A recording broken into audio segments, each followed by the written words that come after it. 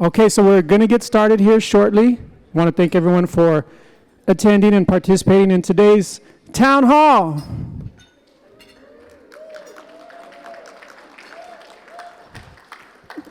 Some of you are, let me put my fork down. Yeah.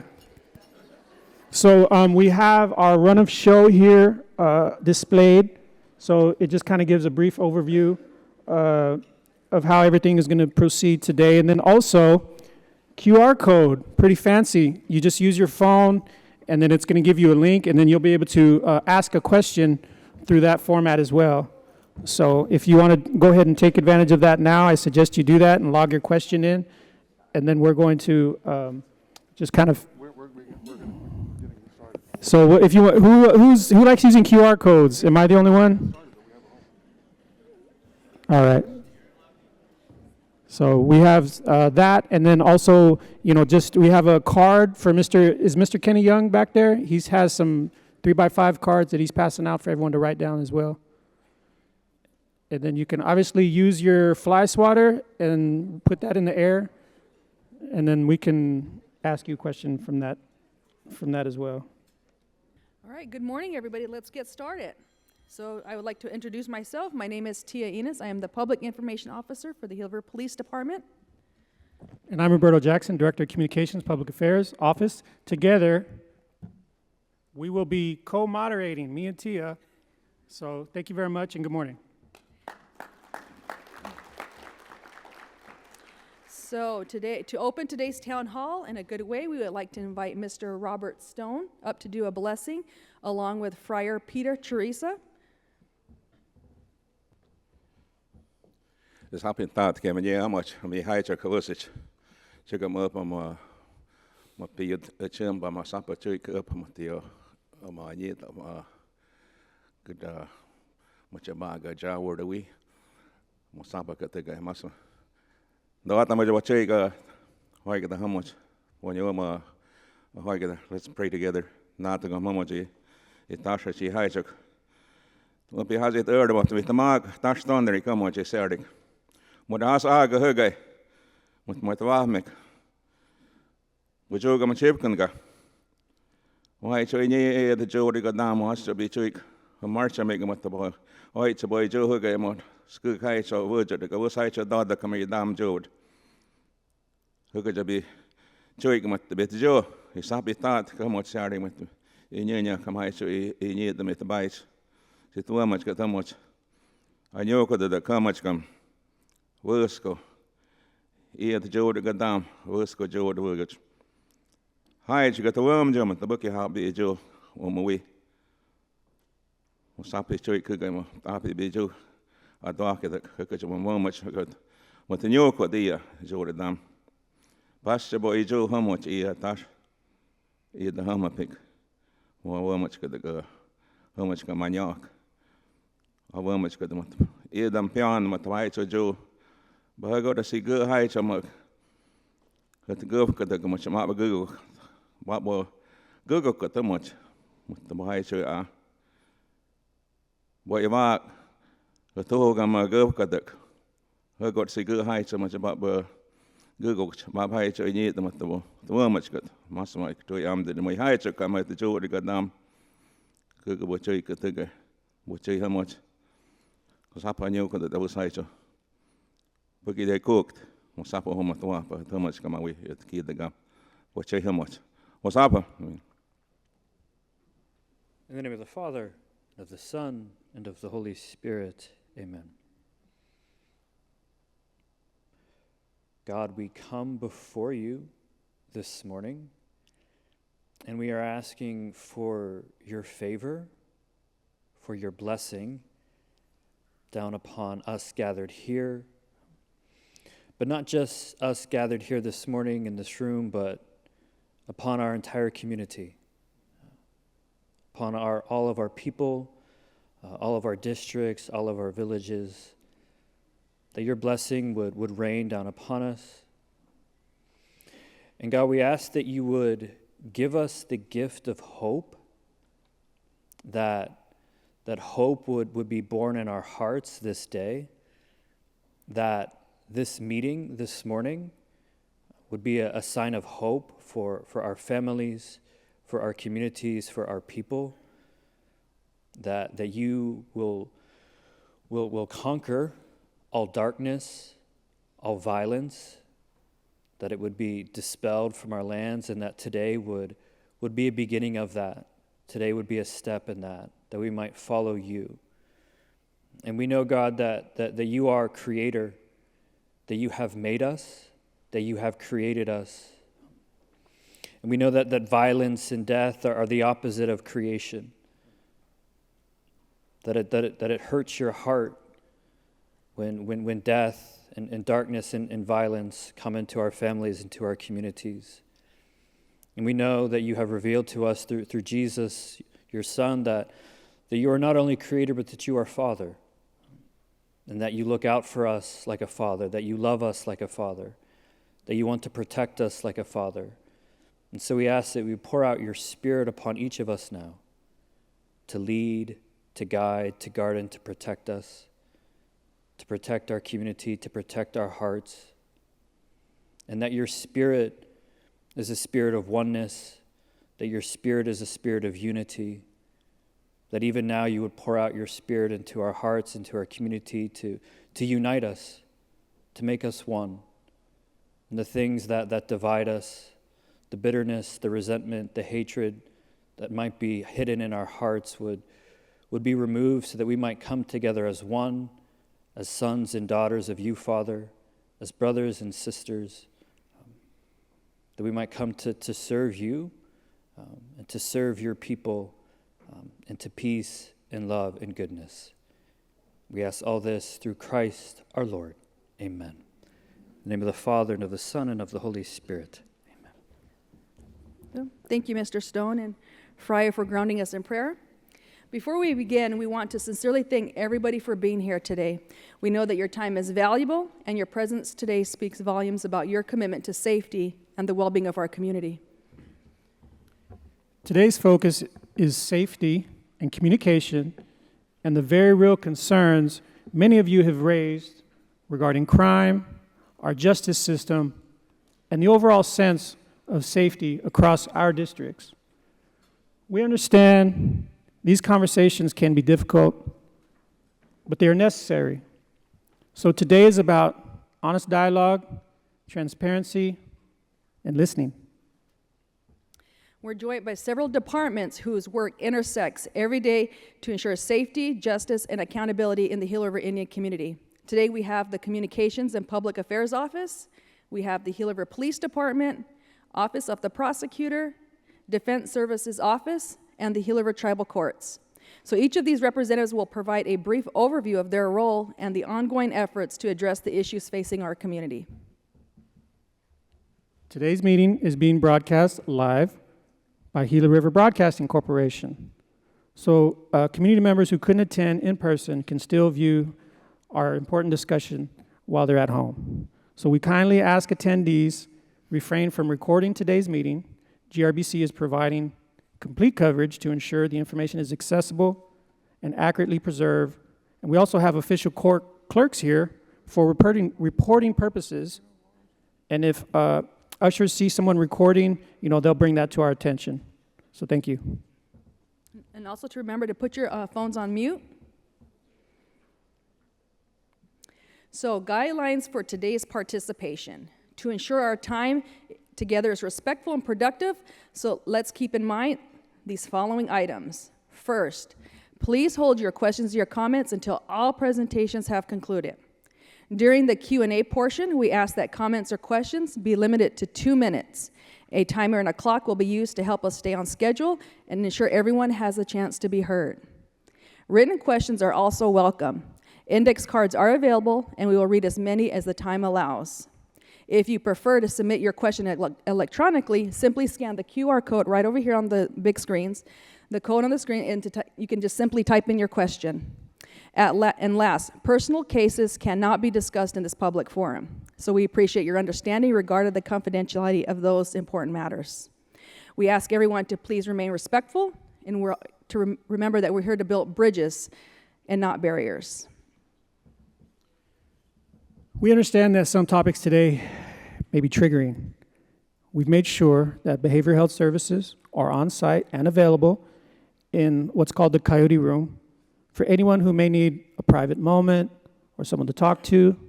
And if you'd like to be guided there, please see one of our ushers. And in the lobby, we have departments who have set up informational booths: Crime Victim Services, PD, the Prosecutor's Office, Department of Community Housing, LUPZ, Tribal Social Services, and Defense Services. Restrooms are to my left, so if you exit the back and then you go around the corner. And if you exit out of the glass doors adjacent to us, you will not be able to re-enter, so you'll have to proceed through the main entrance and go through the metal detectors again. So this is for everyone's safety. Thank you. Okay, so now to officially open up today's town hall, it's our honor to introduce our Governor, Stephen Rowe Lewis.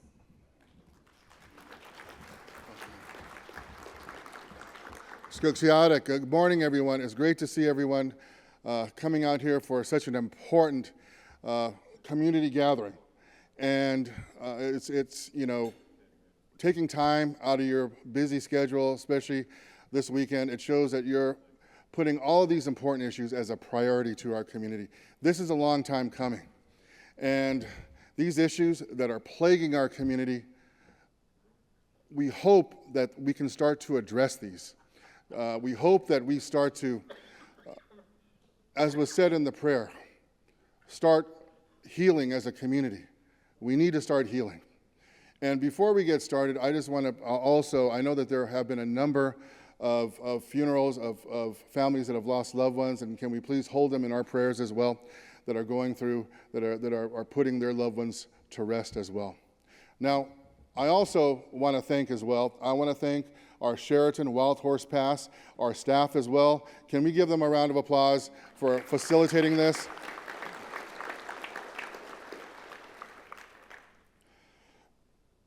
So we have an agenda that we want to get through. We want to be respectful. We want to look at ways that we can start to address these issues and to heal as a community, as I said. And I'm very thankful that we have our departments, that we have, the administration, our courts, and please, we have some great information booths outside, and please take that information as well. And again, please, I know that we're going to be talking about some very heavy issues of loss, and I know that all of this, and it's only right to, right? The anger and the resentment of things that have passed in our community, things that are continuing in our community. But we have to find a path forward. And I think, we have to look at our future and not forget where we've come from.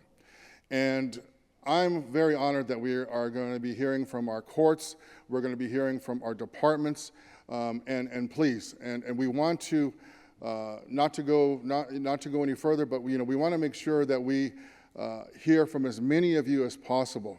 But also, with that, we're not going to, and I hope all of us know our expectations. We're not going to find answers here just in the next hours that we have here. But we want to start to surface issues. We want you to ask us issues as well. After we have these small presentations, we're going to have time reserved for our question and answers. And I want to say, from my heart, I want to say that really I want to thank our community council for making this a priority as well. I know we have a number of community council members here, and you probably see them, and I want to thank them as well. Can we give our community council a round of applause as well? They have difficult jobs. We all have difficult jobs trying to serve you. And I also want to thank those individuals, those grassroots groups that have pushed, to have and to work with our council to have this town hall as well. I want to thank them as well.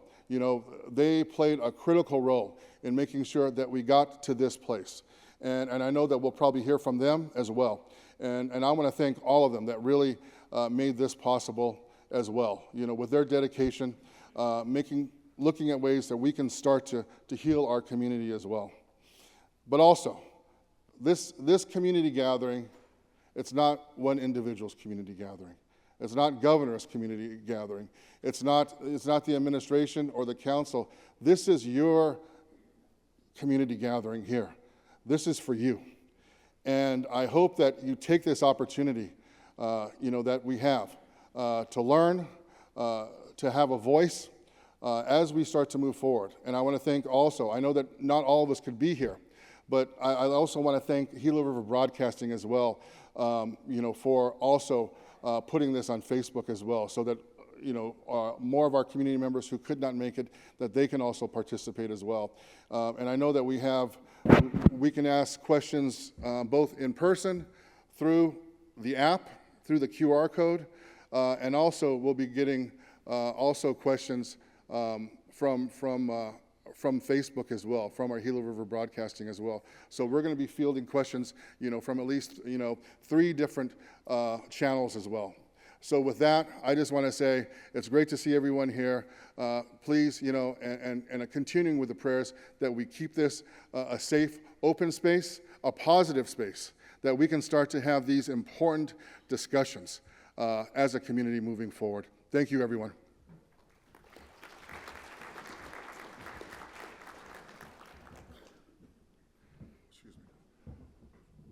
One more thing that I wanted to add as well, because I know, that some, the discussion might also bring some recommendations, some comments from you after we leave here. So what we're going to do as well is that if you want to submit, written comments, written statements, please submit those by the end of business this Friday.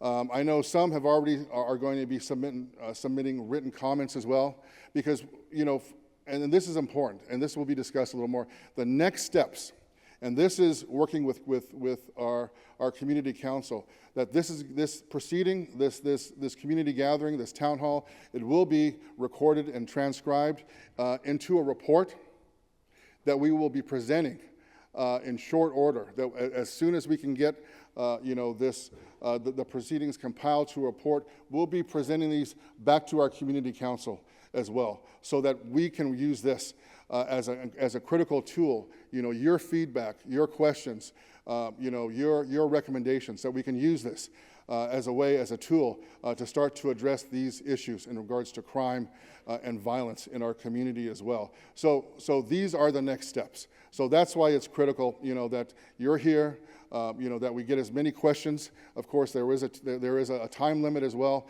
but that we hear from you as well. But on top of that, if you want to submit written comments, please do so to the Office of Community Manager by the end of business this next Friday by 5 p.m. so we can include those in the record and in our report back to council as well. Thank you very much.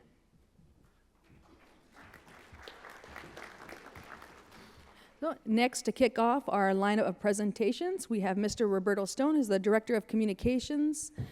Who did I say?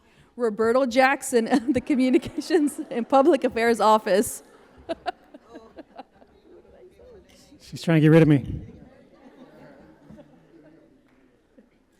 All right. That was our icebreaker. We planned it.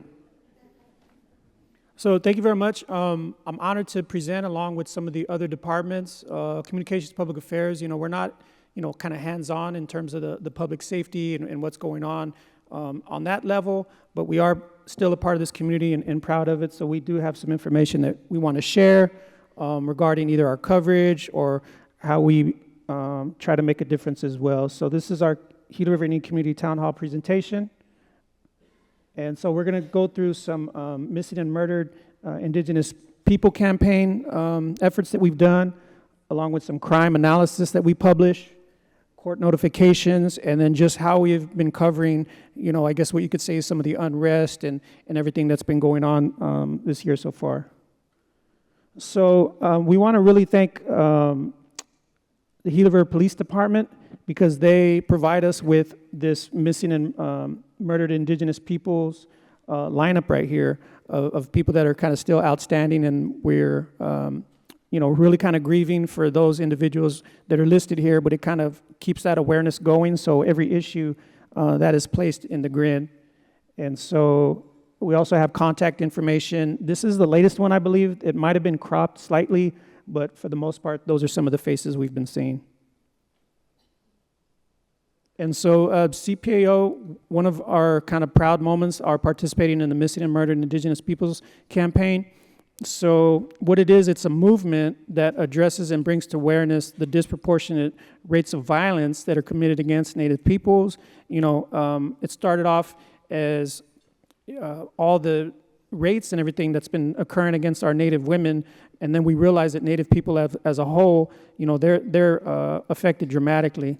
And so those impacts are felt, obviously, here in Gila River. So we've gotten a lot of tremendous kind of support from this campaign, and we've collaborated with other agencies at the state, even nationally. And so they've been looking at some of our efforts, and so far, so good. I think we're headed in the right direction. Obviously, there's still a lot of work to be done.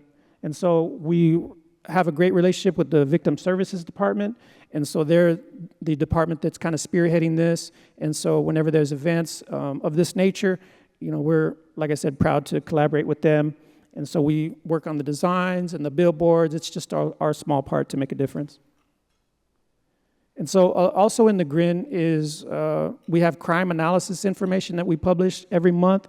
So these are just examples. I'm not exactly sure which kind of time frame that they address, but if you pick up a newspaper, if you get the PDF online, you can see where the community-wide crime types are. So it would list all the crimes and violations and the infractions on the left, and you'll kind of get to see a visual of which crime, might be outpacing some of the other crimes. And then crimes by district. So you can locate your district there on the bottom, and then you can, again, kind of judge visually based on what the numbers are saying and the crime trends. And then this is something that we added to called shots fired, calls per district. So that is something that obviously we know has been taking place in the community, and we have data that kind of supports that as well in that concern. So again, along with the monthly blotters, our crime reports include types of crime by district, and these stats are provided by GRPD, and they're published in the GRIN.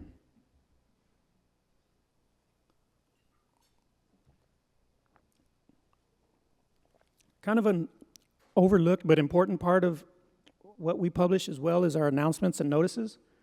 So I'm going to read this because it kind of encapsulates, what that section really means when, a newspaper is trying to provide information to the community. So the announcement and notices, it includes public notices and legal notices to inform the public about significant events, legal matters, or government actions that may affect the community.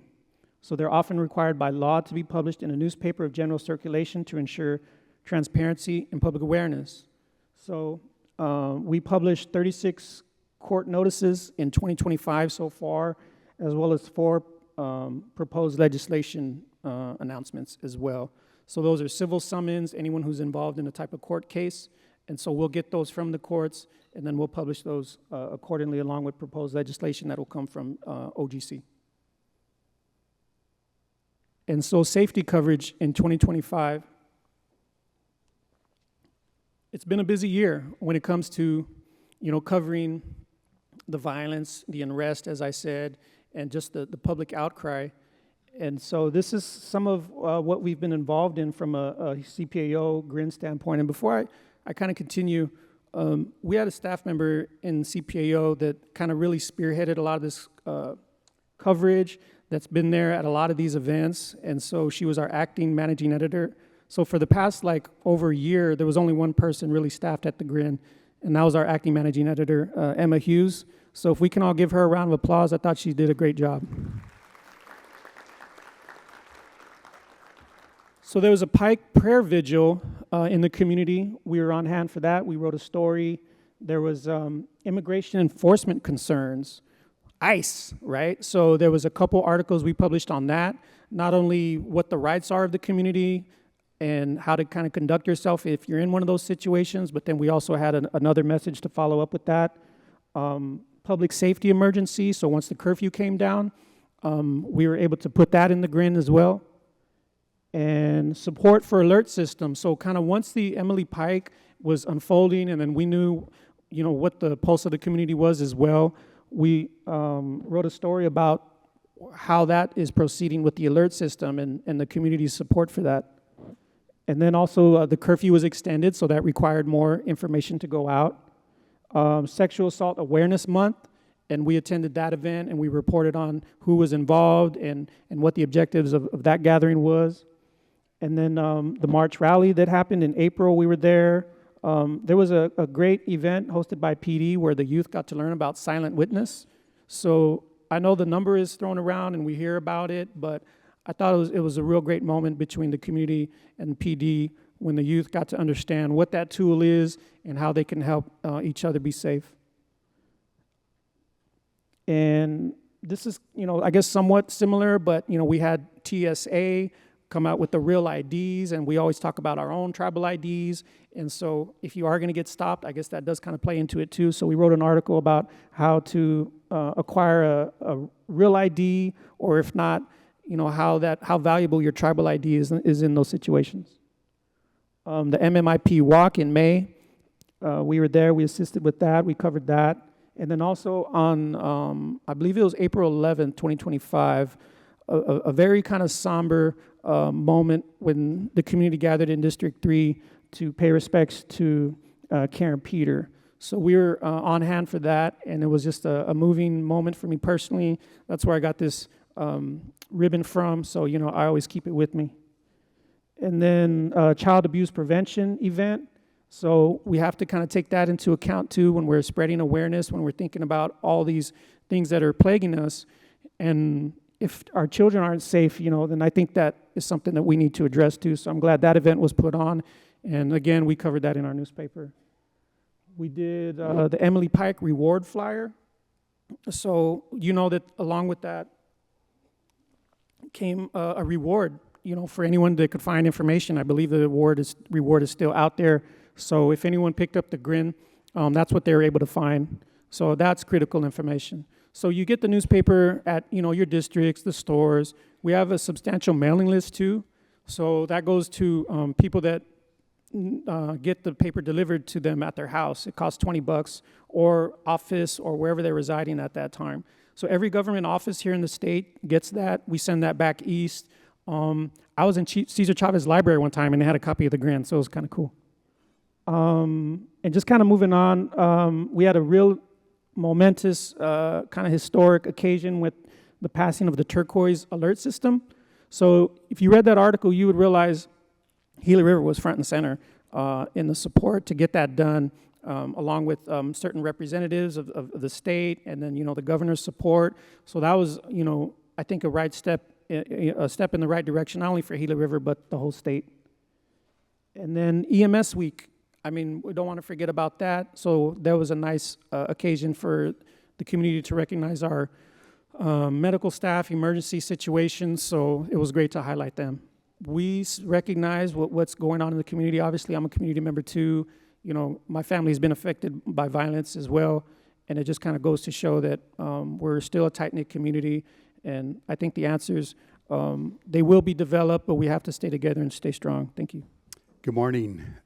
So it's an honor to be present before the community to provide some valuable information about the Gila River Police Department.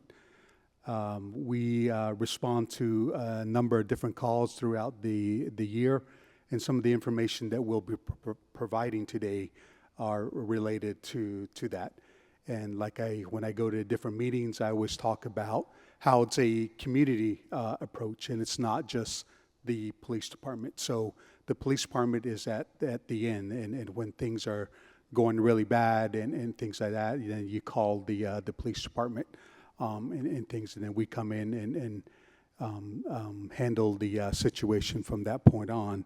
But I think that part of this presentation is going to show the different partnerships that we have and what we're using in our department to assist us in responding to different calls within the community. So this presentation will go over information about crime statistics within the community. We'll kind of go over what Part 1, Part 2 crimes are. We'll give a brief definition on that. We'll go over information regarding shots fired, weapons violations that we have within the community, and then it's kind of like a crime reduction plan, what we're doing with the police department and working with other departments, housing, LUPZ, BIA, courts, probation, and things like that. So that type of approach. We'll have some information on curfew in this presentation, and then just using technology. What kind of technology is currently available that our department can utilize to help us in addressing and fighting crime. So we'll go over some of that. This slide is the Part 1, Part 2 crimes. So after we get done here, there'll be an exam afterwards, so make sure we're taking some notes. So just in brief on that, what we want to talk about is understanding crime data. And a lot of that deals with Part 1 and Part 2 crimes that we deal with. And basically it boils down to Part 1 crimes are the more serious and often reported crimes. And these are crimes like murder, rape, sexual assault, robbery, aggravated assault, and things. So those are on the violent crime side in Part 1. Part 1, and then dealing with the property crimes are burglary, larceny, theft, motor vehicle theft, and things like that. Part 2 crimes are other crimes that are less serious in nature, and these are like DUIs, disorderly conduct, liquor violations, and other less serious crimes. So that kind of gives you guys an understanding how we at the police department break down our crimes between Part 1, Part 2 crimes, and how we report that information to the FBI.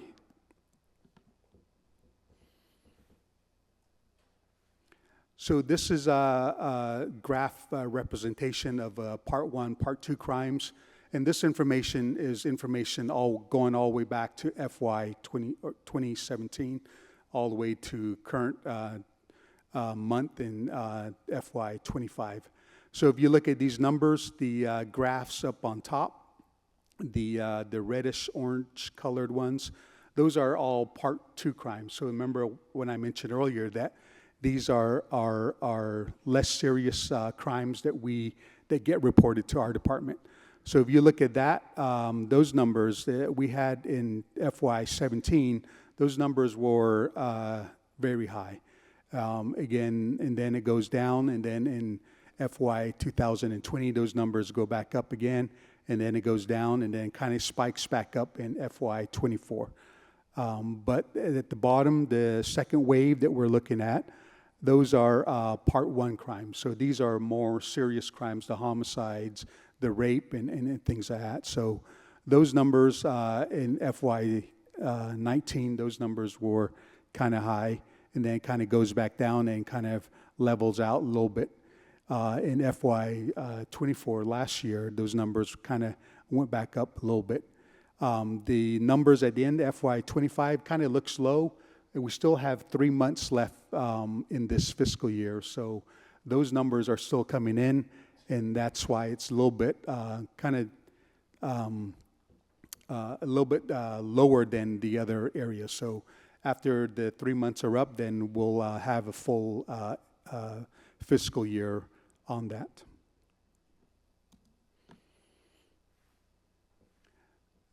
This one, again, is Part 1, Part 2 crimes, and these are more divided up so we're looking at FY 23 and FY 24 numbers, and then we broke them down into different crimes, crime-specific items. So you look at the bottom, it's homicide, robbery, aggravated assault, disorderly conduct, all the way to weapons violations and things. So you can compare how the numbers look in FY 23 and then how the numbers are looking in FY 24.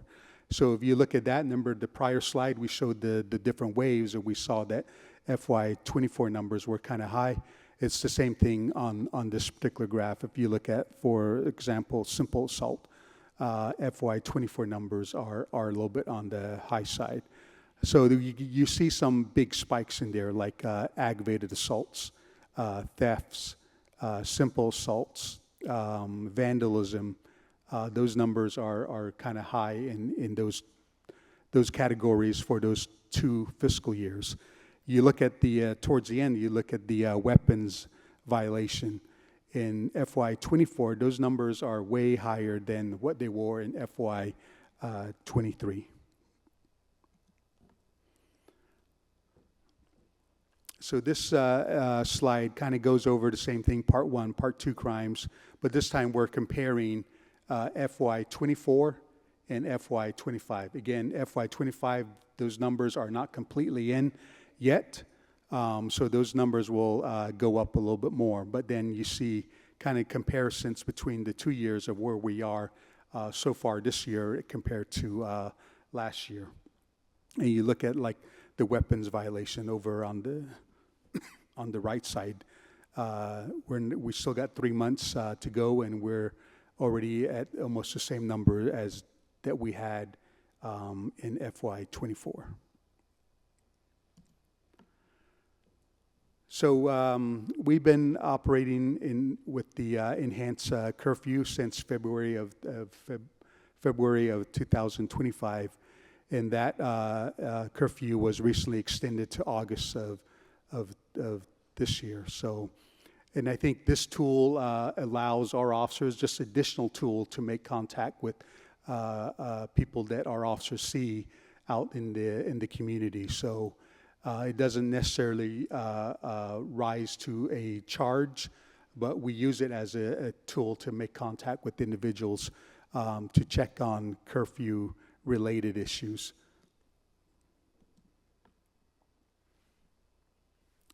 This again talks a little bit about curfew violations. At the bottom, you'll see that we've had about 34 different incidents regarding curfew violations.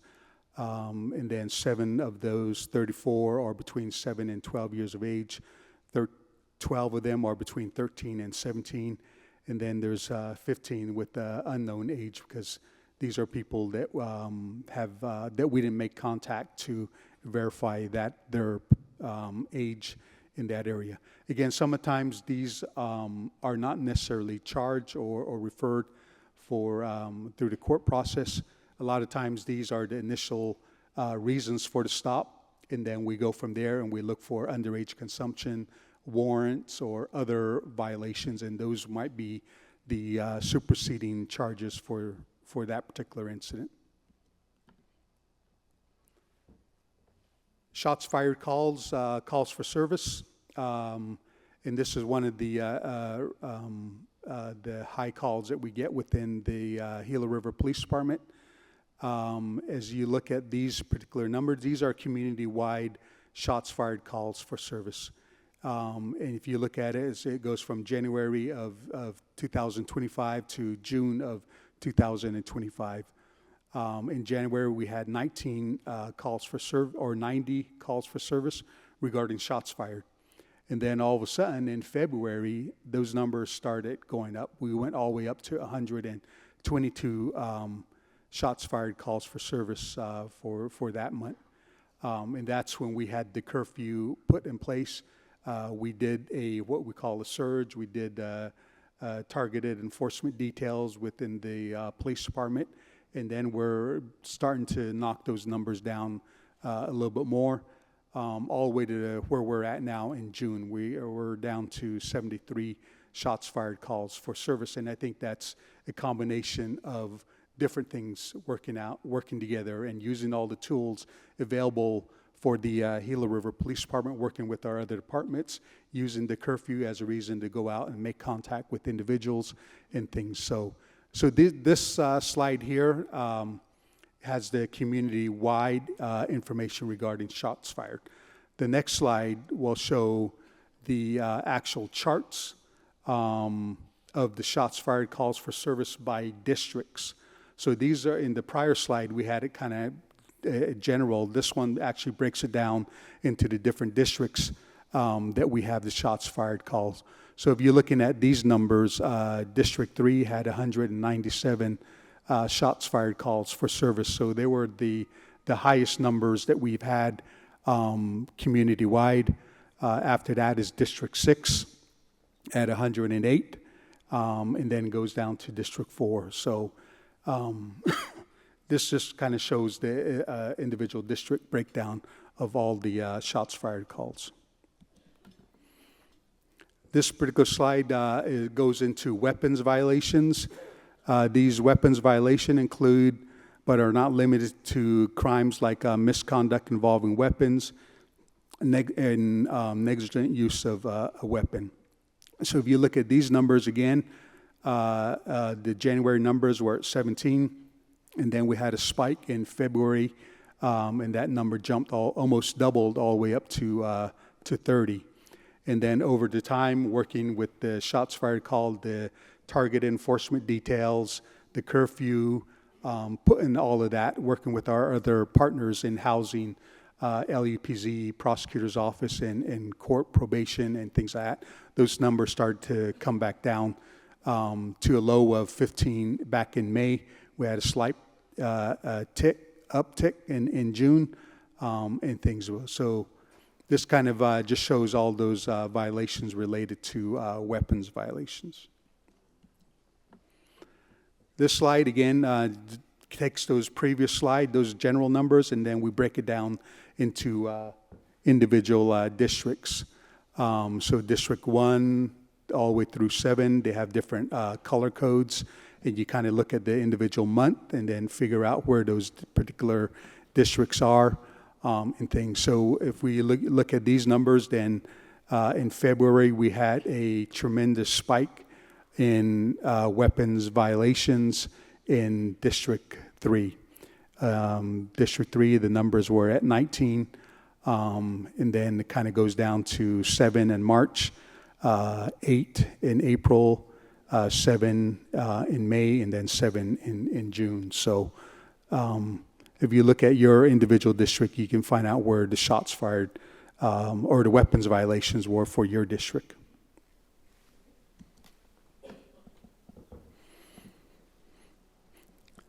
So introduction to crime reducing strategies. So we at the police department, we can't do our job alone. We got to come up with other ways and thinking outside the box and look for innovative ways to address and enhance community safety and reduce some of those crime numbers down. So some of the crime reduction plan that we're working on and trying to figure out how do we drive these numbers down. So we're using the data that we get from our crime analysts within the Gila River Police Department, and using that information to try to target specific areas and things in a proper time to lower some of those numbers. So some of the things that we look at is focused deterrence. These are targeting specific individuals and high crime areas in a collaborative effort with various departments. And again, is working with DHD, DCH, DRS, probation, TSS, and working with the other departments to come up with solutions on how can we support one another to decrease criminal activity. So focused deterrence, hotspot policing, these are strategically deploying officers in particular areas where we got the high numbers. So if we go back to the District 3 with the shots fired calls, we saw a spike in District 3. We got that information from our analysts, and we're able to deploy resources in that particular area to address and bring those numbers back down. So we've done a surge of officers. I think at the first District 3 meeting, we're talking about the surge at that time, and concentrating a lot more officers in that particular district to address that. And then we start doing what we call TED details, the target enforcement details. And those are like, hey, we got a high crime area in this area. Let's deploy additional resources to that. We're doing warrant roundups with our teams within our police department to go after people that have warrants, because those are often the individuals that are committing additional crimes. So if we can pick them up on warrants, then they're not out there doing additional crimes. And we've been working diligently with our probation department and prosecutor's office to address that. CPTEC, this is an abbreviation for the Crime Prevention Through Environmental Design. And these are basically modifying physical environments to deter crime and utilizing things like physical barriers, making it harder for people to jump into the alley and run down the alley, making it harder for people to drive down a road and do a drive-by without getting stopped or without going around different areas. Improving lighting conditions, putting up additional lights in different areas of the community so that the criminal activities are not in the dark, done in the dark anymore. Working with door cameras, trying to get some of that out. Neighborhood watch programs is a big plus for us because you guys in your neighborhood know what vehicles belong in the area and things like that. And when you guys see a different vehicle that doesn't match that, then you guys should be calling that in and say, hey, suspicious vehicle in the area. Because I don't know, if I drive down your neighborhood, I don't know what vehicle is suspicious and not suspicious. But you guys know that. If you guys see a red Cadillac driving down that's all shiny, then that might be a suspicious vehicle to you guys. So other part is using flock cameras. We'll go over some of the slide coming up on that, flock cameras and gunshot detection.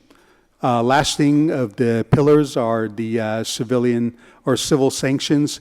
These are employing civil legal actions to disrupt criminal activities and target associated properties and things. So working with our housing to figure out, hey, is there housing policy violations that could help deter some of these criminal activities. Flock safety, this has been a tremendous help for our police department. We got flock gunshot detection on a federal grant, and we've deployed that in certain areas in the community, specifically in District, I think 3, 4, 5, and 6. We're working with the flock people to deploy that again in District 1, 2, and 7 with additional tools. So flock safety has been a tremendous help and a valuable tool for us in using that technology to help us do our job and things. So not waiting for somebody to call in. These flocks audio ears out there will detect gunshot and tell us where the gunshot is happening at. And then our officers respond and collect those evidence and things like that. So definitely a tremendous help. So it's been really, really successful in helping our department build a safer community. And here's just some information about how successful that flock system has been just from January of this year to June of this year. As you can see, there's been 98 reports that were generated as a result of flock safety. We've made 16 arrests as a result of flock safety. 6 search warrants were served as a result of flock safety. We've recovered 18 weapons. We've recovered 543 rounds of ammunition that has been recovered. And then the 1,268 spent shell casings that have been recovered. And all that information, all that evidence is gathered by our officers and then put into a national database to kind of link different cases and different things from one scene to another scene. So flock safety has definitely been a success. We got on a grant. We'll be going back to our leadership for additional fundings at some point for this. And I think that's the other part. Our leadership in the community council has been instrumental in helping us address criminal activities within the community. Executive and OCM have been very supportive in helping us accomplish what we accomplish as a department. initiative overview, community engagement. We need community's help because we can't do this all alone on our own. We can use technology to help us, but we need information from the community to assist us in this. When we have, we put information out on social media about, hey, if you provide or see something, say something, provide us information. So we've been getting information from community on that. And that information that we get from the community might be that missing piece of puzzle that we need to help solve our crime and different things. So it's like a big puzzle, and you got one missing piece, and you might provide that information that fills that piece up for us. So community engagement is definitely valuable for us to be successful. Crime prevention programs, implementing strategies like Neighborhood Watch, youth outreach to reduce criminal activities, keeping youth involved, keeping them busy during the summertime, keeping them busy after school and different things. Neighborhood Watch, you know what vehicles belong in your area and which ones don't belong in that. So we encourage communities in different districts to partner up in your neighborhood and develop a Neighborhood Watch program, Block Watch program. We have staff that can definitely assist you guys in forming a Block Watch. How can you get involved? Reporting suspicious activities, report that information, that missing puzzle you guys might have, and we need that puzzle to fill out everything. So provide us that information and things. Engaging with the police, attending community meetings and events, coffee with a cop events, and different things that we put on, engaging us and talk to us with that. Maintaining property, reporting graffiti, repairing vandalism promptly, taking care of all of that. We have a one person that's a graffiti abatement team, and he does a good job at responding to different buildings within the community from District 1 through 7, and getting rid of all that. If there's gang graffiti, taking that off and covering that all up and things like that, because we don't want to be the billboard for any of that.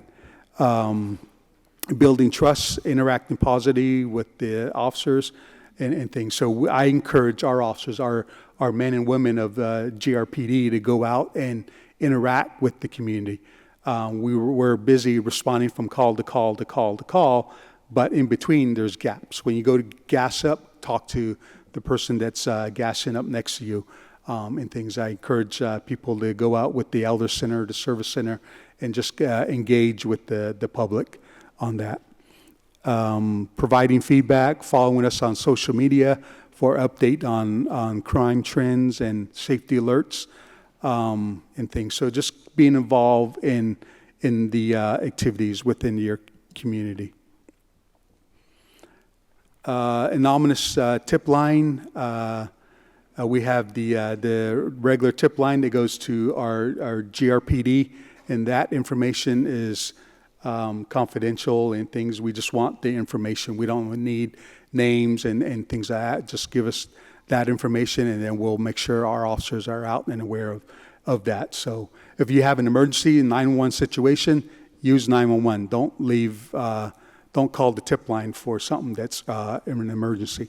The other part is silent witness. We have a booth out here for GRPD. Right next to GRPD is the silent witness booth.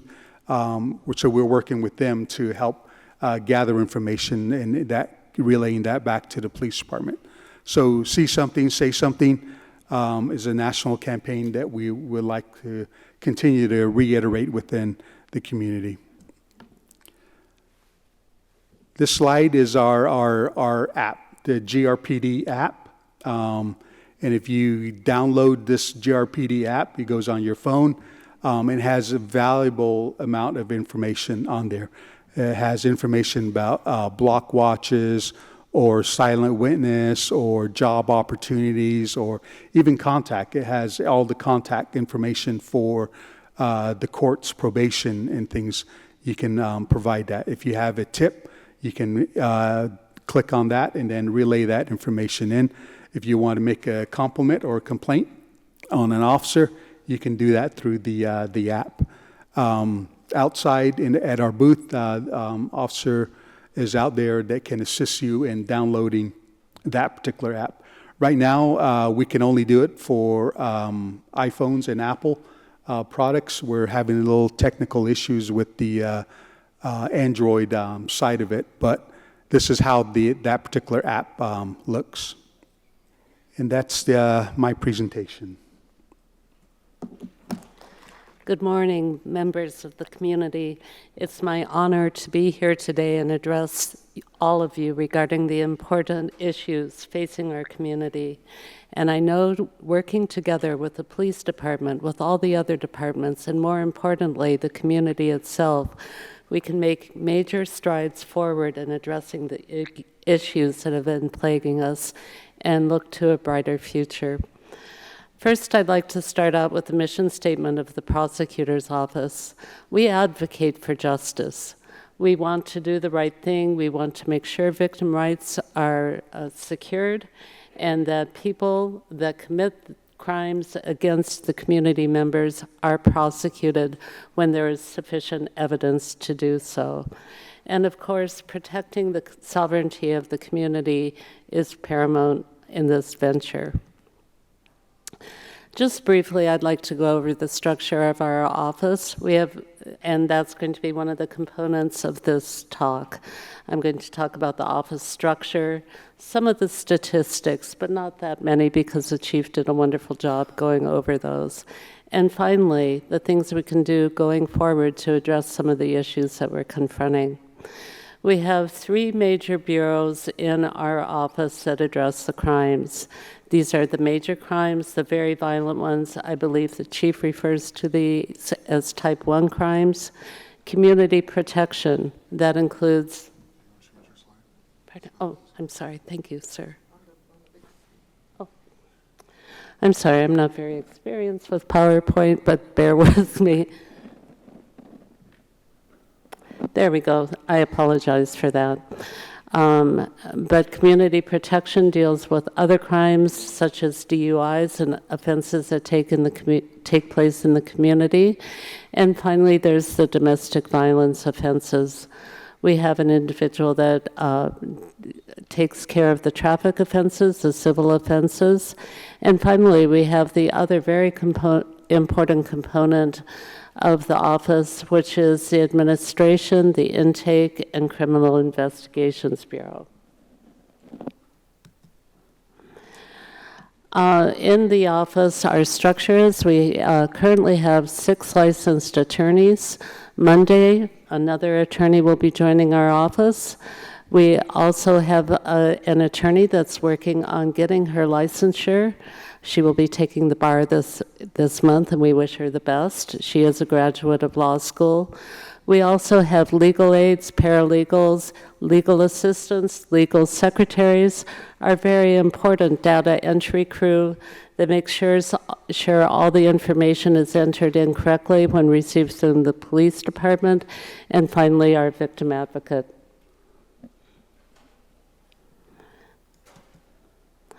We prosecute 2 types of cases.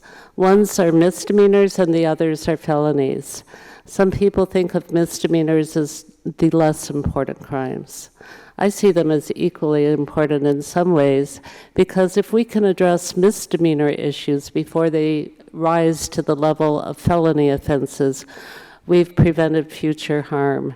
If we can address a misdemeanor assault where the injuries are not severe for the victim, certainly, severe on the impact of the victim's mentality, but not resulting in serious physical injury.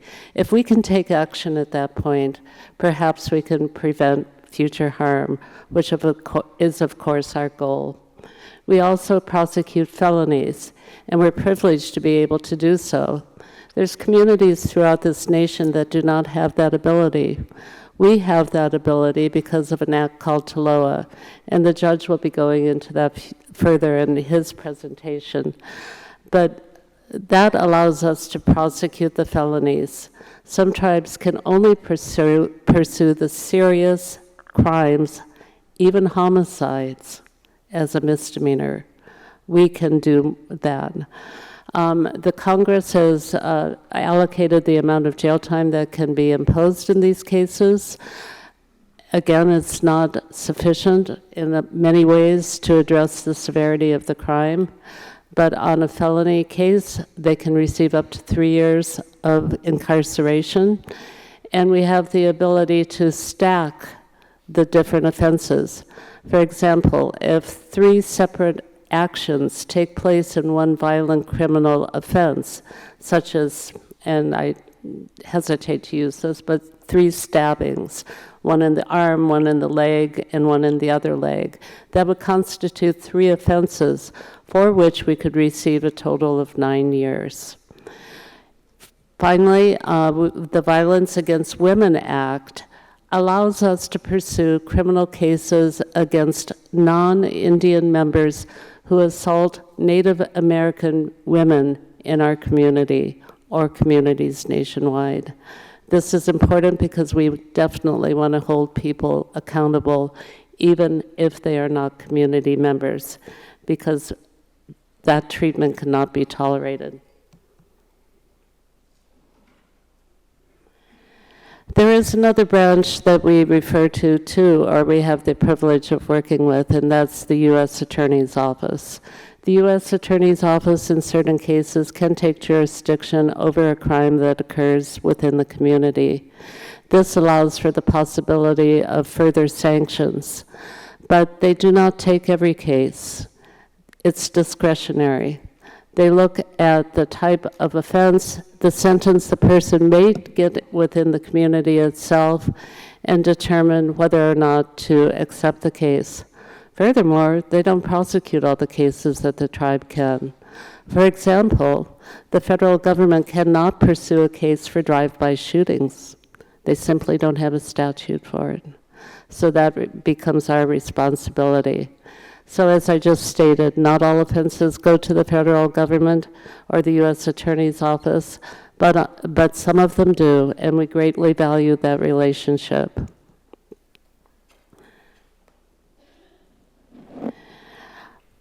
I wanted to go briefly over the process of a case from the moment it leaves your home or business to the point that it ends up in court.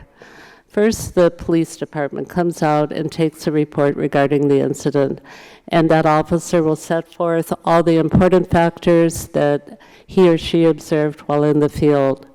That police report is then submitted to the prosecutor's office. The intake department takes that and puts that data into the system to create a charging packet.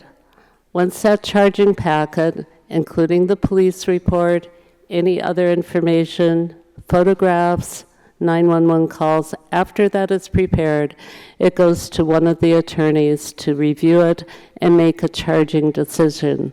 A charging decision is whether to file a criminal complaint that can be pursued in court for the actions that occurred. We then take a careful look at all the facts and evidence in the case to determine whether or not it's appropriate to file a criminal charge. Not all cases can be pursued, and that is one of the most difficult aspects of our job. People used to ask me, how can you prosecute people? How can you prosecute innocent people? Well, that simply doesn't happen. And the reason it doesn't happen is we take a careful look. The more difficult part of prosecution is looking at a case, knowing in your heart, knowing in your gut that this crime took place, but simply not having the evidence to pursue it further. This is not because police didn't do a good job in the field. In fact, I am very proud of the police department. I have worked in several agencies throughout the state, and our department stacks right up among the best. I'm proud of the work and the reports. But the one thing they cannot do is gather evidence that's not there. If it's not there, they can't create it. They can't make guesses. They have to go on facts and evidence when submitting that report. And if the evidence isn't there, if the witnesses aren't there, we cannot pursue the case, even though we know something happened, we know someone was injured, we know in our gut, but it's our duty as prosecutors to pursue justice, like I said in the beginning. And we have that ethical duty, sworn duty to do so. And every attorney in my office, in fact, every prosecuting attorney for the most part that I've ever met, takes that duty and that oath very seriously. So sometimes you may make a police report. You may have suffered injury, and then you find out that my office has declined the case. I hope you now have a better understanding of why that sometimes occurs. And we do take these seriously. We want to assist people, and we will refer them to the appropriate people that can perhaps assist with gaining some recovery and some damages from the incident they covered. We also have a victim advocate in our department. In fact, I believe he's probably in the hallway at our booth right now. He makes sure that victims are notified of the cases that are taking place, if someone's released from custody, and upcoming court dates. But one thing I want everyone to keep in mind, if you are a victim of a crime, if you move, tell us. If you change your phone number, tell us. Give us more than one phone number. For example, sometimes people's cell phones go out of service. Give us the number of your husband, wife, sister, brother, cousin, aunt, uncle, anyone to assist us with locating you if we need you. And finally, once all this has taken place, the case may go to trial. Before then it goes to a pretrial conference. We try and reach a resolution. Simply put, if every case that came through our office went to trial, it would collapse. That cannot happen. It cannot happen here. It cannot happen any place in the country or anywhere. So we try and reach a just resolution in a pretrial conference prior to ending in the courtroom. If that doesn't occur, though, we do go to court. And in a few minutes, you'll see a slide about the number of hearings and so forth we attend. And if we go to court, we need your cooperation. When you receive a subpoena, contact us. If you can't make it because you have, for example, a doctor's appointment, tell us. We can file a motion to continue. We can take other action. But your attendance would be required at the trial, because there's such a thing as called hearsay and the right to confront. We cannot go off the police report alone. Chief Crabtree can't come in and say, well, Susie told me X, Y, and Z. That's called hearsay, and it's inadmissible because the accused has the right to confront the witness or the person testifying against them. And in some cases, it may be one of you. So that's why your attendance is required. And we have victim advocates that can help you. We have victim services that can help you. And I know this may be very uncomfortable for you to do because it's hard to get up on a witness stand. I had to do it once. I didn't like it, even though I'm a prosecuting attorney and I'm in the courtroom all the time. But we're there to support you through this. And please, please help us pursue these crimes if we go to court, because that is one important way that we can address the violence in our community, is by holding offenders accountable for the wrongs they've done against you. And of course, at the end of this, you would have a verdict one way or the other, but at least the person would have been held accountable. This is another important part that I wanted to mention to you. We get calls in the prosecutor's office asking about a case. Why isn't Mr. Jones being prosecuted? Where the police department told me to call you. I want to talk to someone about this case. Well, if we don't have a police report, we don't have the basis to file a complaint or to talk to you. Step one is a police report. Until we get that, receive it, input it, and review it, we don't have the basis for a report. or a charge. And sometimes it takes a while for the police department to prepare and submit a report. Some of these cases in the community, I'm sure you're aware, are very complicated. There's a lot of moving pieces that need to be put together and assembled prior to coming to our office. And I ask for your patience in those cases. And if you call and ask about a case and we say we don't have it, it's because most likely it's still under investigation by our police department. They want to do, and they do, a thorough investigation. Again, they do a very good job of investigating their cases prior to submitting it and following up all loose ends. Another important thing is sometimes the police department or a police officer will come to your house and take a report. It will be submitted, and then 2 weeks later, you'll think, you know what? I think I have ring video of that incident. Or, I know my neighbor saw that. You can call us and tell us that, but what you're going to hear from our office is you need to call the police department and talk to the officer about this. And the reason that needs to be done is we cannot incorporate that information into the disclosure, which absolutely has to go to the defense, until we have a police report. So if we refer you back to the police department, it's for that reason. Again, it goes back to the first point I made. Everything has to be in a police report before it's prosecuted. And we definitely want that information. We want to incorporate it, but we need it in writing first. So we aren't trying to be dismissive, but we're trying to cross our T's and dot our I's. I'm not going to go through all of these types of hearings, but just suffice it to say we're busy. We have arraignments, preliminary hearings, bails, pretrials, and so forth. We covered well over 1,000. And here's another slide about the types of hearings we've had, stemming back to 2021 to the current year. Keep in mind the current year is not over. It started October 1st. We're in July, so we still have a few months to go. It outlines all the different types of hearings my attorneys have attended. I apologize. Here we go.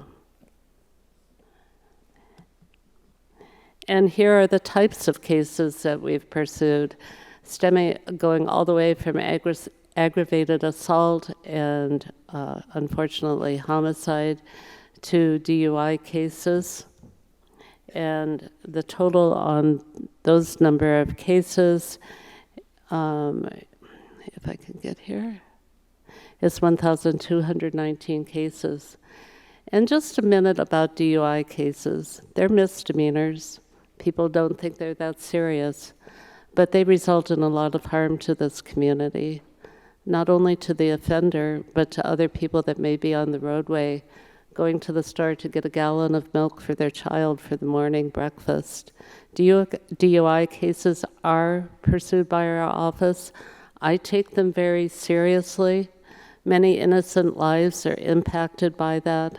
And if we can address any issues with alcohol or any substance before they cause harm to the community members, and more importantly, the person, their spirit, before it becomes out of control, we are here to do that. And I urge people, if you see an impaired driver driving down, for example, the 87, which is a terrifying road, might I add, I drive it every day, call 911, report it, take action before an innocent person is hurt on the roadway, highway, or within the community itself.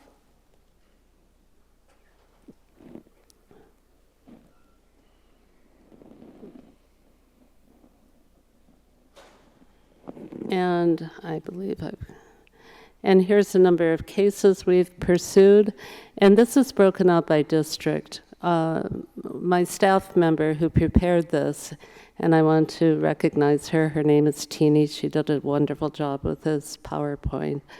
But she thought, and I agree, that the breakdown in number of cases per district is important, and she has done that with our wonderful PBK system, a tool that uses technology to move forward.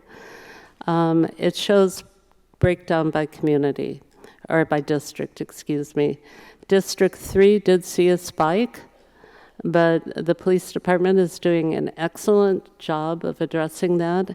And the governor, through his curfew ordinances, that gives the community and the police department another tool to address things before they get out of hand.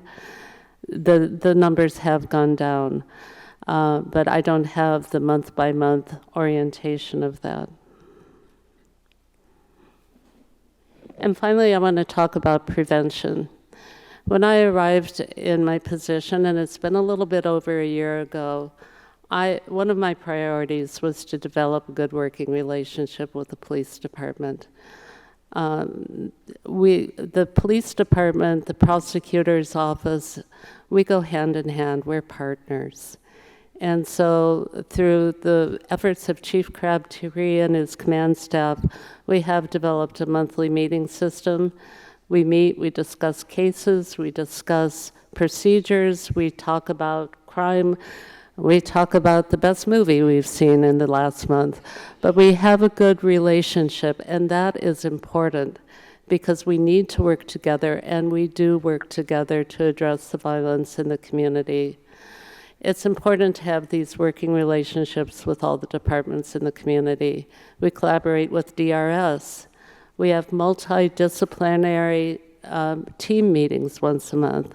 And what that is, just so you know, that's when the U.S. Attorney's Office, remember I talked about the federal aspect, the U.S. Attorney's Office, the police department, sometimes FBI, who do come on Gila River property and some of the more serious crimes, and the prosecutor's office. We all sit down together and we talk about the status of cases, where they stand, and try and discuss means for addressing them. We also have weekly meetings. They're telephonic with the U.S. Attorney's Office. In those cases, in those meetings, we discuss cases that are of mutual interest to both the community, tribal court, and the U.S. Attorney's Office. And what we try and do in those meetings is decide whether to turn the case over, if they will take it, the case over to the U.S. Attorney's Office, or to keep it tribally. Because unlike other places, stateside I'll say, here an individual could be prosecuted twice, not just once but twice. The federal government can pursue the case, and the tribe can pursue the case. And so the person could be prosecuted 2 times. In most cases, in almost all of the cases we want to avoid that. It's called the Pettit principle. So working in cooperation with the U.S. Attorney's Office, we try to decide the best path forward. U.S. Attorney's Office, they're fabulous, but they have limited capacity. As we all know, funds have been cut back for some governmental agencies, and the U.S. Attorney's Office is not immune from those cutbacks. So they are a great assistance, but their hands are full with what they have. They do take many of our homicides and more serious crimes. They take some of the drug cases too, where there's a large amount, say for example, of fentanyl or meth. But we talk with them and we try and come up with a good partnership again to address those. We've also I've instituted some procedural changes in the way police reports are processed. Police reports, crimes, they're not like a bottle of good wine. They don't get better with age. And one of my goals is to pursue a case in close proximity to the time that it occurred. And we've made tremendous progress in addressing the back charges or backlog of cases. And currently all the backlog of cases that were present have been addressed. And right now we are working on trying to get all the cases that the police department submits to my office in the system and on my desk within, I want them within 2 weeks. If we can get them within 2 days, we do it, but we have staffing shortages too. So they do a very good job of inputting this data, and we are making great progress with it. And if we can address a crime in closer proximity to the time it occurred, there's more likelihood of changing the behavior of the person that committed it and addressing the needs of the victim. Technology, everyone knows, is important in this day and age, and we have it. Thanks to the community, we have a system called PBK. In fact, a lot of these charts that you've seen today were drawn out of PBK. It's a useful tool. We're employing it to more efficiently handle the matters that come before us. Change is hard. We're trying to go paperless. If you see smoke coming from the prosecutor's office, you know, I pulled the switch and said, okay, from this point forward, no more paper. But that won't happen overnight, and people are making great progress with it. We just hired a very experienced attorney that will be joining us on Monday to assist with the major crimes. I'm excited about that. We always like to see experience walk through our door. We're in the process of also hiring staff to address some of the issues I previously discussed, such as inputting data, technology, like I just mentioned, and the court. Judge Hill is working on developing some specialty courts for domestic violence and drug court. I did attend both sessions, one in Tulsa, Oklahoma, where we saw a fabulous system, and drug court in Kissimmee, Florida, where they discussed different alternatives to address drug issues. And there was some really good presentation by tribes, too, using more traditional approaches in conjunction with Western approaches to the issues. And I hope that in the future we can begin to address issues before they become real problems. And finally, the most important piece is everyone sitting in this room, everyone watching from their homes, all your friends and neighbors, your children, your elders. We need your help. We, as the judge, or as the chief said, if you see it, say it. It's scary. I'd be terrified to report my neighbor because you're concerned about repercussions. But there's silent witness. There's Ring cameras. There's evidence that you can give. That if you are not directly involved in the case, maybe you can give the police department a good lead, something they can follow up on, some evidence they can uncover. But we need your assistance in addressing the crime in our community and the violence, because we don't want to have victims anymore. We want to have a safe, vibrant community. And thank you for this opportunity and allowing me to present today, and I wish you all the best.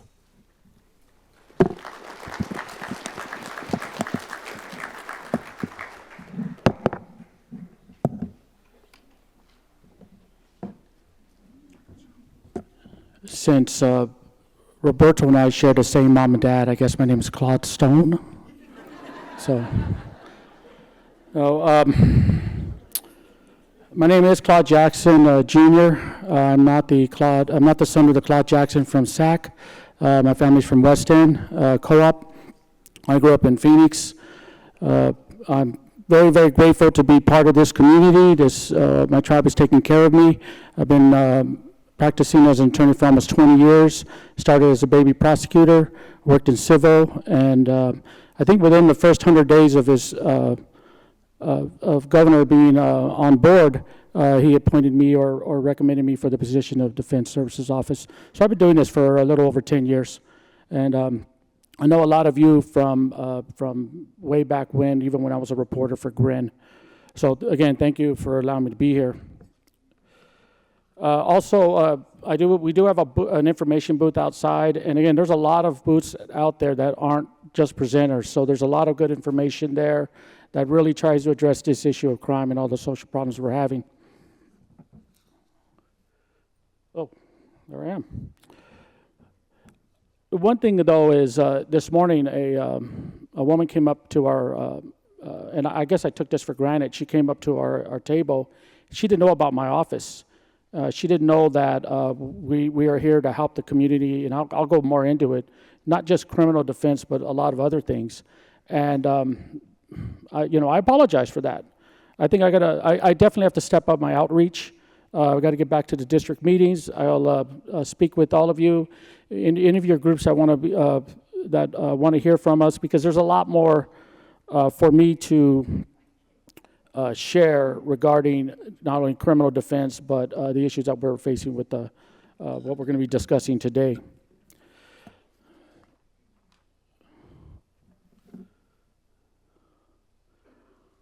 So briefly, I just want to talk about my presentation objectives. So this is the DSL data. I'm going to talk about, clarify the scope and limitations of our data. I'm going to present a justice model that emphasizes prevention, healing, and community resilience. I want to highlight current initiatives and future recommendations. These are things that would internally trying to improve my office. Now, every slide could lead to about 10 more slides. So again, I'm limiting this.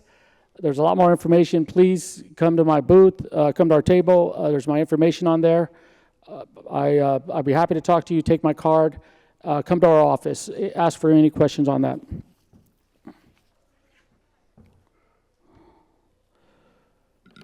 So our case overload? I'm not overloaded. I am not stressed out. Case overview, caseload overview. So for the first half of FY 2025, this information is what I pulled for council for our semi-annual report. So DSO handled 327 total cases, of which 285 or 80% were adult criminal matters. Of those were 62% were felonies, 60% misdemeanors, 13% felonies. Probation violations were 13%, and juvenile and child and native care cases were about 10% of our caseload. Those, of course, are children's court and not adult court. All of these follow different court proceedings, which could lead to either a trial or an adjudication. Lynn, Chief Prosecutor, did mention that all these court kind of hearings we have. So again, I can attest to that. And just so you know, as of July, so of this month, so our case numbers on criminal are CR-the year 2025- whatever the number is. Right now we're at about almost mid 400s. So middle of the year, mid 400s. So by the end of the year, we'll probably have enough court cases. It's going to be 8 to 900 cases. Those are just wanted me to show you that I know how to do graphs on PowerPoint. So that's just recapping what I did on the caseload breakdown, and I can also do pie charts. So what I wanted to talk to is, or at least share with you again, the limitations of my crime data. These stats represent only a narrow window into our overall crime occurring in the community, or the cases. So we report only those cases charged and assigned to our office, Defense Services Office, by the court. Many police service calls do not lead to charges, and many do not reach us due to conflicts. Because if we have a conflict case, then we can't take it, and they'll get turned over to a conflict counsel. So these limitations mean our data does not reflect the full scope of what you're really interested in, experienced, or responded to in the community. So I do defer to the police department and to the court's statistics. We are just a chunk pieced out of that. And I do think that we should talk about the increase in conflict cases in my office.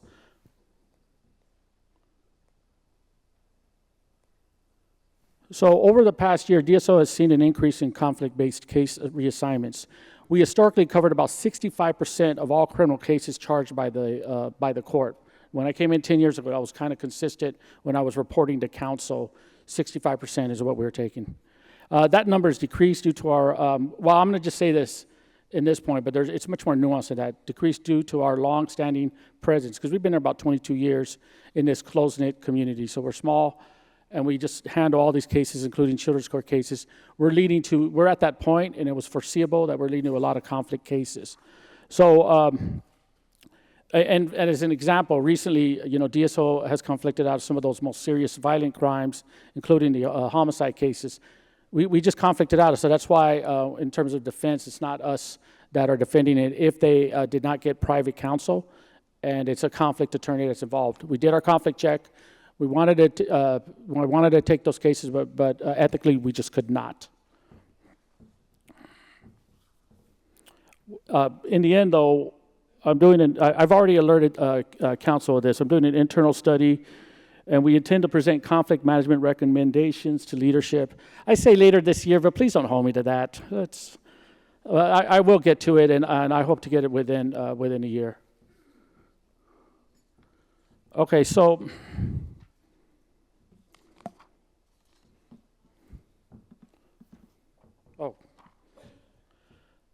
okay, so let me explain this phrase before I move on. Systemic loss versus a systemic rebuild. This loss I'm talking about is we as a people. I know we're strong and resilient, but a lot of us face a historical trauma. And I want to touch base talk about that briefly. So like when the outsiders, they came here, did they treat us like friends or human beings? No, we were threats to them. They wanted to cut us down like we were the trees. They wanted to divert us like we were the water. And they wanted to cut through us like we were the mountains. And I'm talking about this. This took hundreds of years that they have been doing. And I say I'll just say they. They have done this to us. It's a systemic problem. It's been going on over the course of many lifetimes. So for us to address this issue or really any other issue, it's going to take a systemic rebuild. It is going to take a long-term, I believe, commitment and resources to get there. We talk about hotspots, which is true. We do need to address those immediate dangers, those immediate problems. Those are the hotspots. I don't believe we as a people are a hotspot. I don't believe our whole community is a hotspot. So we need to also invest in this here, what I'm going to talk about. So this is just a little phrase I came up with. Generations of federal policy have disrupted indigenous parenting models and cultural foundations. We believe the long-term solution to violent crime lies in rebuilding those foundations through accountability, compassion, and cultural integrity. So how do we get there? What is my office, what is DSO's prevention philosophy? Okay, I'm careful to tell you that I don't really have the answers to prevent crime. When an officer comes on, the first responders come out, a crime has already been committed. So that is, and again, going back in history, the first act of disobedience was in the Garden of Eden. The first murder was Cain and Abel. So we're talking about this is what it is. We're not a violent people, but I'm just talking that is in part of the fabric. What we are is a resilient and we're a strong people.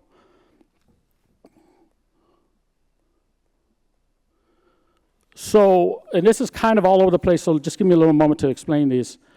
We are committed to non-punitive approach that centers on family support and prenatal care, youth programming and early intervention, mental health and substance abuse treatment, culture, education, and connection to identity. Now, these are programs that we are already implemented within the community. The tribal leadership believes in this. So we have those. Tribal behavioral health is right there in that hallway there to answer some of these questions that you might have about mental health and substance abuse. And let me tell you something. Mental health. A lot of my clients, there are some issues with mental health or something that they have to deal with. And I do believe that, I believe in the intake, behavioral health intake. But you know what? Mental health affects us all. I see a therapist. So it is something that we should really devote a lot to our wellness. Substance abuse. Look, I'll say this about substance abuse. We talked about technology. We talked about our phones. Like that, this has really improved technology. Remember when we didn't have phones? I remember when someone in the neighborhood had a beeper, and I thought that was the coolest thing. I thought only doctors had those. They improved the technology, now we all have them. But you know what has been improved? How to get high, those dangerous drugs that when I was younger, I didn't think that could happen, where it's seeped into the mental health of our young people. So if they're abused on drugs, man, we have to do a lot more to improve that.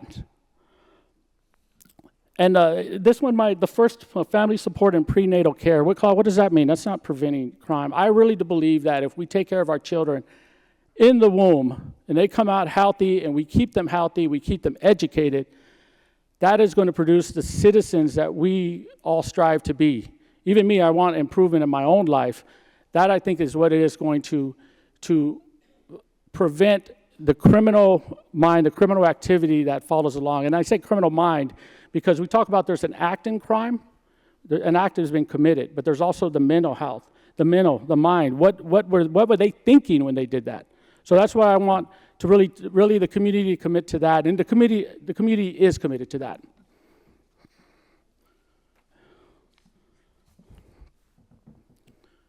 So future-focused initiatives, I kind of already touched base on it. This is what I'm doing in my office, or what we're doing in our office to improve our customer service. I think we all are presenting on that. What are we doing to improve our service to you? So these are kind of all over the place, but I threw them on there. We want to support harm reduction, reentry programs, drug diversion courts. These are programs that are either implemented or we are working towards implementing them. Exploration, and I may say we as this team up here. Exploration of a DSO court advocate program to alleviate attorney shortages. Just want to be able to, we have more persons that are able to help you at all levels of a court process. The continued advocacy of a licensed clinical social worker. What I found that is in our dependency cases, the parents, we want to reunite the kids. The parents have to do these programs. They have to do them. They're not going to get their kids back. And but you know, when they're fighting with CPS for whatever reason, I'm in favor of our case manager of CPS doing their jobs. But sometimes you just clash with our clients, and we want to be able to have a person in my office that can navigate them through these programs. For not only that, and for them to prepare themselves for probation, or to really just be good as citizens before our cases have come to the judge. Okay, so this right here is about giving you a fresh start, because these are problems here that Chief Prosecutor Aru has talked about the charging, the back charging in there. About how, hey, how, I didn't say how, I said I was going to say something else. Hey, when the chief prosecutor, or when the community files a criminal complaint against somebody and it's backlogged, it's backcharged for several weeks, even up to 3 years, you know what? You might not have an updated address. The court might not have that updated address. So what happens?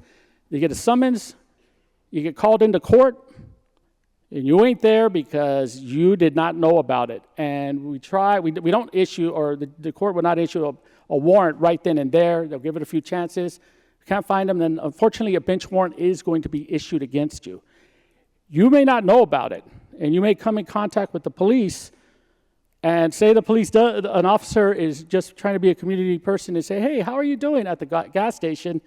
And you give them your name and go, wait a minute, you have a warrant, and you didn't know about that. And I'll tell you this, there's some of you elders, you might want to call the court too, because we have had some elders in court that were arrested on 20-year-old warrants, or maybe I was a prosecutor at the time and I asked for a warrant against you in 2006. So you didn't know about it, and so you get arrested, and so please call the court, just check on that, call my office, we can check into that as well. So,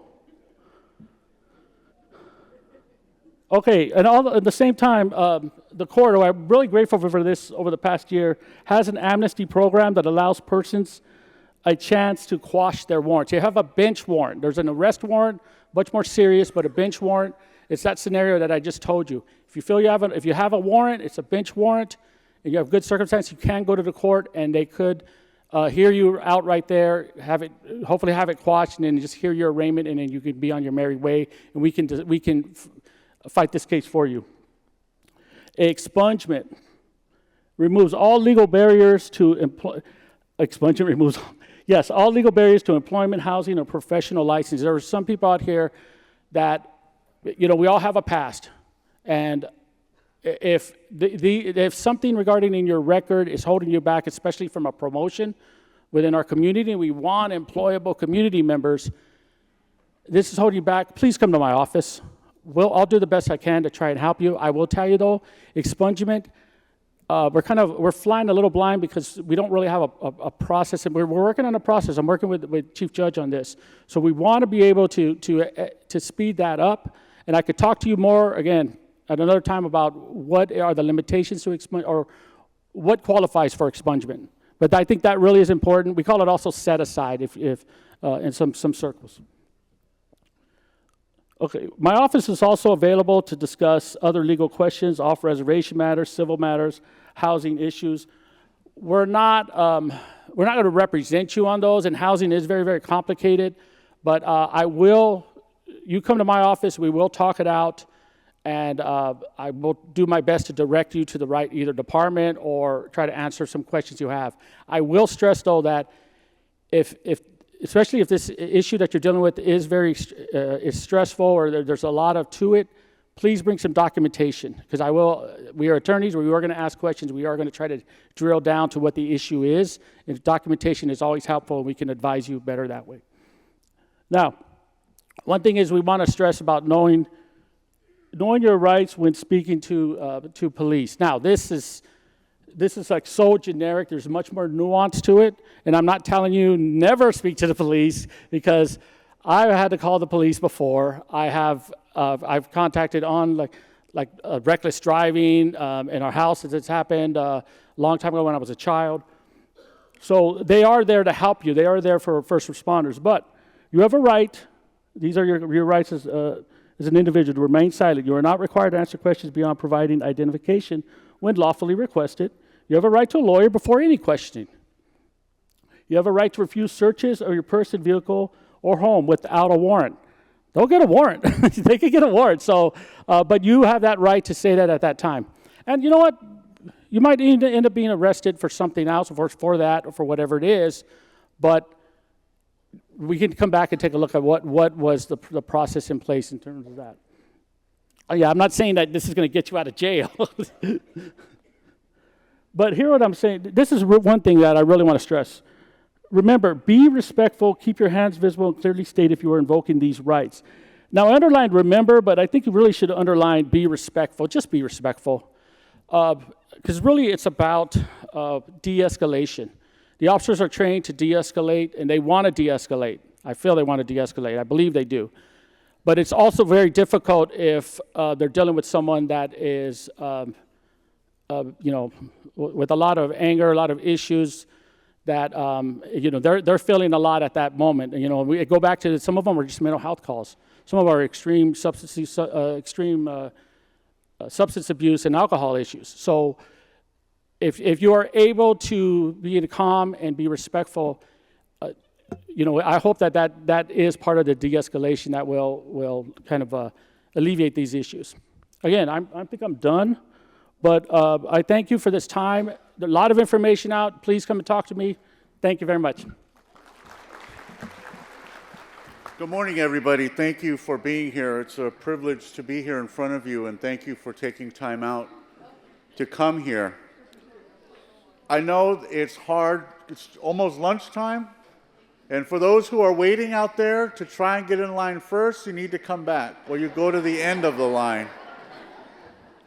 They said I have 15 minutes, so can you give me 15 minutes, and then somebody let me know when I have 5 minutes left, okay?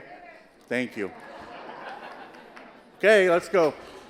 Again, my name is Anthony Hill. I'm the Chief Judge of the Community Court, and I see we have a number of our judges here today. Will they please stand, please? Thank you.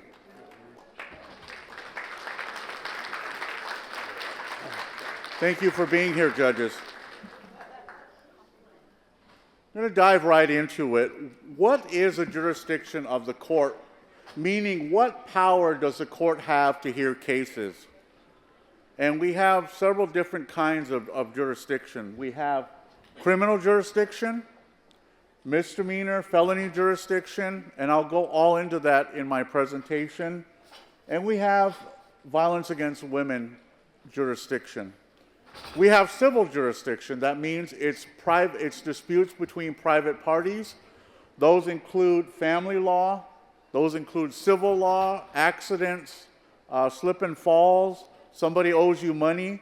That's a civil case. And we also do probate cases where somebody has died and the court has to determine who gets the property.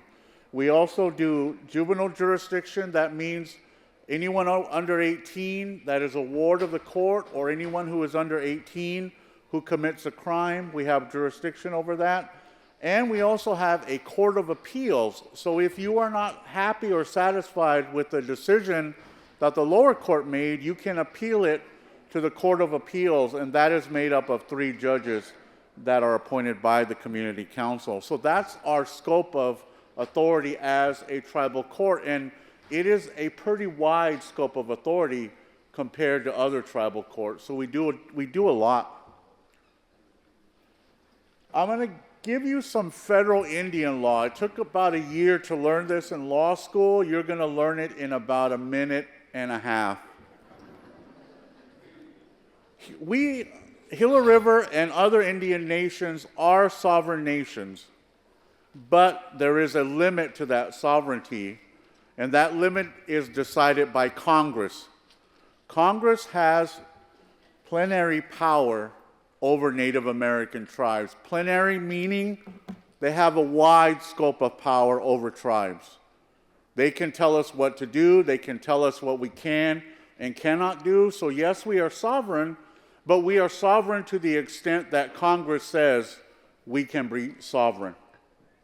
With that in mind, Congress decides our criminal jurisdiction as Native American tribes. They say you can do this, you can do that. And one of the things that they have said is that tribal courts and federal courts have jurisdiction over Indians who commit crimes on reservations. It's called concurrent jurisdiction, meaning if you commit a crime on the reservation, you can be charged with that crime in tribal court, but if it is a major crime under the Major Crimes Act, which is a federal law, you can be tried for that crime in federal court. So for instance, let's say you kill somebody on Gila River. You can be tried in tribal court, and then the federal courts can try you as well. There is no double jeopardy. Some of you have heard that. There is no double jeopardy. You can be punished 2 different times for the same crime in federal and tribal court, concurrent jurisdiction. Congress and the courts have said that for the most part, Native American tribes only have criminal jurisdiction over Indians in their reservation. Only Indians. We do not have jurisdiction over non-Indians a vast majority of the time. Now, it says Indians. It does not say tribal members. So if you are Indian, but you commit a crime on Gila River and you're enrolled in another tribe, we still have jurisdiction over you. But if you're a non-Indian and you commit a crime on Gila River, we do not have jurisdiction over you, except the federal government has jurisdiction over you, or in some cases, the state courts have jurisdiction over you. So let's say somebody goes to the casino, they commit a crime, they're non-Indian, they can find themselves in state court because the state courts have jurisdiction over non-Indians who commit crimes on the reservation. One of the limitations Congress has placed on Native American tribes is through the Indian Civil Rights Act of 1968. Indian Civil Rights Act. Basically, for those of you who remember civics class, there is a Bill of Rights attached to the Constitution of the United States. The right to freedom of speech, the right to press, the right to be free from cruel and unusual punishments, the right to confront your accusers, things like that that our federal Constitution tells the states they have to follow. The Indian Civil Rights Act tells tribes they have to follow pretty much those same rights. They have to afford those same rights to their tribal members. The only difference between the Federal Bill of Rights and the Indian Civil Rights Act is in the Indian Civil Rights Act, there is no right to bear arms there, like there is in the Federal Bill of Rights. So part of the Indian Civil Rights Act said, tribes, you cannot send anyone to jail over more than 1 year for any crime, or give them a fine more than $5,000. So if you killed somebody and it didn't go federal, you were tried in tribal court, you would only get 1 year. That's it. Because Congress said, tribes, you can only send someone to jail for a year. Luckily, that changed a little in 2010 with the amendment to the Indian Civil Rights Act, which is called the Tribal Law and Order Act. What it did is it carved out misdemeanor offenses, 1 year or less of jail, and it added felony offenses up to 3 years in jail. So there are now on Gila River, because Gila River opted into the Tribal Law and Order Act, there are now misdemeanor and there are now felony offenses. But there are limits on that. For a felony offense, any one offense, you can give them a maximum of 3 years in jail. But you can only give someone a maximum of 9 years in jail for all the offenses. So let's say, hypothetically, you kill somebody, you steal their car, and you burn their house down. Those are 3 crimes that can be charged as felonies. If you're found guilty or you plead guilty to all 3, we can give you up to 9 years for all 3 crimes. But if you're only found guilty of the murder, homicide, you can only be sentenced up to 3 years for a homicide. Again, a maximum of 3 years. It's a little better than 1 year, but way short of what a lot of people think justice should be. Again, the limitations placed on us. And when Congress said you can send people to jail for up to 9 years, they said, but tribes, we're placing requirements on you. We're telling you you have to have available to your criminal defendants, you must provide them defense attorneys, and they must be effective defense attorneys. You must make sure your judges who handle felony cases have sufficient legal training and must be licensed. And any criminal laws that we have, they must be publicly available, meaning they have to be available to anyone. And our laws are, if you go under gilariver.org, you go under the judicial branch, our criminal laws are there, and you can look at them. And you must record the criminal proceeding, meaning you must have an audio or transcript of it. One of the other changes that was made to federal criminal jurisdiction is the Violence Against Women Act.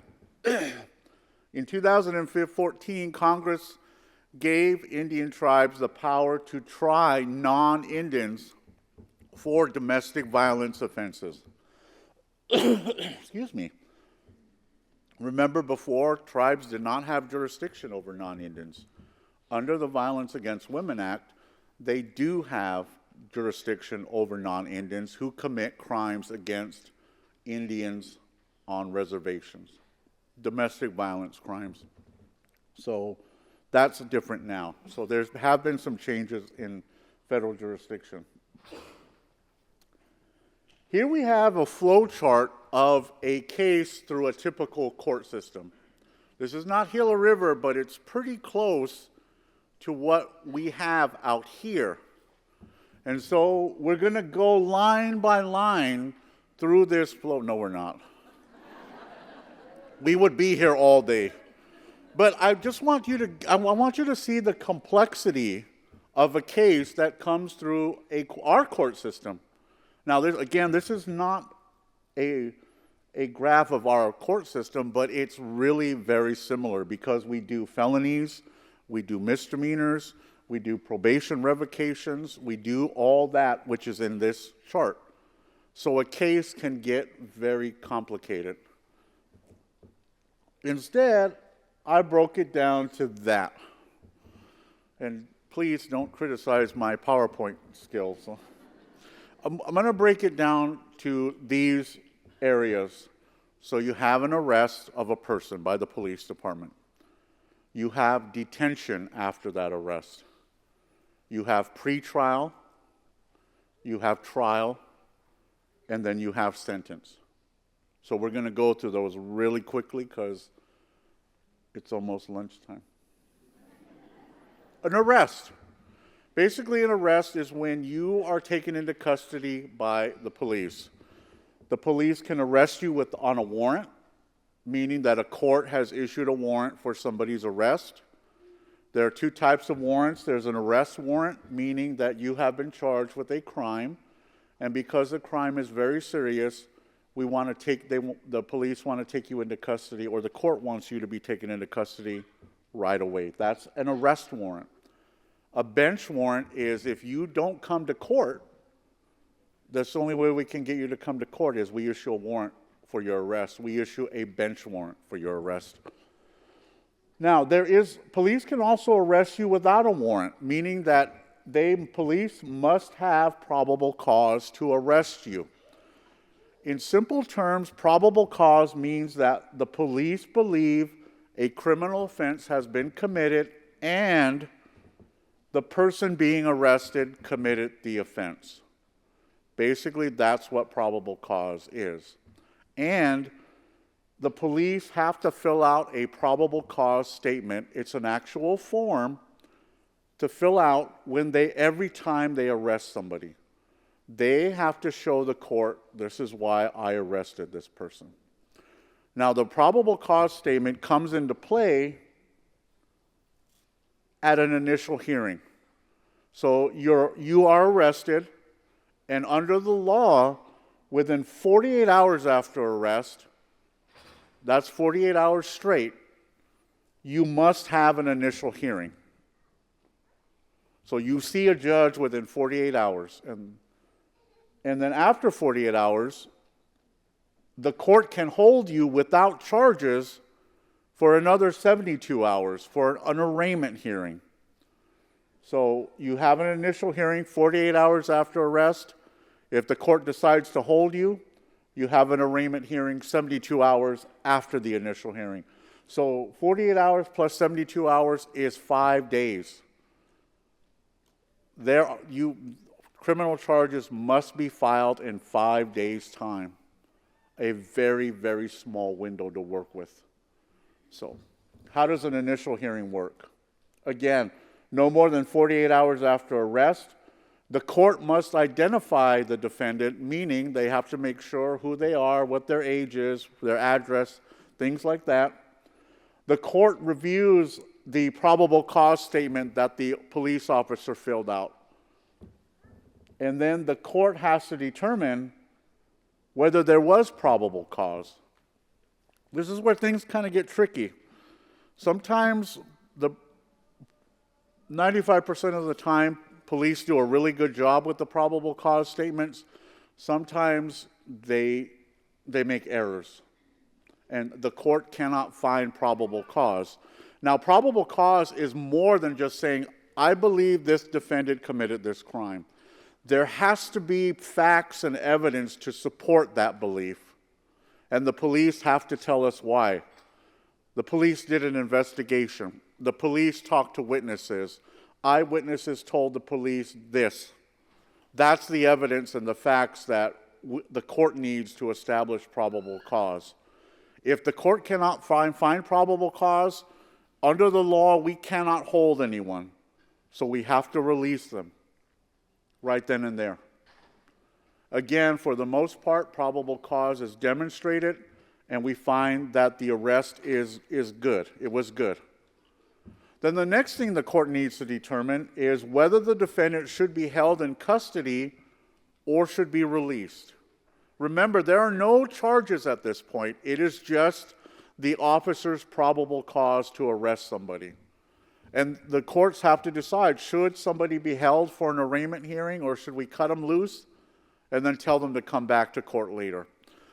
Obviously, the more serious the crime, the more likely we are going to hold somebody in custody. If somebody has a history of not showing up to court, we're going to hold that person. Under the law, there are certain offenses for which you cannot get out of jail. You must be held in custody. If that's the case, we hold that person. So we had an initial hearing, and now let's say we decided to hold the person in custody. We're going to have an arraignment hearing. So we had the initial, now we're having an arraignment hearing. So what happens between the initial hearing and the arraignment hearing is the prosecutors must decide whether they file charges or not. Remember, it is the prosecutor's office who files charges. There's some misconception out there that judges do it. We do not file criminal charges against people. It is the office of the prosecutor. So the office of the prosecutor has that 72 hours to decide whether they're going to file charges or not. Sometimes it's a real clear-cut case, and they'll file charges. Sometimes it's a more complicated case, and they need more facts. They need more information from the police department, so they're not able to file criminal charges in 72 hours. You heard the chief prosecutor talk about that. Not everyone who's arrested and not everyone who gets an arraignment hearing is going to have charges filed against them. It's their discretion whether they file charges or not. The law gives them that discretion. So if no charges are filed after 72 hours, that person is cut loose. They're released. However, they are told that even if they get out of jail and no charges are filed, under the law, the prosecutor's office has 3 years after the incident, to file charges. So anywhere now between the time the crime was committed all the way 3 years out, charges can be filed against that person. There are some very limited exceptions. Those would be for murder. There is no statute of limitations. Those would be for seriously bodily injury. Those would be for crimes against the community, such as theft. There's no limit on them, on those crimes. But what happens if charges are filed? So somebody comes to arraignment, the prosecutor's office has filed charges, then we go into an arraignment hearing where there is a person from the Defense Services Office who helps explain the criminal charge to the defendant. The court reads the defendant their rights under the Gila River Constitution and under the Indian Civil Rights Act. Everyone has rights that comes through the tribal court. The court reviews the maximum penalty for each charge. Then a plea is taken. There are 3 pleas: not guilty, guilty, or no contest. If a defendant pleads not guilty, the court will appoint that defendant a defense attorney, and then the court will give them their next hearing date. Also at the arraignment hearing, the court needs to decide whether this person gets out of jail or do they stay in jail. There are a number of factors that we look at. Under the law, a person is entitled to release. That's a presumption that people who are arrested are entitled to get out of jail. And we can do that, and we release a person on their own recognizance, OR. Meaning, basically, it's their word that they're going to follow the laws and they're going to come back to court when they're supposed to. There are times where the court will impose bond, meaning that the person has to pay money to get out of jail. And bond is set at different amounts depending on the crime, depending on the criminal history of the defendant, depending on a number of other factors, such as is the defendant employed, do they have family to take care of, are they going to school, things of that nature. Meaning, so somebody has to pay bond money to get them out. And I always tell people this: don't use your per capita to bond people out. It's your money, unless you really, really want to. So. And then if they don't come back to court, then the court takes your money. So remember that. There are certain crimes where you are not entitled to get out of jail. There is no bail. You will not get out of jail. And those crimes are listed right there. Homicide, sexual assault, possession, sale of a controlled substance, escape. They'll go down the line. So if you're charged with one of these crimes, you will not get out of jail until your case is settled. That's no bail. And that's in the law. Again, our little chart, we've had an arrest. We've had detention, initial hearing, and arraignment. Now we're going to move to pretrial.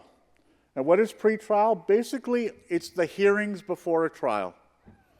And what do we do at pretrial? Well, it's an opportunity to settle the case. It's an opportunity to reach a plea agreement. The parties would maybe like to settle it. Or if the defendant wants a trial, we start preparing for trial. There are a number of hearings in pretrial. We have pretrial hearings, we have settlement conferences, we have status hearings. And again, it's a chance for the prosecutor and defense attorney to negotiate a settlement to the case, a plea agreement. And just to let you know, about 90% of our cases are settled by plea agreement. And 90% is about the standard across the country. So you go to any court, whether it's a state, federal court, and about 90% of cases are settled by plea agreement. So it's a system that is heavily used. So we have a plea agreement. Let's say the prosecutor's office presents a plea agreement to the defendant, and the defendant reviews it with their defense attorney, and they decide, I want to take this plea agreement. And by the way, the prosecutor's office does not have to give a plea agreement. There is no constitutional right to a plea agreement. They do that because they want to settle these cases and get them out of the system. So what is a plea agreement? It is actually a formal agreement between the prosecutor, the defense, and the court. It is a contract because all the parties are entering into this agreement. In exchange for the plea agreement, the defendant agrees to plead guilty or no contest. Well, what is the difference between a guilty plea and a no contest plea? There's very little difference. No contest basically means I'm not going to fight the charges. Guilty means I'm admitting to the charges. So, in the plea agreement, there's also a sentence. So in exchange for a guilty plea to a crime, the court is going to send this person to jail for a period of time, or is going to put them on probation for a period of time. Whatever the agreed upon sentence is, that's in the plea agreement. Then the plea agreement is presented to the court. The court looks at it, and the court has a number of considerations they have to consider before they decide to accept a plea agreement. Some of those considerations are, what is the nature of the crime? Is it a serious crime? Is it a not so serious crime? Was somebody hurt during this crime? Was it a victimless crime? Things of that nature. What is the defendant's criminal history? Is it their first offense? Or do they have a long history? Are they a repeat offender? Are they repeatedly victimizing the same person over and over again? An important part is victims' rights. Under the law, victims have rights in this process. One of the rights that victims have are the right to be notified of hearings and the right to be consulted when a plea agreement is offered. So the prosecutor is responsible for reaching out to victims saying, hey, we're going to offer a plea agreement. This is what the plea agreement says. What do you think? Now, the victim's wishes are not the absolute final decision. We take those into consideration as to whether or not the court should accept the plea agreement, and they're an important part, but they're not the overriding part. And on another note, victims do not have the right to drop cases. They cannot say, you know what, I don't want charges filed against somebody. We can hear them, but they don't have the right to say that. Only the prosecutor can decide whether charges should be dropped. So victims' voices and input are important. And as the chief prosecutor pointed out, if you're a victim and they reach out to you, it's important to give your feedback. We don't hear from a lot of victims, and we don't know what they think or how they feel about this plea agreement. We have a very few brave ones that actually come into court and they tell us how they feel, whether we should take this plea agreement or not, how badly they were victimized, how badly they were hurt. And that's important. We need to hear from more victims. And the other part is, as a victim, if you don't testify, there really is no case then. Because a lot of these are one-on-one crimes against another person. So if that victim doesn't testify, then it's really hard to prove a case. The court must determine whether the defendant understands the plea agreement and wishes to enter into the plea agreement voluntarily. No one is forcing that defendant to accept this plea agreement. And then the judge, after going through all that, has to decide, does a judge take the plea agreement or does a judge reject the plea agreement? And the basis to decide that is the plea agreement in the best interest of justice? Now, what does that mean? Please tell me, somebody, because it means different things to different people. Is the plea agreement in the best interest of justice? There are other things that could happen at pretrial. A case can be dismissed for a number of reasons. The prosecutor's office decides it has insufficient evidence to move forward. Remember, you have to prove your case beyond a reasonable doubt, which is a very high standard, beyond a reasonable doubt. And if your evidence doesn't reach that, you probably don't have enough evidence. And so prosecutors may say, you know what, I don't have enough evidence at this time, I'm going to dismiss this case. Or you have witnesses that are unavailable or uncooperative. People move, they disappear, they don't want to be found, they don't want to testify, and they're not going to testify. So, and their testimony was a key part in proving the crime. If you don't have a witness, you don't have a case. So the prosecutor can dismiss the case on that. On rare occasions, the defendant does die, and when somebody dies that's accused of a crime, the case goes away. So, if you do not come to court during your pretrial hearings, you will have a warrant issued for your arrest, and your case will not go anywhere until you are brought back into the court. As Mr. Jackson said, there are some warrants that are out there that are 20 years old. We had somebody that was brought in on an old BIA traffic ticket warrant from 1985. So, I was 8 years old then. So. And now I'm almost 50. So he's right. If you think you have a case, those things will pop up out of nowhere. So if you're caught speeding and you didn't come back to court a long time ago, you could have a warrant out there. So you can always check with Claude on that. At this time, again, remember going back to our Indian Law 101, the federal government and tribal courts have concurrent jurisdiction, meaning that charges can be filed against you in tribal court and in federal court. Sometimes charges are filed in tribal court first, and then later on they're filed in federal court for the same crime. The statute of limitations in federal court is 5 years, so they have a little bit longer, and it takes them a little bit longer to file charges against people. Oftentimes we'll have people in jail, in tribal jail. The federal charges have been filed against them. The feds, the U.S. Marshals will come and pick them up in the middle of the night and just take them federally. Again, the federal government has the authority to do that, and they do it quite frequently.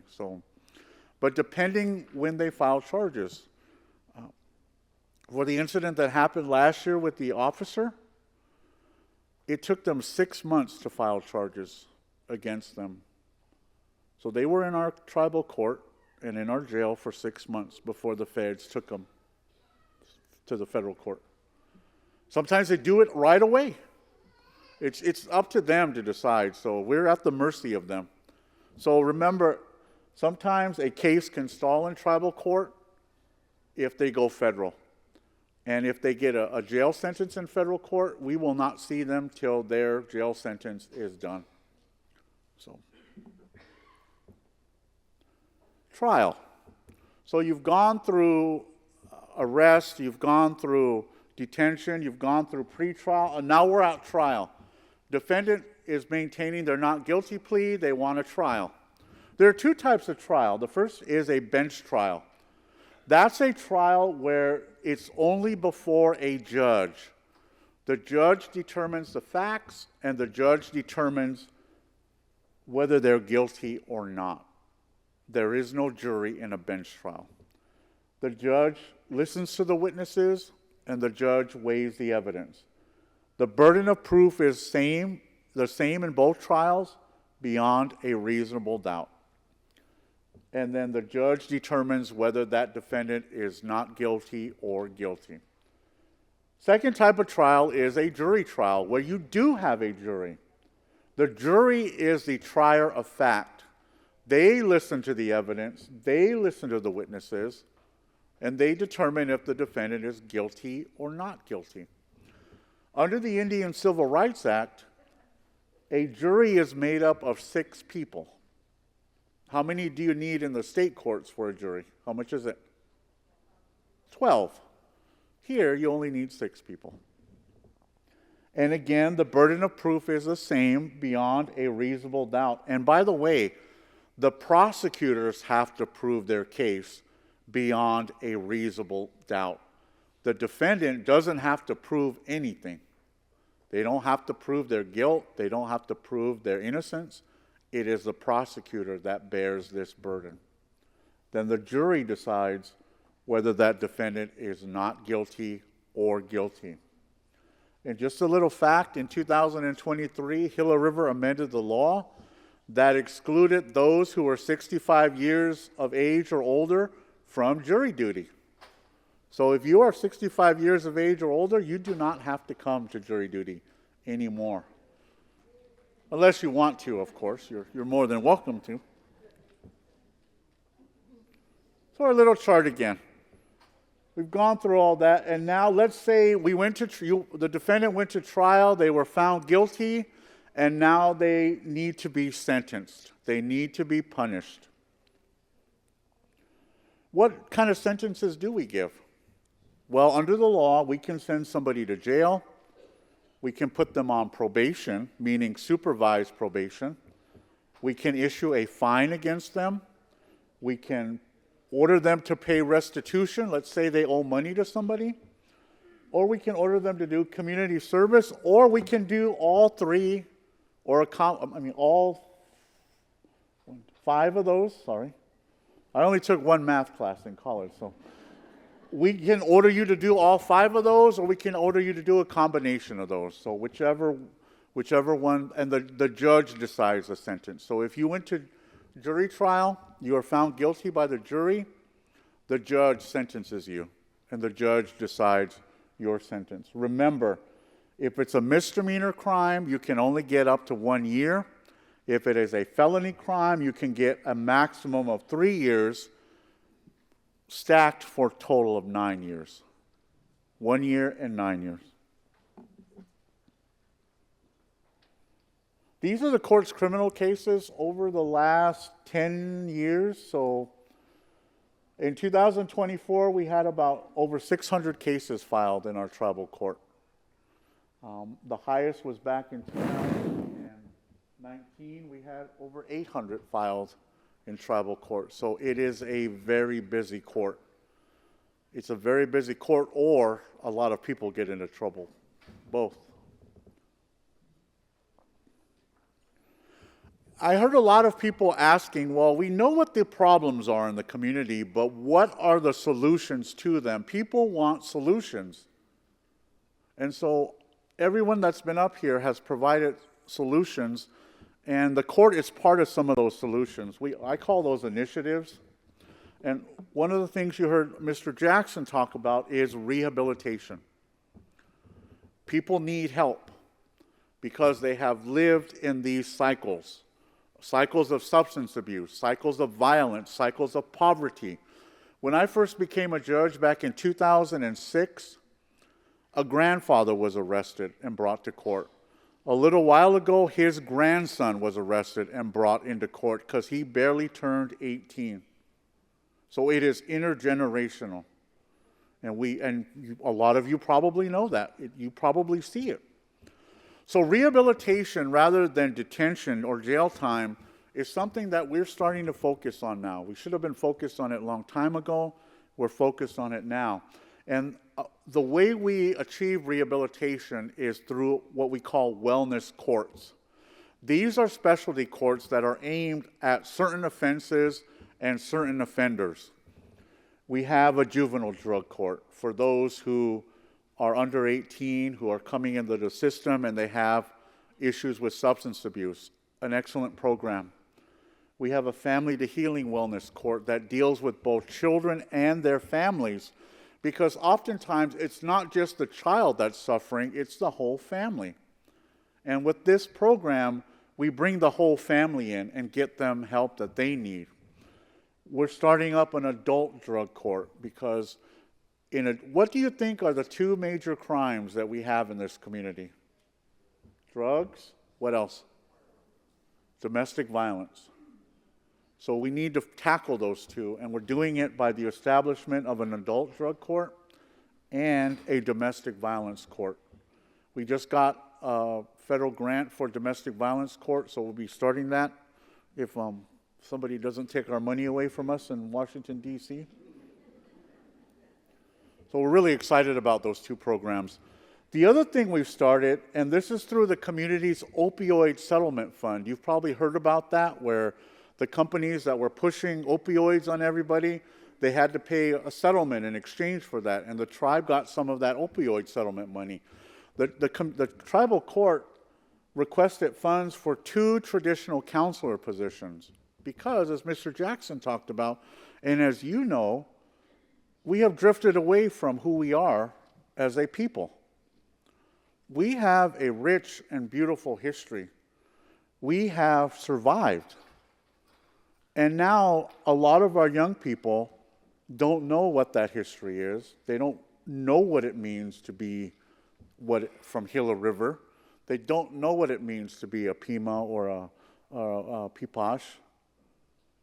And they lose their identity. And studies have shown that if you have no identity, if you have no roots to your community or your neighborhood or wherever it is you live, you're less likely to care about that community. And you do whatever you want to do, regardless of the harm that you cause people in your community or the harm that you cause your family. So our traditional counselor's job is to reorientate people who are coming through our justice system to their roots, to their culture and tradition. And we have 2 counselors on staff. They meet with these people, they interact with them, they engage in functions. I think a few weeks ago they were out at District 6 and they were picking the fruit from the saguaros. What is that called? Exactly. See, I need to take that class. But engaging in activities that give them an idea of who they are and an idea of what their community is will hopefully instill some respect in them for the community and for who they are, and hopefully reduces recidivism. Recidivism means how many times does a person get arrested over and over and over and over again. We have a very high recidivism rate in this community. You probably have family members who know that they're always getting arrested. And then what happens? The system spits them out and they go back to doing the same thing over and over again. So that's what we're focusing on with our wellness courts, cutting off and addressing the issues that lead someone to come into contact with the police. The other thing we're working on with other departments are regarding firearms. Firearms are a major issue in this community. You only had to hear what happened on New Year's Eve to know that there are machine guns out there, and there are people who are prohibited by law from having guns, but they have them. About 2 years ago, the community passed Shannon's Law. You're probably aware of that. In the state, it is illegal to fire off a weapon in an occupied area. Well, we didn't have that out here, but the community council passed a law that passed Shannon's Law. It is called unlawful discharge of a firearm. And because of the police's technology, they're able to find these people who do that. And they have been arrested and they have been prosecuted. So technology is working in the community. We are working on strengthening the punishment for prohibited possessors. What is a prohibited possessor? It means somebody who has already been found guilty of a firearms-related crime. They have been ordered not to possess firearms, and yet they do. A lot of our cases that come through the court involving firearms, about 60% of those people are already prohibited possessors, meaning the federal court, the state court, or the tribal court already told them, you cannot have a firearm, but they do anyways. We need to strengthen the penalties for those crimes because they already had notice that they were not to have weapons, yet they still do. 60% of people with guns are prohibited possessors. So we're working on that as well. Substance abuse newborns. For a while in this community, there was one baby being born a week that was addicted to meth, to fentanyl, to marijuana. And there are a lot of people don't think that marijuana is harmless. You tell that to a baby who has no choice. One a week. And so, because of that, we need to do something about that. And so, what we're working on right now is other states have laws that require expectant mothers who are using to get treatment. You know, our goal in this is not to punish mothers. We want mothers to get the help that they need. But we continually see mothers who do not want to stop, who do not want to get treatment.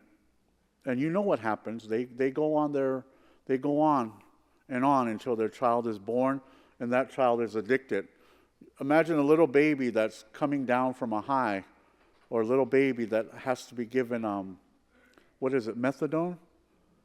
Because they're already addicted. So we want to stop that. And so we're taking a proactive approach because most state laws say you can only have jurisdiction once the baby is born. Well, we know the damage happens before the baby is born. We want to take jurisdiction before that. We want mom to get help. And so we're going to be working with Gila River Healthcare on identifying mothers who need that kind of help, bringing them into the court system, letting them know that we can get them help and that we expect them to get help because we want to look out for the future of our newborns. We've also been working, and we've heard a lot about this with the governor's executive order. We're working on new curfew and truancy codes, laws, because we believe that parents need to be held accountable. If you have a child, it is your responsibility. It is not grandma's responsibility. It is not auntie or uncle's responsibility. It is a parent's responsibility. So what we're doing with these curfew and truancy ordinances, laws, codes, is we bring in parents right away. We want to educate parents. This is a law, and this is your responsibility to your child. So right now, our truancy curfew is a little cumbersome because it requires the schools to go through different steps. And each school on the reservation has a different process or a different standard. We want to unify those standards and we want to unify the process to bring the parents into court sooner rather than later.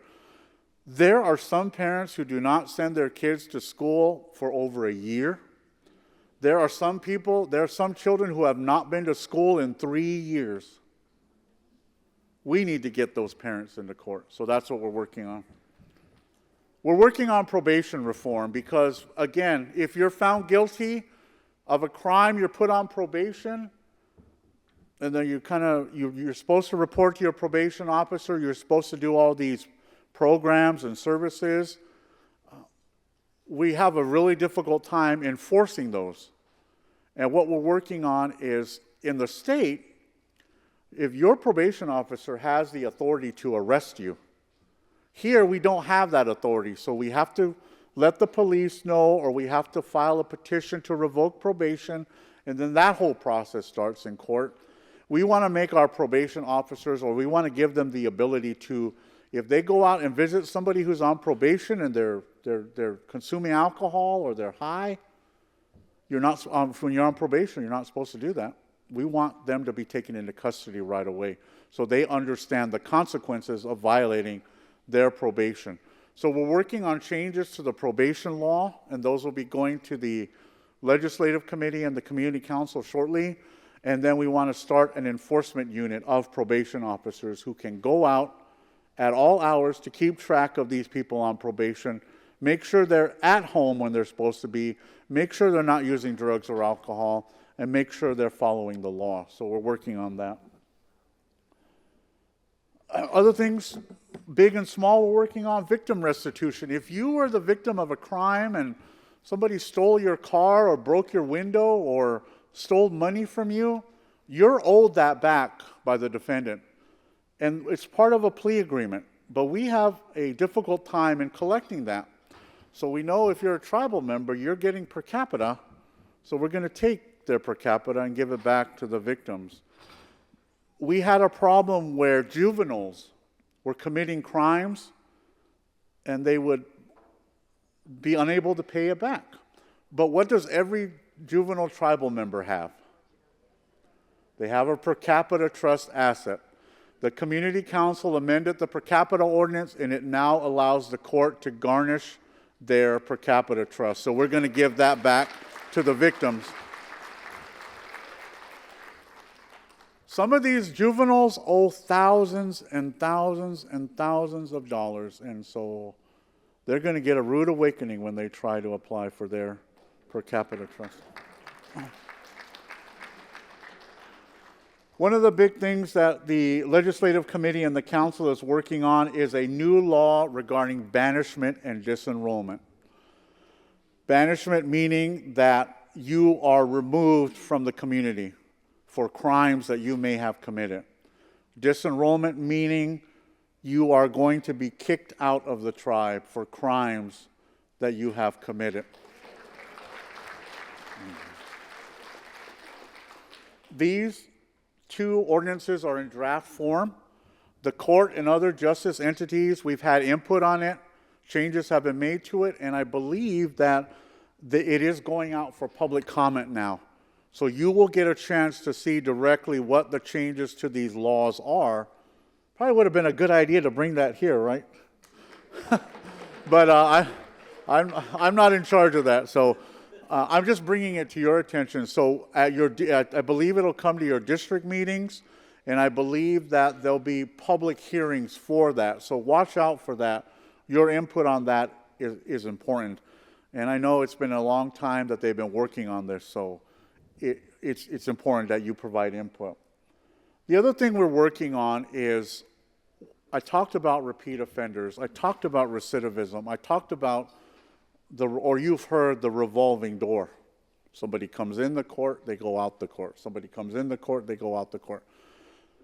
We need to stop that. And one of the ways to do that is to make sure, I'm not running for office.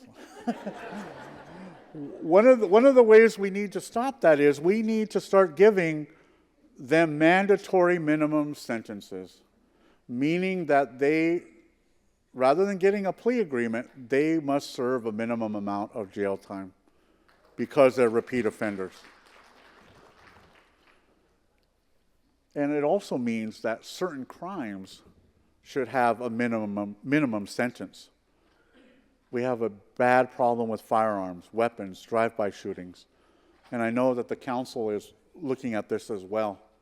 And those mandatory minimums would be put into the law, meaning that, first of all, you can't give that person a plea agreement. Secondly, that person has to go to jail for a set period of time. There's a disparity in the plea agreements that we get in the court. As a judge, I see them. One person gets probation, another person gets jail time. One person gets 5 days in jail, another person gets half a year in jail. And so sometimes we wonder where's the logic in this. And I'm sure there's a logic somewhere. But if you commit a certain crime, you should probably all get the same sentence. So that's the purpose in that reform. We're just starting out with that. So we're beginning to work on that. So we should hopefully get to that very, very soon. I think that's it. So those are some of the things that we've been working on. It's not just the court, it's all of us who are sitting up here. We all work together because we have to work together. It's a system, and not one person is in charge of this system. It takes all of us working together. And then it takes you as a community. First of all, you're here. You're showing that you care. And we're going to be hearing your questions, and we know that you have questions out there. But just know this, as long as I've been a judge, I know what is happening out there. I live on it used to be a dirt road in Co-op Village. Now it's paved. That's progress. But what I have seen is the level of crime go higher and higher and higher, and it is becoming more violent. It is becoming more vicious, and we do need to do something about it. So that's what we're here for. I look forward to hearing from you. If you have any questions for me, you want to talk to me afterwards, I'm available for that. And Mr. Anderson's already has his questions. But thank you for your time. And I'll just leave you with one thing. There's something I didn't put on this PowerPoint that I think we all need to do, is we need to, and I said it in District 3, we need to pray for this community because we have lost our faith in each other, in our community, in our God. If we're in a time of crisis, you would think the churches would be filled. Are they? Are our elected officials, are they in church every Sunday? I'm at Gila Crossing Church every Sunday. Thank you. Because the word says, if we humble ourselves and turn away from our wicked ways, God will hear our prayers and He will heal our land.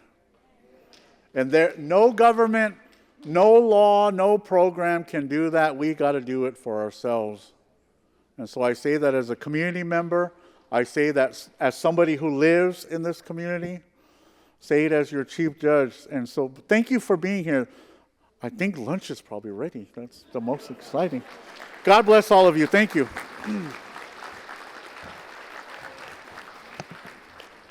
All right, Chief Judge. I want to go to court now. Send me to court.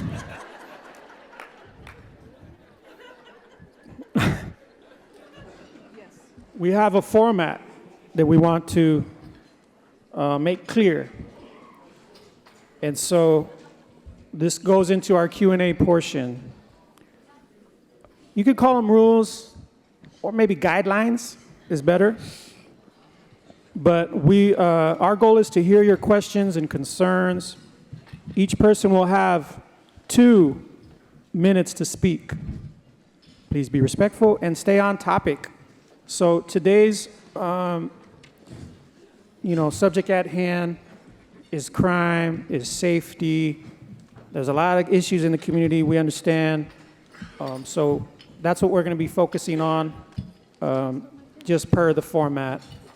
So if you've submitted a question already that isn't kind of in that ballpark, it is still included in the record, but we're addressing all the other subject matter first.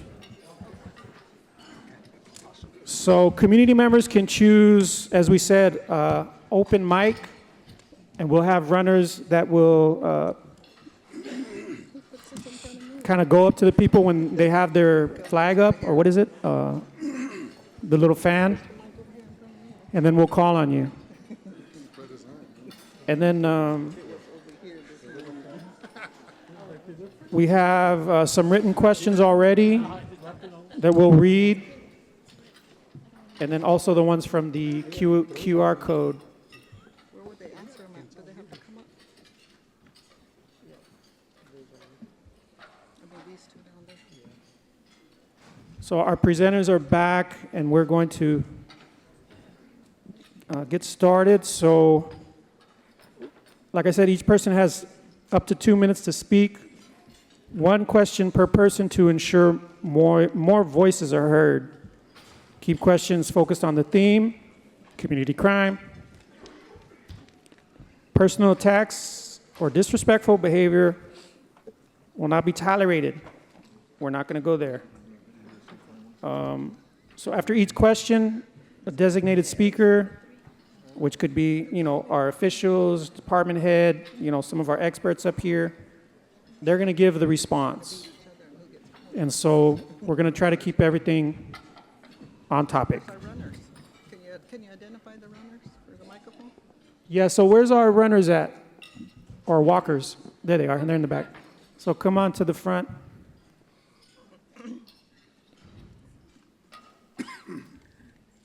Check those batteries too, because I don't like it when people talk in the... All right, they did. So we'll have our runners kind of stationed here, and then they'll just start to fan out. We're not asking... Well, hold on, David, we'll get you. So we have a timer right here. Is that what this is? So once it hits 2 o'clock, that's the buzzer. So out of respect for everyone, those are the things that we're going to abide by. What do you say? All right. Should we start? Okay, first question. David Anderson. David Anderson. How do I know this guy? Oh my gosh. I know, he's been waving it since we started. Okay. What's your question, sir? It's more of a comment to the committee and to the community. Oh, sorry. And I'd like to... Do you have a question, though? Don't start my time yet. That's why I like your brother better. And because I would like to thank the community for coming. But this isn't... Our problems didn't just start overnight.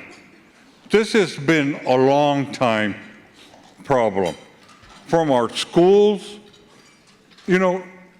education has been our #1 goal for 30 to 40 years.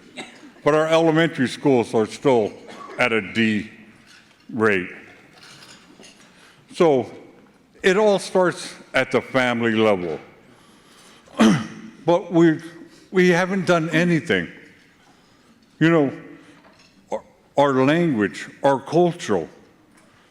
If you have noticed that our language and our culture has been going down and going down, but so has our crime rate has been going up, and the lack of stability in the community has been going up. And that goes along with our churches. We haven't done nothing for our churches forever.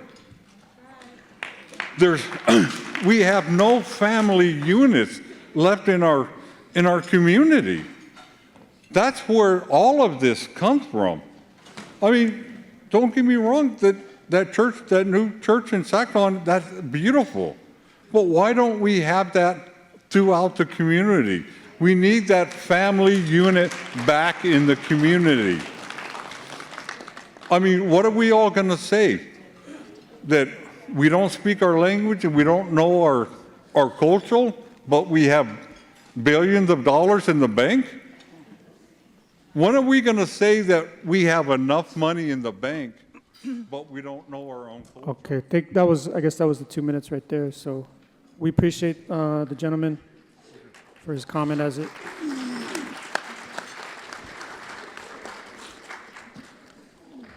So we'll keep keep it going here.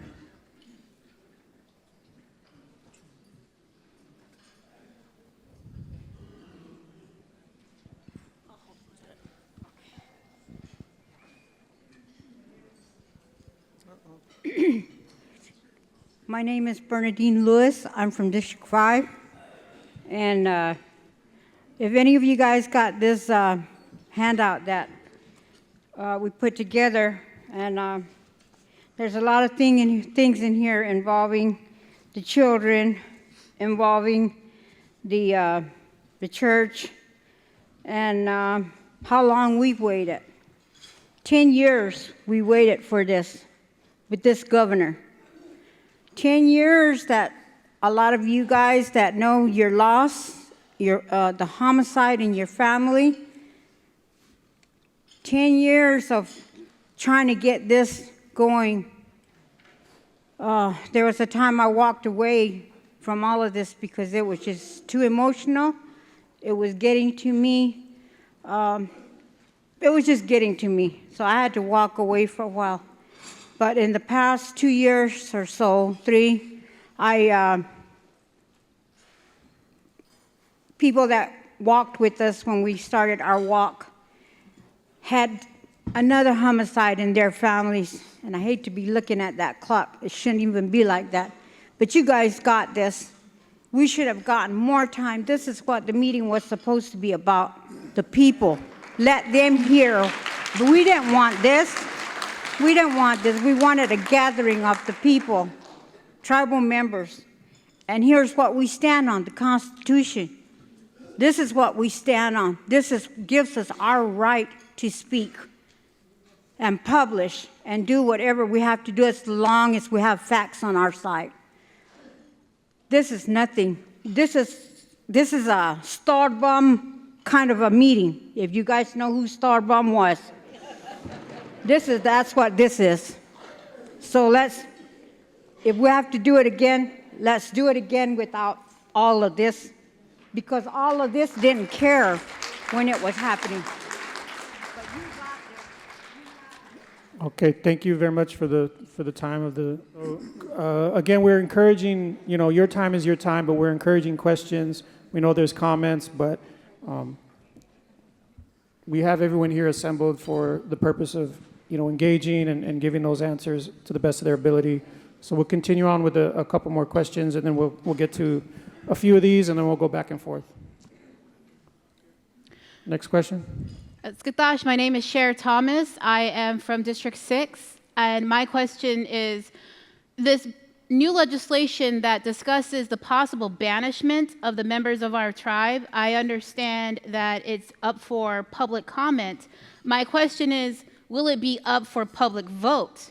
Or is this just another piece of legislation where the people have no say whatsoever? Thank you for the question. I'll defer to some of the panel, but yeah, it is currently at the committee level. There's going to be a survey that will be presented to the community for the elders, for the different groups, for everyone online to kind of access that information so you can understand the questions and give your own feedback according to what the legislation is going to say. So I don't know if there's any more information regarding that. Joe? He's on legislative. Yeah, Councilman Joe Manuel Jr., he's on Legislative Standing Committee. So if he's here at the moment. Oh, there he is, standing up. He can tell us, kind of update us. Yeah, so he has some great information. He's kind of been Give him a mic. Oh, there, she's giving it to him. assisting with that portion. Councilman? All right, thank you. Hello, excuse me. Can you hear me? Everybody hear me? No? Hear me? It's on. Okay, cool. All right. Thank you all for coming here today. Sorry, I'm kind of trying to chew my food real quick, but to answer the question, LSC is working on it right now, Legislative Standing Committee. I'm the vice chair for that. We're working on the banishment ordinance right now. It's in its final stages. The last piece of it is the piece to petition. If somebody gets disenrolled, right, there's two parts of it. The banishment portion, which is exclusion for members from the reservation. The second piece of it, which is a higher degree, right, is going to be the disenrollment piece. And so for that piece, we're working on the portion of it where after a certain amount of time, somebody can petition for their membership back into the tribe after they've demonstrated that they have changed their ways, right?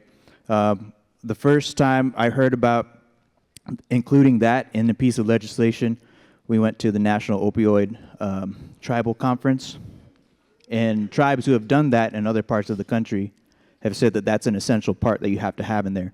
And not only that, but that protects the tribe from federal oversight. There could be some cases where, let's say someone is disenrolled for committing a heinous act, a heinous crime, and then someone is disenrolled. Well, they could file in federal court as for a civil rights violation. In order to avoid that scenario, we need to include the petition for membership back into the tribe so that we cover all our bases, cross our T's, dot our I's, make sure that the person in question or anybody who gets disenrolled has due process. So I just want to make it clear that this is a huge piece of legislation. The goal is to get it out for community input, and none of the sister tribes, the 4 O'odham sister tribes, have done this before. My understanding is that TO, with the individual districts, the courts recognize banishment from the individual districts in TO, but there's no overall ordinance in Tohono. So we are the first of the 4 sister tribes to do this. It's never been done before here or with any of our tribes. And it's very serious, right? Because it's taking into consideration taking away someone's identity, right?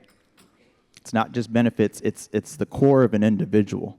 And it's a very serious matter. So we need to make sure that we cross our T's, dot our I's, and make sure that all the bases are covered, because we don't want to rush to any decision, put it out there, and then it has consequences that we didn't foresee. We're trying to make sure that we foresee anything before it happens, right? So I just want to make sure that everybody knows that we're considering this, but we need to make sure that we're doing it as correctly as possible and trying to make sure that we think of all of the scenarios that could arise from it, because it's very serious. So that's all I have to say.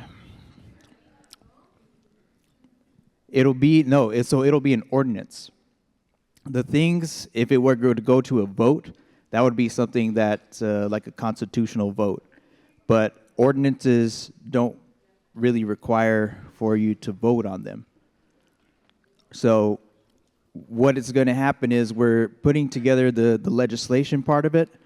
We're trying to make sure that it's 99% ready to go so that when it goes out for public comment, the comments that we receive, that we can tweak it, right, according to what the public wants, right? But we need to make sure that we do our due diligence to get as much work done as possible on the ordinance before it goes out. Okay, thank you very much for Councilman's explanation, so that was good.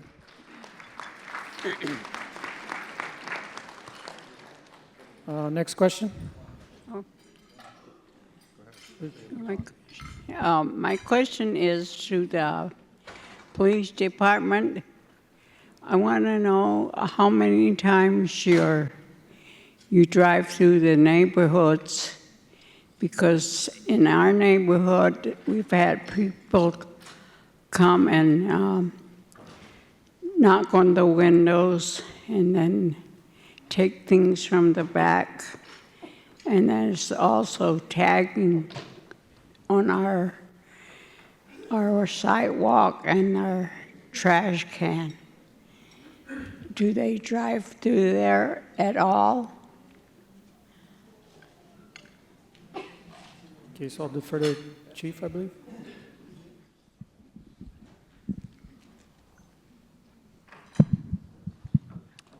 Yes, so thanks for the questions. So our officers are working all the districts from District 1 through 7. And on good days, we got about 9 officers on average covering all the districts and things. So I've encouraged our officers to go out, and they're responding to different calls for service, including the Part 1 crimes, the high priority crimes, and Part 2 crimes and things. So those kind of take precedence in handling those cases before they go do other things.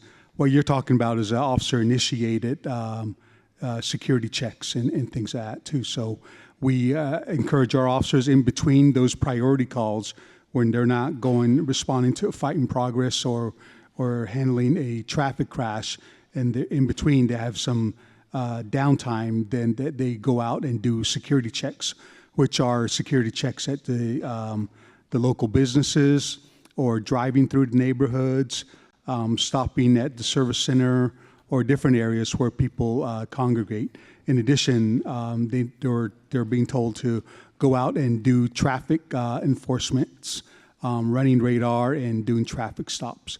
So they'll try to go out and handle the neighborhood, drive through the neighborhoods in between the priority calls that they're getting. Thank you. Next question. I believe it's over here. Good afternoon, everyone. My name is Disha. I'm from District 1. Hello. Regarding the banishment, just real quick, let the community know. Let it go out now that it's being worked on. Let those people,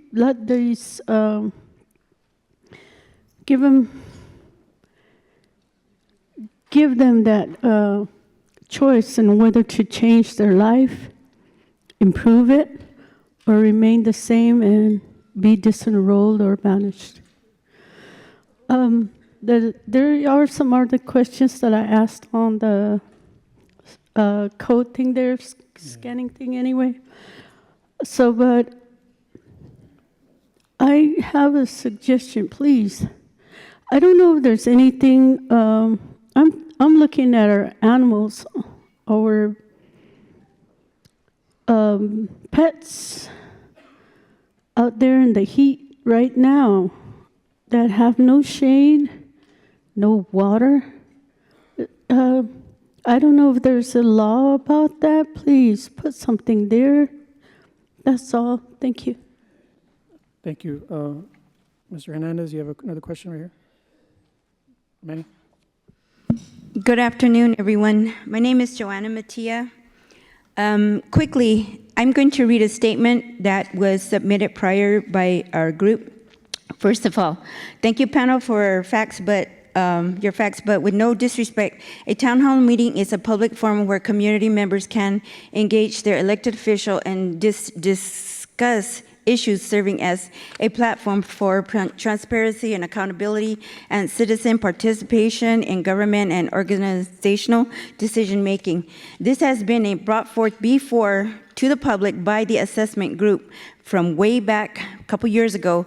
Thus, the reason we were directed to this town hall meeting by council and LSC, which we already went as Akim Otham Victims and Family Support Group along with Achim Otham.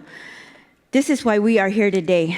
And I'm going to read this statement. The purpose of this gathering is a result of the efforts of parents and family members of crime victims who are requesting legislation to be enacted to ensure the community members' protection and from violent and criminal offenders. For the last 7 years, family members have requested banishment of those people who have committed murders and other violent crimes. This practice is part of our Autumn Himdag, in which people were told to leave the reservation and not return because of their unacceptable behavior. In its efforts to address violent crime, the Crime Victims Group has held annual walks in May for crime victims, attended several Elder Concerns group meetings, as well as a legislative and health and social standing committee meeting and a council meeting. The most recent activity was a call for action, quote unquote, request that the group presented to the Elder Concerns Group in March 2025. The result was the Elders Concerns Group passed a motion supporting the removal of 4 violent criminals from the community. The motion was moved through the legislative process, and the Tribal Council directed that input be sought from members through a town hall meeting, which is we are here today. Town hall meeting gathering. Today we are here to formalize.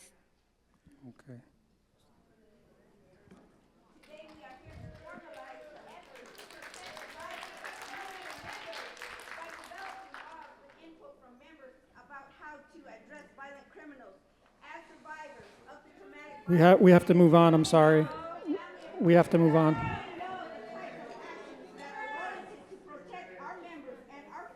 We have to move on. Yeah, you submit that for the record, ma'am. Yeah, that'll be a part of the record. I apologize. Thank you. So we'll take one more question, then we'll move on to these, and then we'll get some more on the mic. Back Hello. here. Hello, my name is Edna. I live in District 1. I'm just wondering about all the trucks, work trucks, and the speeding. There's no cops. I'm out there at 4 in the morning. I almost got hit twice by 2 work trucks that are just zooming on through there. The trucks that are working on the canal banks. They'd be going like 60, 70 miles an hour, and there's no one out there watching them. What are we going to do about that? So, Chief, it's about some of the safety roadways, maybe some of the activity, the safety along in the districts.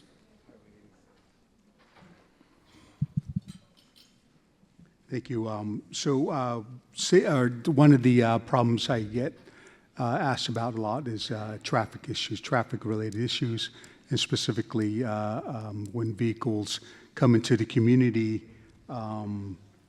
off the freeways, when the freeways are closed, and different things. So we get a lot of those type of questions. We've also, our traffic unit, I think they're outside helping with this particular event today and things. There's 5 people on that team.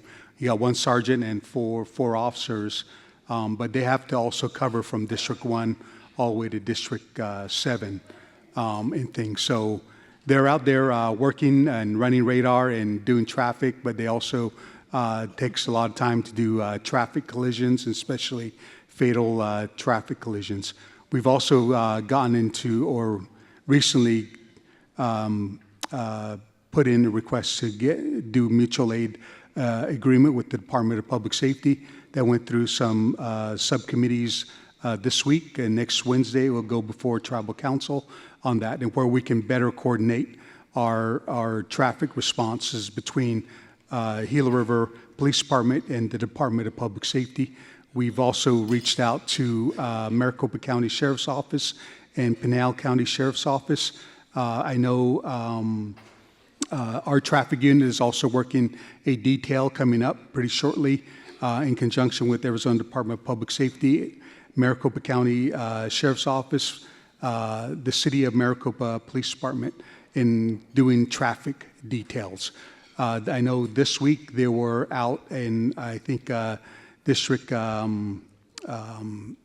think I heard them out in District 7 and then District 5 running traffic. So we're trying to do traffic stuff with the 5 officers that we have. Thank you. Manny, we'll get you have another.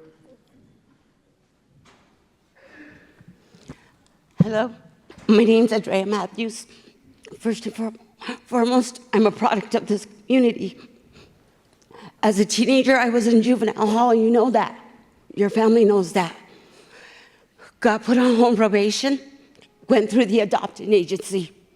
Got adopted by my Uncle Mark, my Aunt Corrine Psychioma. Thankful for them. All my years in juvie, one cop never gave up on me. Tom Gonzalez. Went to St. Peter's. Sister Martha never gave up on me. After probation, you know what I did? I left. 18 years old, I left. Why? Because I felt like the system gave up on me. There was no protection for home abuse. There was no protection for drug, alcohol abuse. There was no protection for child abuse. So I took it on me to get my education. I am a GED graduate. I graduated at the Arizona Institute of Business and Technology. I have a degree in administrative and business. After that, I got my BA in English. I appreciate all of your efforts after the fact. After the fact. If I would have stayed here, I would have been dead or in prison. There's a family that took care of me, and they took care of me very proudly. That girl was my sister. She taught me to dance. She even taught me to fight in the dirt. She taught me to play softball. Her mother wrapped me in her arms when I was scared and lost. I am forever changed by that loss. It hurts me to the core. So I pray for her mother every day. I pray for the sanity of the whole community. Because if we can't come to you before, why are we coming to you after? Even now, I can't get employed in this community with 3 degrees. In 25 years in restaurant, I cannot get hired at a casino. I couldn't get hired at the court clerk house. I'm not even going to go there. I couldn't get hired. Okay, thank you, ma'am. That was very impassioned, and we all got a chance to hear that, so thank you. Let's respond to some of these questions. I have about 50 of here on these note cards. How often does GRIC work with the FBI to deal with violent crimes and murders? Do you have any updates? Perhaps, Chief, you can get us started.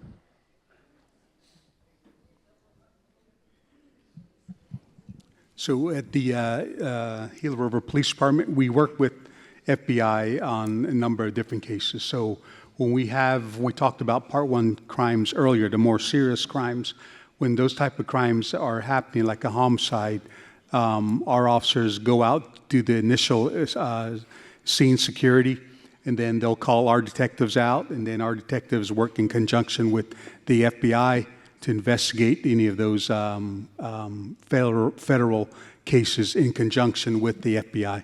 And then once that is done, then they present the information to the law office and the U.S. Attorney's Office, and then they have a discussion on what the best avenue of jurisdiction is going to be, and then they pursue it that way. But we do have a mutual aid agreement with the FBI, and we do work with them on cases that we investigate.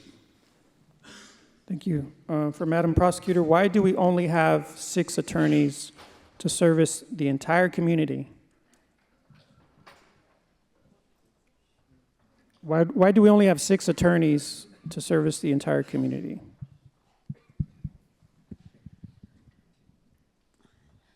We have had open positions with the prosecutor's office since I started working there. We still have open positions. If you know qualified attorneys, please encourage them to apply. We do have 2 other vacancies. We'd love to fill them. So send any qualified attorneys our way, licensed attorneys preferably. Another question, is there a GRIC gang ordinance? Is there a graffiti ordinance? I'll leave that to the panel. So we do have a gang ordinance in place with Gila River, and then graffiti-wise, it's under criminal damage. Okay, we may invite Governor or Lieutenant to respond to this one. When was the last time the tribal laws and ordinances were reviewed and revised? How often should that happen?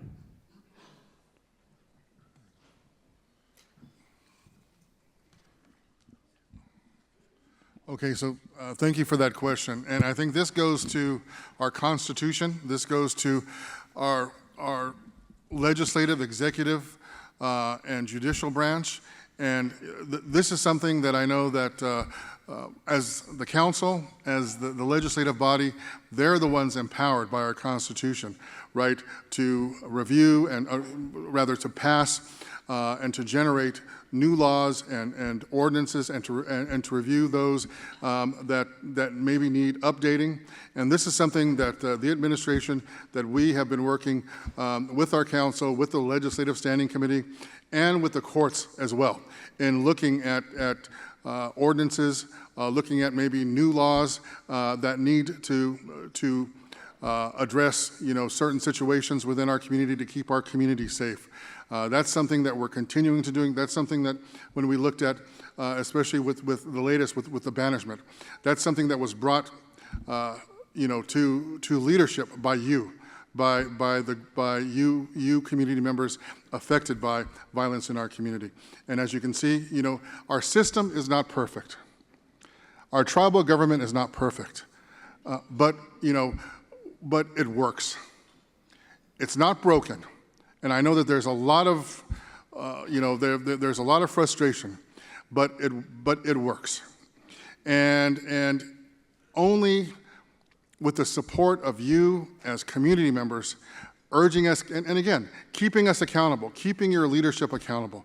That is, if you've seen that, that is how we have addressed issues. That is how we are looking, again, at addressing issues such as banishment, such as enhanced ordinances and laws, to address specific violent perpetrators in our community, and our courts as well. Our courts.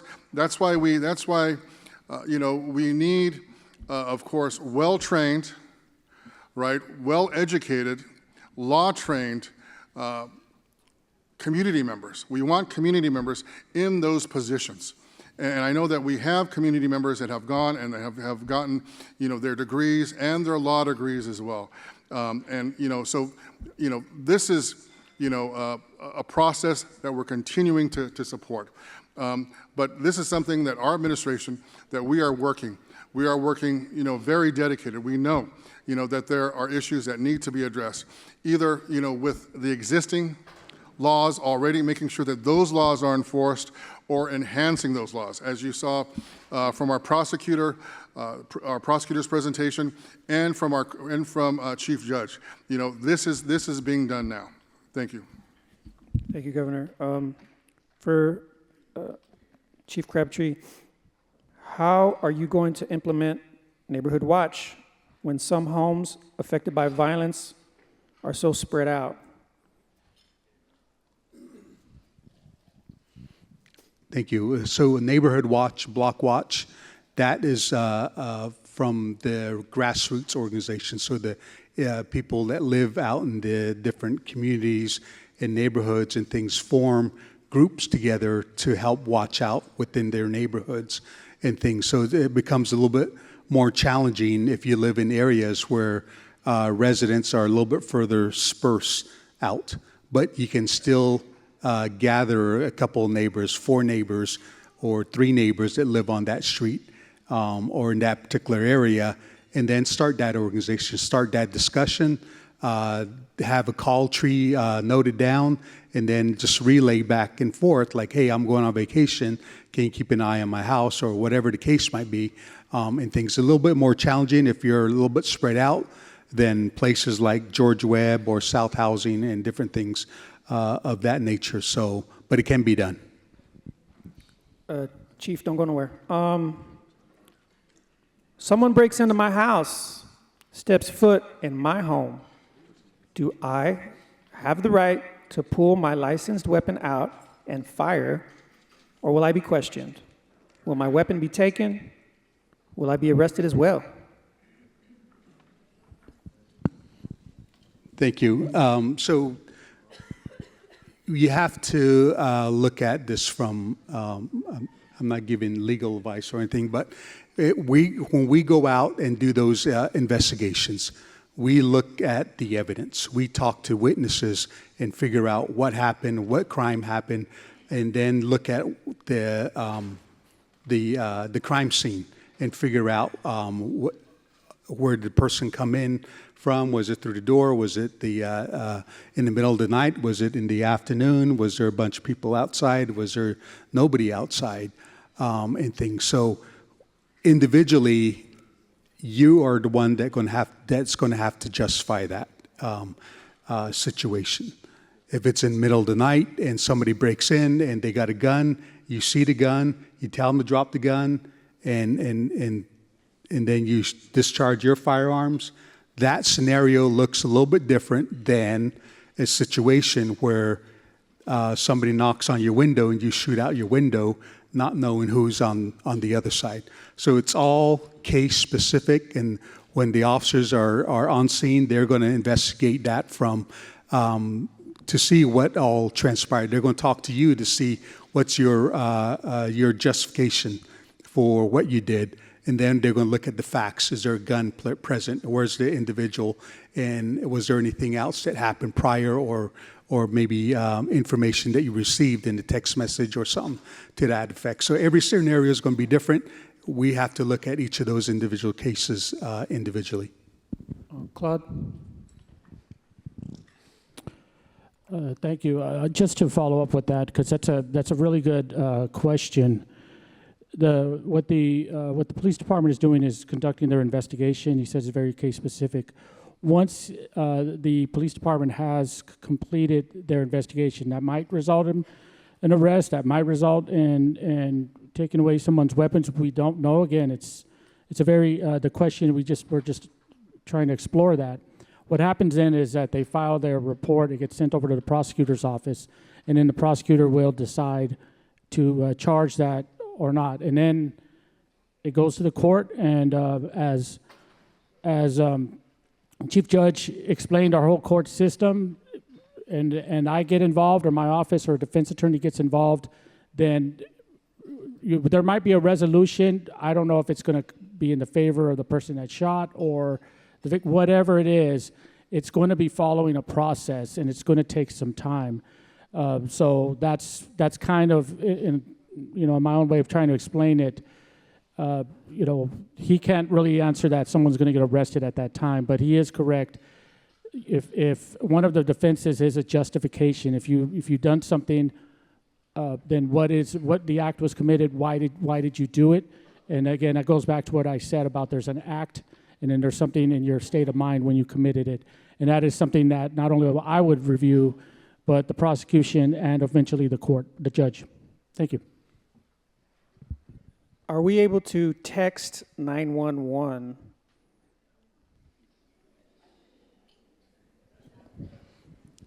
Short answer is yes, but I'll give it to Commander VR, and she can kind of explain a little bit about text 911. Who wants to do it right now? Text it. Let me tell him if you're going to do it. So you absolutely can text to 911. It's a feature that's now available here on GRIC, but it's also available statewide. So any call center statewide that has a 911 center is able to receive text to 911. Obviously, that helps people who are hard of hearing, who may be deaf, or people who just cannot call on the phone. And so all you need to do is in the to line in your text app, you go to the to line where you would normally text in a phone number, and you you put in 911, and then in the text area, you type in what the issue is and what your exact location is. So just make sure if you do text to 911 that you enter your location in that text area, because our dispatchers are going to respond and ask questions, and you may not be able, if it's an emergent situation, you may not be able to respond to them. So in those circumstances, we just need to make sure that you type in your exact location, what the problem is, and that you need help. It can be brief, and then if you don't respond back to us, we will know to be able to relay that information to our officer. So that's a great question. Very interesting. Why is there major, underline, delays in passing ordinances through legislature pertaining to members murdering members? Exclamation point, or question mark, question mark. Again, stated at recent LSC meeting, we are working on it. So I guess we have your name on here, Governor, if you want to maybe kick us off.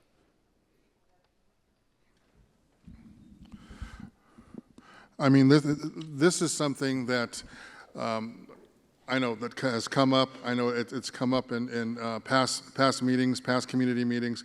We have to do this the right way. And I don't know if Chief Judge, he has an actual example of a tribe that enacted their code and law, and it was challenged in federal court, and it actually affected their tribal sovereignty. So we have a process in place to make sure that there's an opportunity for the public, for our community members to get input, to get it out to the districts. But we have to do it the right way. We have to make sure that whatever law, whatever new ordinance that is enacted, through our tribal sovereignty, that it's done the right way. So it's not challenged. It's not challenged outside our tribal courts. It's not challenged in federal court, because this would be the last thing that we would want, is to have this challenge and go all the way up to the U.S. Supreme Court and affect tribal sovereignty, not just for the community, but for all of Indian country. I don't know if Chief, if you wanted to also speak more of it from a legal perspective.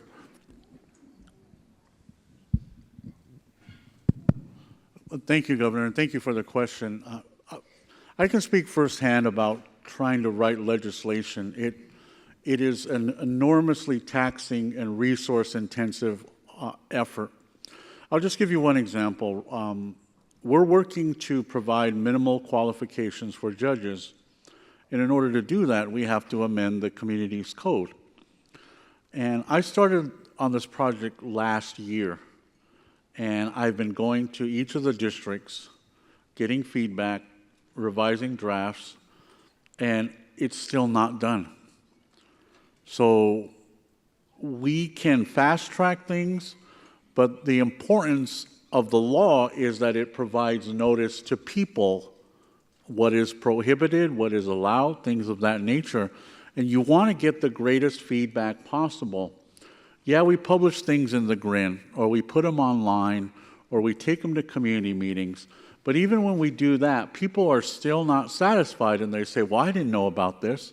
Why didn't I have a chance to have some input? We want to get the greatest input possible, and that takes time. We're working on the traffic code right now. That's been going on for over a year. And we look at other examples, and we make changes to the drafts. I'm not providing excuses. We work on this as diligently as we can. We did a major overhaul of the criminal code because of the Tribal Law and Order Act. That took 2 years to do. And there were dozens of people that were involved in that because, as Governor said, if we didn't do it right, our code would be challenged in federal court, and it may end up getting thrown out. We don't want that because we put a lot of work into it. We want to make sure it survives federal court review. So it does take a long time, and now that I'm becoming involved in helping put together ordinances, it is a very time-intensive product. And then the individuals involved have other assignments as well that they have to focus on as well. So we divide our time up as best we can to ensure that it does get done, but it is a very time-intensive and a resource-intensive project. Thank you, Chief. So we just want to let everyone know that the comments that were posted to the QR code, they will be taken into consideration and shared with leadership. As you know, there's going to be a huge reporting process, so all that's going to be a part of the record. This one says, refer me to the right department, been waiting for years with no luck, was turned down by everyone, even on council. This says something about a part of a case involving a victim and their family. So if you're listening, Crime Victim Services, they'll be able to give you the tools. They'll be able to provide you with some of the feedback and what process you can go through if you're still running into problems. Does District 4 have a flock camera, and what's the time frame on follow-up?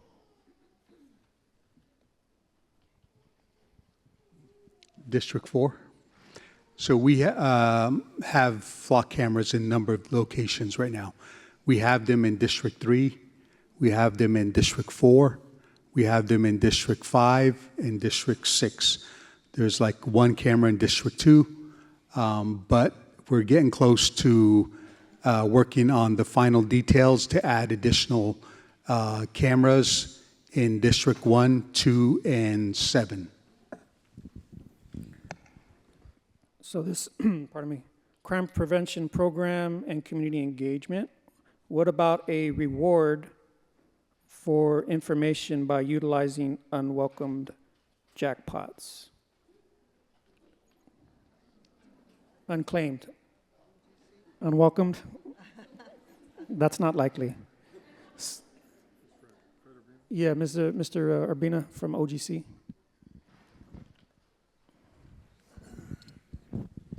Thank you. Yeah, unclaimed jackpots. Currently, I believe that's distributed by the casino to nonprofits annually. There's probably no reason why it can't be. Groups cannot apply for these funds, but the casino would have to change their policies in order to do that. So, do we have any more questions, Manny? We'll go back to the floor.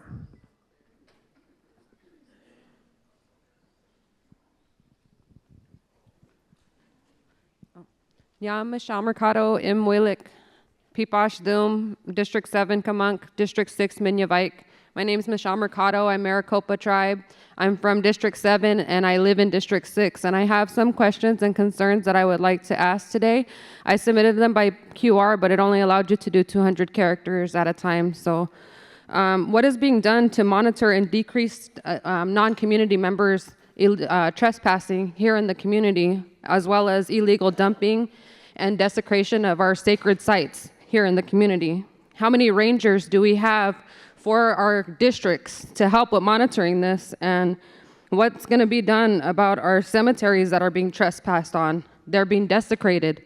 They're being pictured and videoed and posted online and onto YouTube.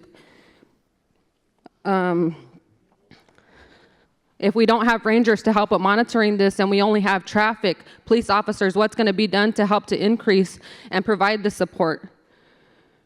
Along with our these issues with our cemeteries, other tribes that are of the human peoples have a cry house to go and do their services in. And they have cemetery crews that help with digging and getting wood and helping with cremations and help to maintain our cemeteries that are not being monitored. What can be done to help with implementing this to help to preserve what we have here in our community for our people? And also something in addition that I would like to mention is, why are we unable to request police body cameras? Because that can be done outside of the community, so it should be transparent and available here as well. Thank you.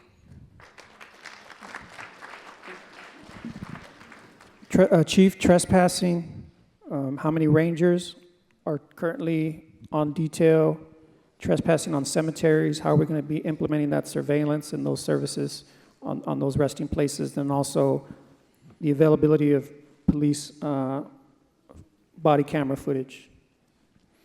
Yes, so we have 6 rangers for the community, and they cover again from District 1 through District 7, and they take different calls, and most of the time they're detailed out into unincorporated areas, looking for what was brought up, looking for trespassers, looking for vandalism, or looking for at our archaeological sites, and then enforcing the tribal codes in those particular areas.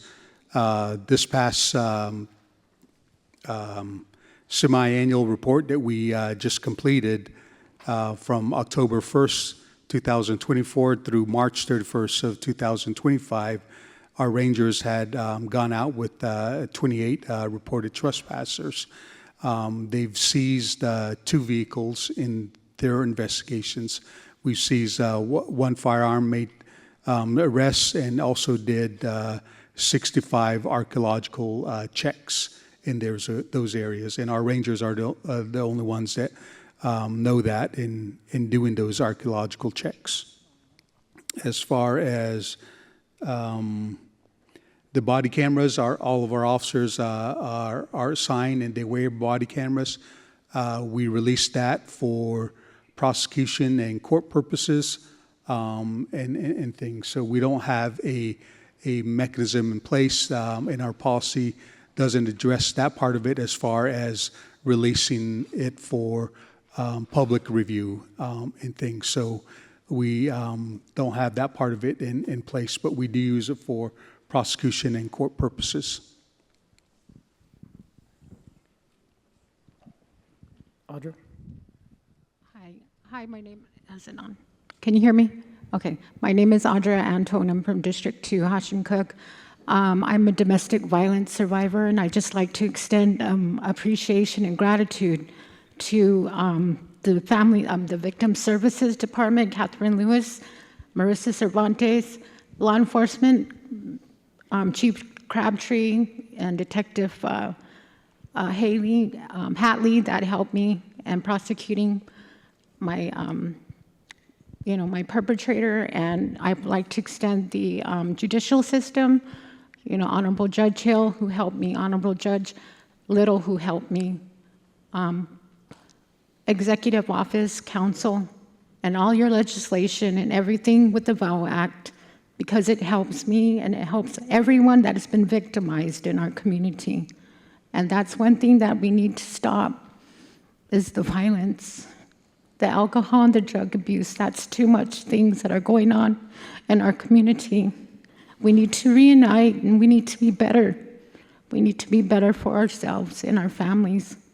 So thank you. I appreciate everything that we do, everything you do. And I know your jobs are very hard and stressful. But together, if we support each other, we can get through it together. Thank you.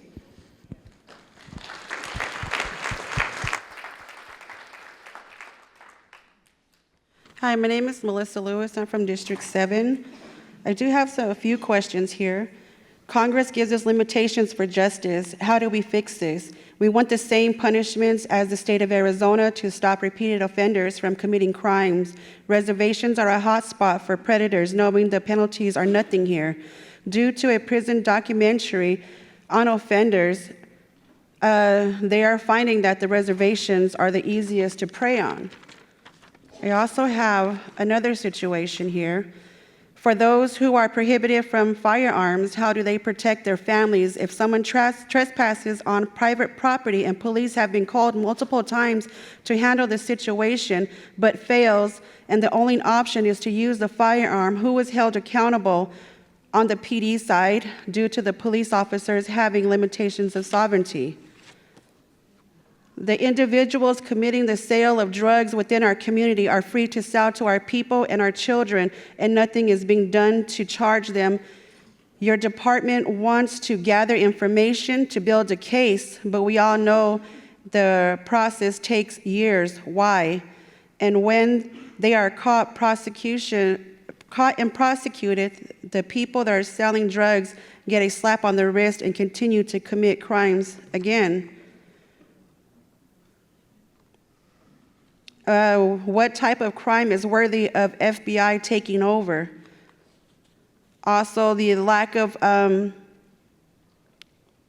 investigation during the investigating of a major crime or anything. I feel like FBI should be involved right then and there. Also, it might be helpful to create a checklist for the people to follow when crimes occur, for their records to document the crime. Some investigations do not get the correct process at the scene of a crime when the case gets dropped due to the crime scene's lack of evidence. Thank you. I'll leave that up to the panel.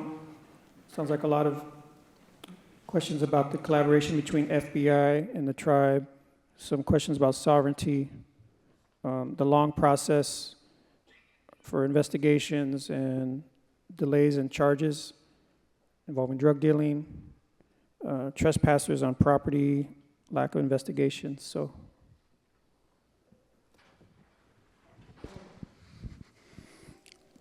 I think regarding the firearms and protecting families, there's a justification for use of force. I think we had addressed that a little bit earlier.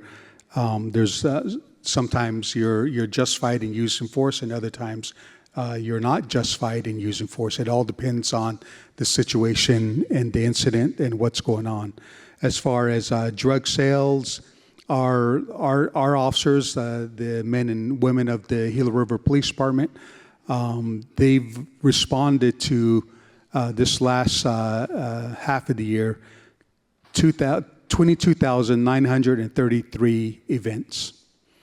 Officers have initiated 11,834 proactive events. So that means that their officers are busy out there taking calls for calls and different things. We've gotten, just this half of the year, we've received 42,294 calls for service into our dispatch. Last year, for one whole year, we received 97,563 calls for service into our dispatch. So our officers are definitely busy going from call to call in addressing that. But we also have a special investigations unit. They proactively go out and conduct different drug investigations. We also work with the Bureau of Indian Affairs in drug cases that are impacting the community. So just this past half of the year, they've seized 57 pounds of methamphetamine in conducting their investigations. They've seized 7.9 grams of cocaine in their drug investigations. They've seized 435 grams of marijuana during that time frame. And in conjunction with BIA and doing those type of details, they have seized our SIU, our Special Investigations Unit here, they have seized 145,000 fentanyl pills in the community. So they are our detectives in SIU unit are actively out and doing investigations in the community. Working with the FBI, every time we have one of those Part 1 crimes, when we have a homicide, when we have a serious aggravated assault or some sort of shooting incident, our officers go out, take the initial call. Our detectives start going out, and then they coordinate with the FBI. So FBI agents and our detectives are out on the scene conducting a joint investigation using the resources available through the FBI and the resources available through the Gila River Police Department to gather all the evidence, to interview all the individuals, and then they present that information back to the tribal law office and or the U.S. Attorney's office. And then those, the prosecutor's office and the U.S. Attorney's office meet to discuss the best avenue of proper jurisdiction in that. And it was mentioned earlier how investigations take a long time. I think the chief judge mentioned in the Officer Breeze shooting that it took 6 months in things to get that information out into the federal system and things, because some of these investigations are long and tedious. Sometimes we get information and then that information stops, and then somebody calls in a tip and says, hey, you might want to check this, and then we have to follow up on that too.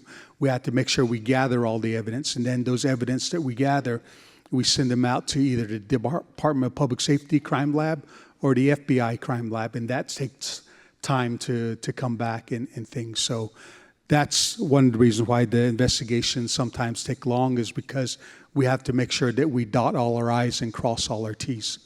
Thank you. Thank you. Ms. Blackwater, you've been waiting patiently. Thank you. Good afternoon, everyone. I'm glad to see all of you here. My name is Linnell Blackwater. I'm a member of the Akimart O'odham Crime Victims and Family Support Group, which was formed in 2021. I became a member of this group as a result of my son being violently assaulted, Ohitika Daniel Red Bull, in March of that year. And I want to thank you for the opportunity to allow us to exercise our rights to give input on this very important matter, violence in our community. As a sovereign nation, we can enact laws that suit our needs, and we're talking about this today because me and a group of victims and other interested grassroots groups went to the Legislative and Health and Social Standing Committee to make a statement and a demand to act on our behalf to keep us safe. Our people today, as well as our people that have passed away and our future generations, we want to protect their lives. As survivors of the traumatic violence and its permanent effects on family members and friends, we know the types of actions that are warranted to protect our members and our future generations. We have several recommendations that we as crime victims are requesting must be taken into consideration when developing laws to keep us safe.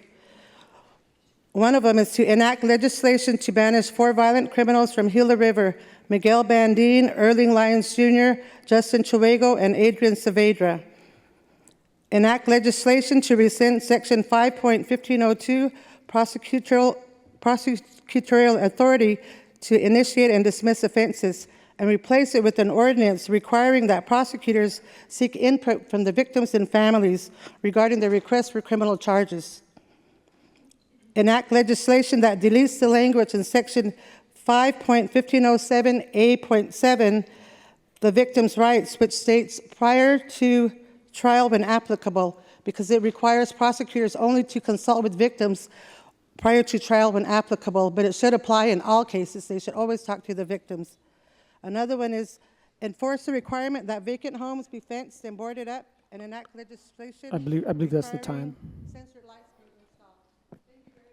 Thank you. Please submit the rest of your statement, and it can be included in the report. Thank you.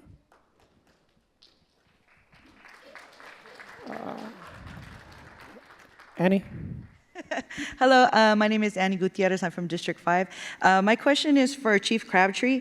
Can you clarify some stats from the curfew? From your presentation, there was, it said 34 violators. Are those citations? Are those arrests? Are those juveniles who got off on a warning? And are these stats since the curfew began on February 24, 2025?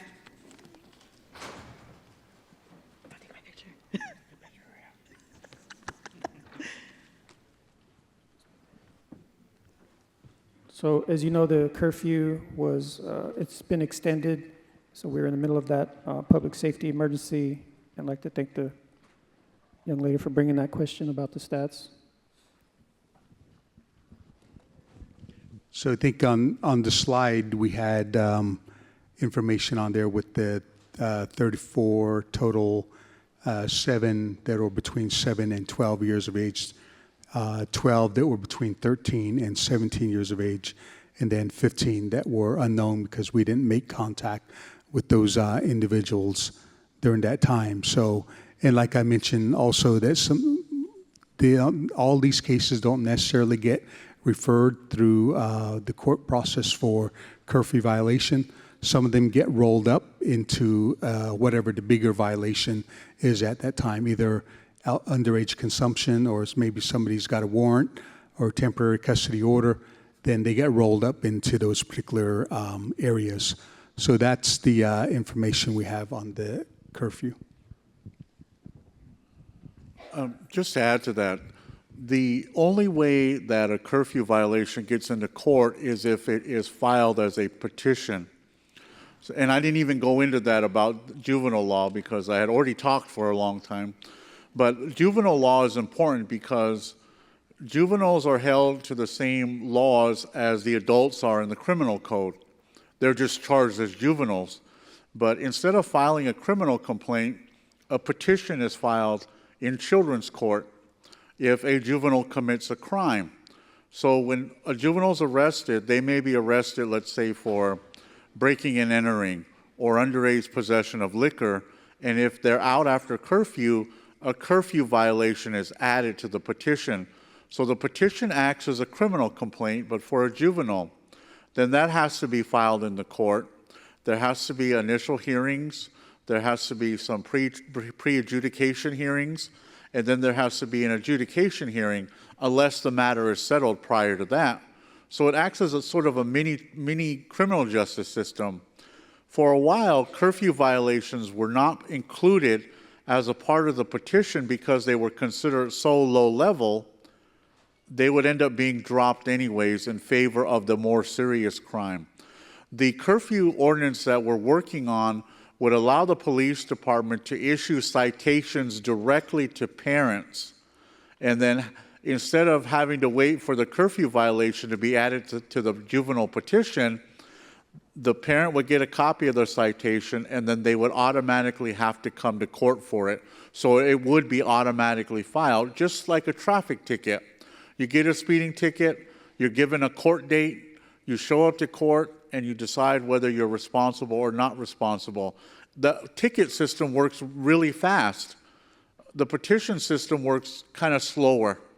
So by putting curfew violations on tickets or citations, we get the parents in quicker, we're able to adjudicate the matter quickly, and we're able to more quickly issue a punishment against the parent. So that's the system. It's not in place yet, but we're hoping to bring that for passage in a little while. I hope that helps. Thank you. Right here. Have you, my name is Doreen Sun from Co-op Village. Have you looked at trying to get, do a rehabilitation and detoxing place for our children, to bring our children home, to help them get off of the drugs? I know we have a drug problem, and for the adults and children, but looking at our children, we need to bring them back home. And if we put one up, we have all the land in the back, we have horses, we have cowboys. Teach them how to rope, teach them how to break a horse, teach them agriculture, get them back into a life to where they have promise. They have something to look forward to in life. Teach them how to do their GED, their high school diplomas while they're in there. Let them know that we care for them, that they're a purpose in life. This is our generation that we're losing, is our younger children. They're just disappearing.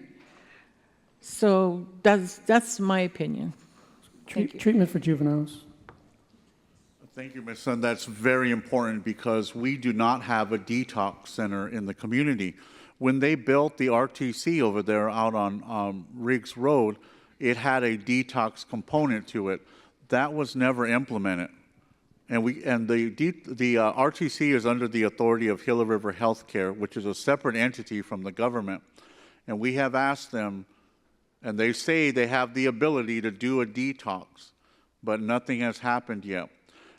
And I'm sure you know that if you go on 51st Avenue and Baseline, our community members are laying out there on the street, at the bus stops, in the landscaping. And when Phoenix PD tries to pick them up and take them to the RTC for detox, they turn them away because they don't have a detox center. I don't know what law needs to be passed to force Gila River Healthcare to open a detox center in the community, but it needs to happen because we're losing community members who are dying out in the street or in the park. And hopefully, I don't know if somebody from Gila River Healthcare is here, but it needs to happen. Yes. Hi, my name is Kerry Van Valkenburg. I'm the Chief Behavioral Health Officer for behavioral health. With the hospital, and that's a great question. Through the opioid implementation funds, we are currently in the process of developing a 5-bed medical detox and a 5-bed 23-hour detox, crisis detox. So we are working on that. It's in our plans right now. We would like to see how we can develop a youth treatment center. That's kind of in the process because it is needed. But we're hiring the program director to be able to start the policies and all of the things that come along with developing. We're refurbishing one of our buildings to be able to make it compliant, to be able to do a medical detox plus the 23-hour crisis. So that is in process right now. Real quick, Carrie, hang on. Another question for behavioral health. What steps are being taken to support the youth through culturally rooted programs or trauma-informed programs that address violence, individual or historical trauma? Okay, great. Thank you. Great question. First off, what we currently have, all of our staff are clinicians and even our support staff are trauma-informed. For programming, we do have a youth group at the Shigoi location in District 6, and they focus on, there's a component of that focuses on anger, talk about impulse control, things such as that. We do have a traditional counselor that meets with the youth at RPY, and they do a group. We also have our behavioral health school counselors that can help with things like impulse control, conflict resolution, things like that. And recently, this is a great question, very timely, because we're actually thinking, how do we get grants for prevention to do violence prevention? We do a lot of substance abuse, a lot of suicide prevention, but how do we start providing also violence prevention in that? From the traditional cultural standpoint, we're working with our traditional team right now with how do we expand that? I know Jivik has started some groups. Our traditional counselors do go into some of our substance abuse groups and one of our mindfulness-based groups that's been very successful. The other initiative we've done is we've contracted out to Arizona Marriage and Family because there's a huge need for family counseling and marriage counseling, so we're contracting with them for that. And also, we're trying to get the kids before they get too old, right? So we've contracted with a trainer that will help our staff become certified in play therapy so we can work with the littles, you know, the 3, 4, 5-year-olds. So we're very much focused on families. We're trying to pivot towards offering more grief services, more cultural services. So we are looking that direction for sure. So hopefully I got everything there. Thank you. Lieutenant? Thank you. And I just wanted to add to that because, and I appreciate you, Ms. Sun, for bringing that for the children or the juveniles, because we've been working with the adults. And as you all know, we have the resources, but we had a lot of gaps. And so we were trying to figure out how to keep them in the system until they're ready to move forward.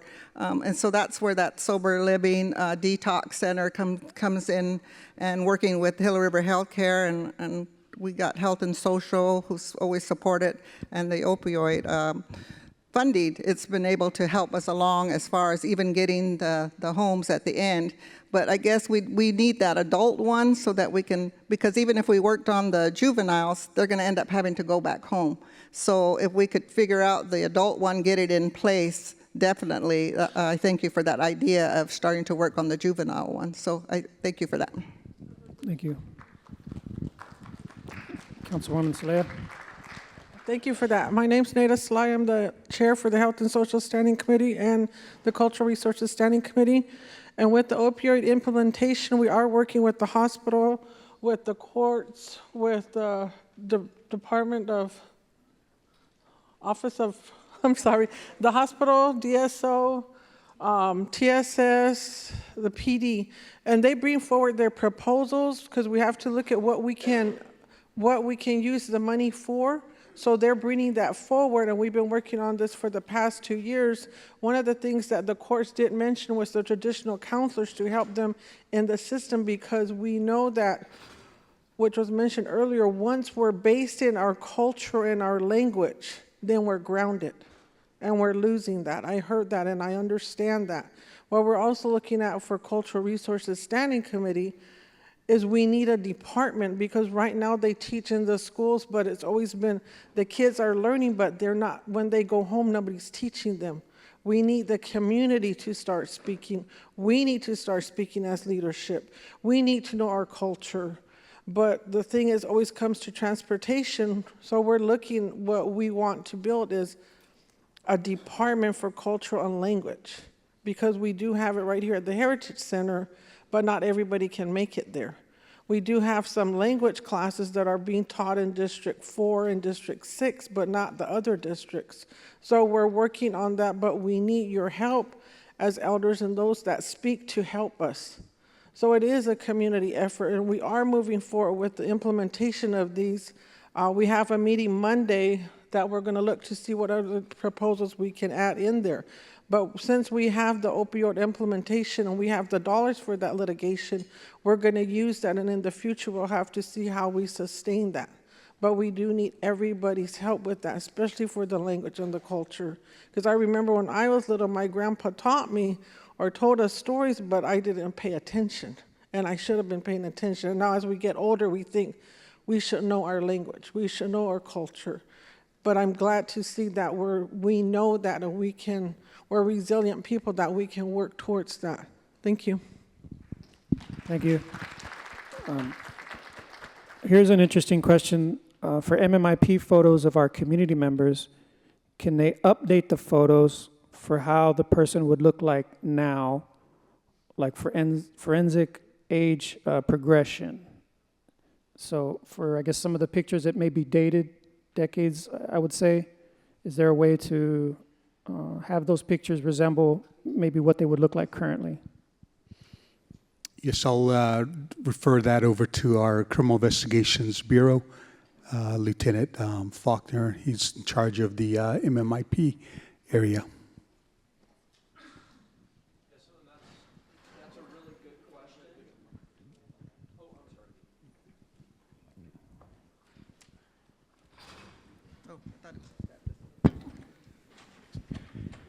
That's a really good question, and we can update those through AI.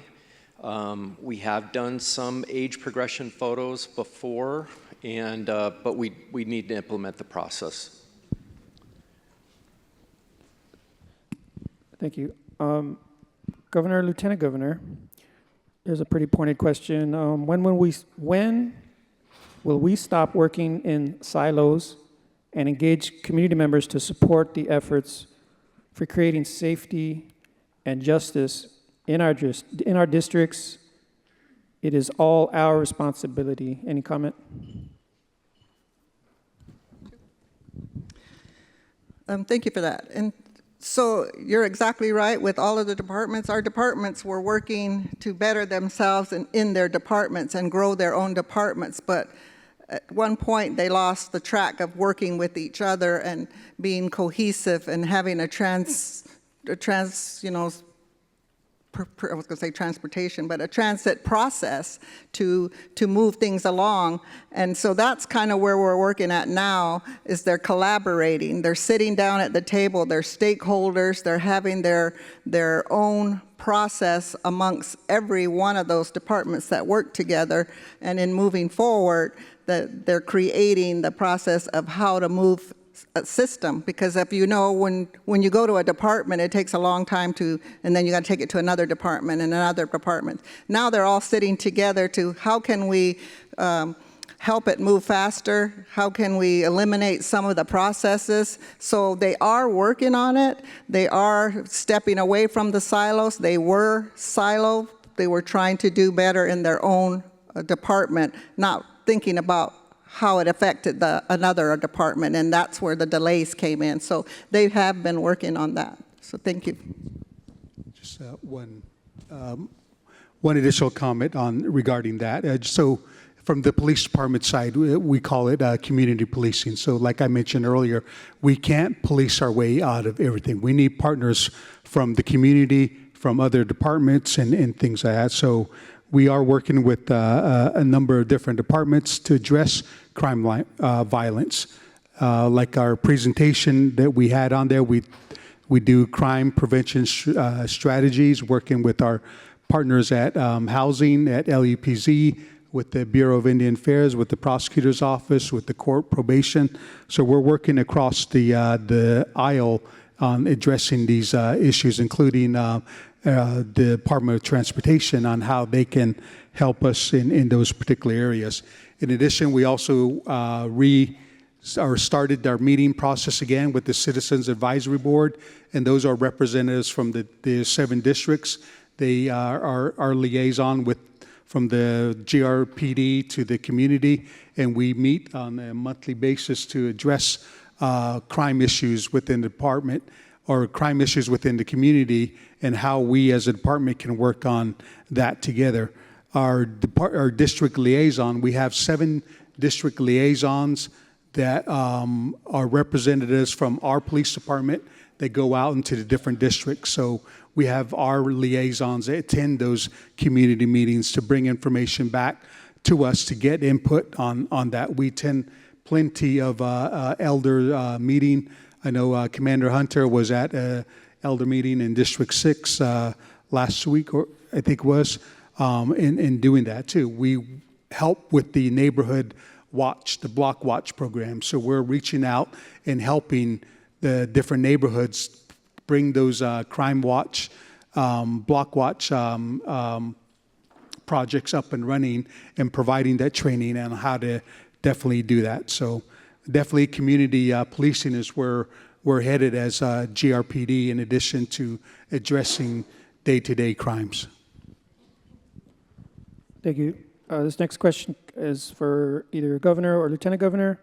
What is being done about the drug and homeless epidemic? We covered drugs quite a bit. Homelessness, houselessness, specifically. Any input on that, sir? Thank you. And as you know, homelessness, houselessness, this is something that has been a growing issue. In fact, it's been with our community for a number of years. And this is something that I know that we've tried different models, which, we have to use a model that is unique to our community, right? That is unique to us as the Gila River Indian community. And this is something that really, it's a partnership here with the administration, with council, even with the branches, the courts as well. And this is something that I delegated to Lieutenant Governor Regina Antone. There had been, sort of other projects that have started and stopped, but I'll have Lieutenant Governor Antone just give you exactly an update on where we're at in regards to houselessness, homelessness. Thank you, Governor. So starting back to when you had the homeless that are transit in our community, and we were getting complaints of the trash, they're worried about their elements. We created a program at that time to go out and find how many we actually had within, the districts that are their encampment sites. They were leaving needles and things, which is kind of dangerous for our community members. So we reached out to them, found out who they were, found out how many we had at the time, and offered them assistance, even tried to put them in a program, tried to get them some counseling because they were not allowed to go back to their own families. And only one of them really wanted to step up and do better. The rest of them that are actually out there, that are the transits living in the encampments, they have stated to us that they really do not want to do anything yet. They're fine. They move from place to place, and we can't force people to do anything. I mean, if we put them in somewhere, they're just going to leave and they're going to do it. We need to help the ones that want to be helped. So at that point, we moved forward for a transitional homeless plan that we've been trying for many years. It's what council is supporting, executive supporting, but it's a plan. What does it look like for our community? And like Governor said, it has to be unique to our people so that we can try to help them. So in saying that, in moving forward, the committee for G&M, we went in front of them with a plan of how it would be. We reconnected the original members in this homeless transitional program to create the policies, the intake, who it is that we're going to do with the wraparound and the resources. Bringing the community together, like I said, we have many resources. There's about 22 departments and programs that offer resources in different ways. Bringing them all together and bringing this team together created the plan. G&M has had options to choose from, and they chose at that time to create a new department because these individuals need their own individual, they're vulnerable. They really need the hand-holding process of trying to do better. So in moving forward through G&M, They've asked to, put together what's the budget, what's the positions, and bring it before them. So everyone is understanding that this is a problem. It's been a problem for years. It's a growing problem, but we also have to help why they're homeless. Each one is going to have a different story, a different case management. I mean, we even have some at TSS who are actually doing the system, who are actually going through the programs, going through parenting, doing what they're needing to do, but they can't get their children because they don't have a permanent place to live. You can't live with a parent or a grandparent because that's not a permanent home for that. But because they're trying, they would be, one of our model candidates in this pilot program to try to do better. We've implemented the day labor program. That would be crucial in these this program that we're trying to do, because then you've got them to get to work. And it's also teaching maybe some rent, some finances. Salt River has always done this. They started out with a small program and doubled the next year. So they were working with us to help implement it. The program works really well. So there's a lot of key components to it. It's moving along, council's supporting. Everybody sees that there's a need for it. So it is moving forward. So I thank you for that. Thank you. For Chief, yes, please. How many police officers do we have to protect GRIC?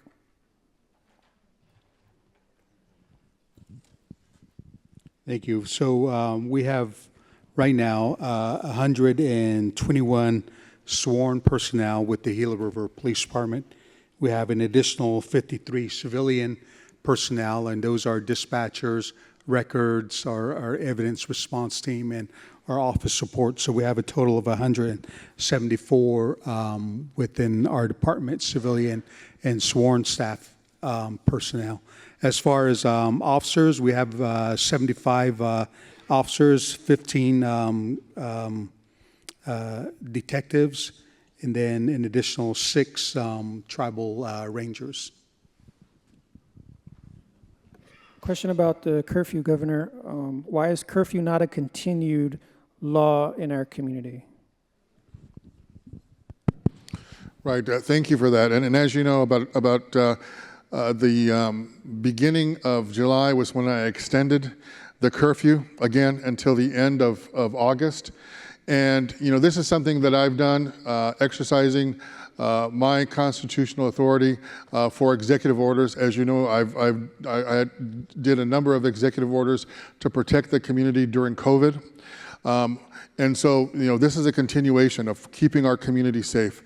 As was said earlier by Chief Crabtree, the community was in a particularly need of some type of protection when all of that recent violence was occurring. As we all know, violent acts, especially among our youth. And this was in April that began, and this was something that we had to get a handle on. And so, what seemed common sense, but actually would we didn't know how this would actually affect the community, but that was proposed was the curfew, the enhanced curfew. And what we've seen since then, we've seen a significant drop in violent crime, in shootings among our community. But this is something that needs to be addressed in a larger issue. This is not sort of the end all, as we all know, having to do with the curfew. So this is something that I know that we're working with council on, our administration, particularly with Legislative Standing Committee, as well as the courts as well. I know the chief judge has been analyzing this and working on some potential recommendations, working with the administration and the community council as well. And this is something, of course, to let you know again, to remind you that the curfew is going to go until the end of August. But if we want to do anything permanent, of course, this would come from the council. If they wanted to change the ordinance, if they wanted to somehow enact some sort of a new enhanced ordinance or law, this would come from the council, which is the lawmaking body. But in the meantime, we are continuing to work together, and that's why I extended, in consultation, of course, with the police department, with our law office, with our council, with our departments, it was recommended that we continue my executive order and until the end of August, but also working on a long-term potential permanent set of recommendations that will come from council. Thank you. For Chief Crabtree, or perhaps someone from your staff, are officers trained in trauma and mental health when they are dealing with arrests, especially when dealing with children? Thank you. I'll ask that Assistant Chief come up. He's working on the opiate funding project, and one of our proposal is dealing directly with that. Thank you, Chief, and thank you for that question. We know that this is a problem in the community and everywhere. We're learning that mental health is a big issue in some of the calls that we go to. With this program, with opioid implementation, we're working with Tribal Social Services to be able to form a response team with some specialists and a police officer that is specifically trained to assist in helping with these calls. When this happens, this will help with treating these people that are in crisis and getting them the help that they need, instead of taking them to DRS and having to spend the night in jail till we can find a bed for them. This will lessen the trauma and get them the help that they need. We're trying as a police department to train and not just in mental health, but in cultural awareness, sensitivity. We're always trying to get better, and I want to thank everybody for being here and submitting their questions and their concerns. With that, we can become a better police department and serve the community better. Thank you. Thank you. Chief Crabtree, what are some examples of simple assaults for those that aren't familiar with that term or those types of crimes? What are some examples?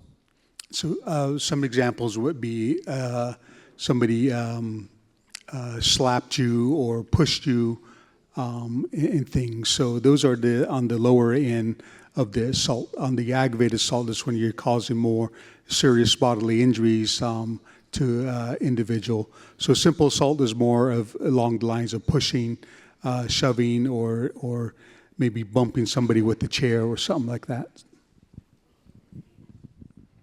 Will the presentations be available online anywhere? I guess everyone's, the presenters, their slides. We can address that and work on that. And if that information needs to go out, maybe we can kind of look into those slides and how they can be prepared for the public. And then also you can, like I said, join in on our GRBC. They can replay this, and we can have that information for those viewers at home. So let's continue on with the questions. But before that, and I got to stretch. All right, you guys stay with me. I want to see some more hands. I haven't seen any more hands. So we got a stack of questions we yet to go through. But please, if you get a thought in your head, now's the time. For either Chief or perhaps VR. Okay, many community members who are in leadership positions choose not to be on social media. How can they receive safety alerts, perhaps a mass texting platform? Well, the tribe does have a text alert system, so we can start to help with that campaign and spreading that awareness. But I know there's going to be some other implementations kind of coming up, maybe along those lines, that if you want to address.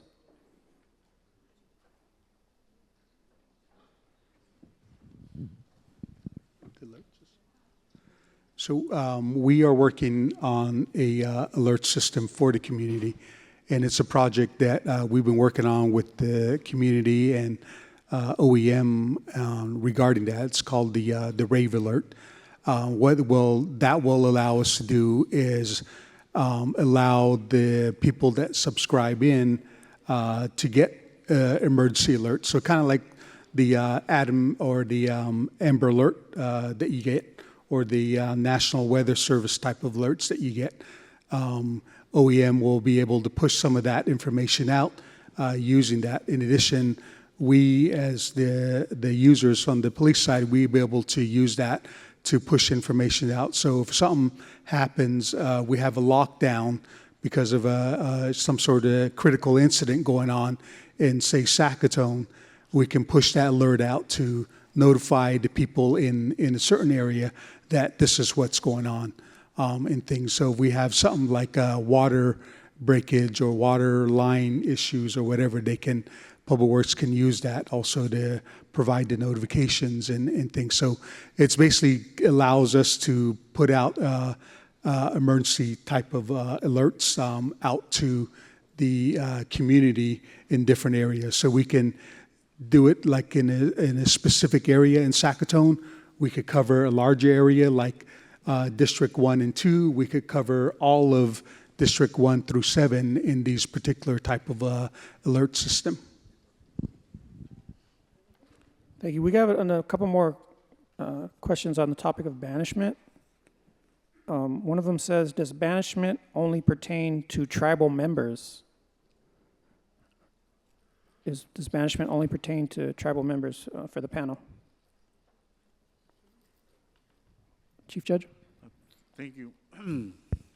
Thank you for the question.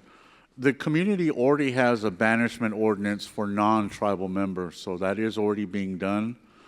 There have been people that have been banished who either are not Native American or who are not part of the community. They're not tribal members, so that's already being done.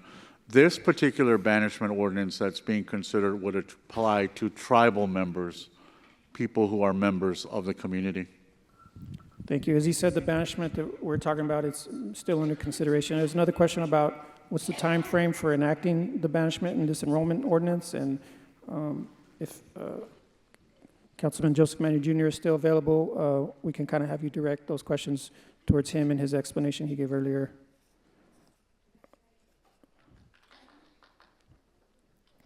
Here he comes. Dun, da, da, da. All right. Can you hear me? All right, awesome.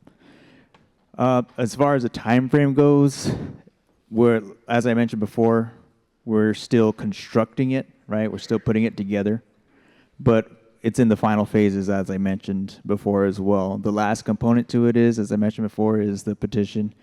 If someone is disenrolled, that they can petition. So it's probably going to have to go back. It's in Office of General Counsel is making those changes to it right now.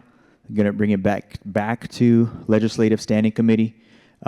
If Legislative Standing Committee sees the need for further alterations or further modifications to it, then it'll go back to OGC, and then it'll have to come back to the committee.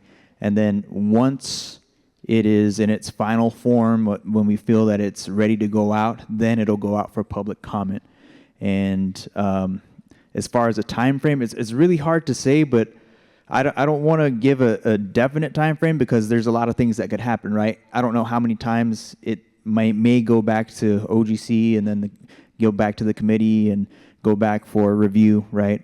So it's really hard to say, but what I can say is we started this back in February, early February. We started working on this form of banishment ordinance, and it's taken all the way till now. It's like I said, it's pretty much ready to go. Just need that final piece, but I'm hoping that at least we can get something out by the end of the calendar year. That's my hope, right?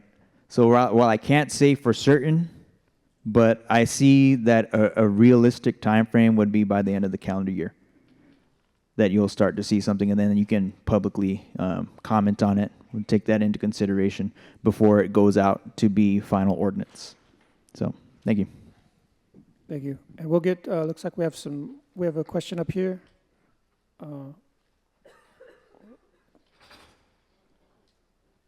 Yeah, let's get this question right here. She hasn't asked a question yet. Is anyone available? Our microphone people? Right here, Manny.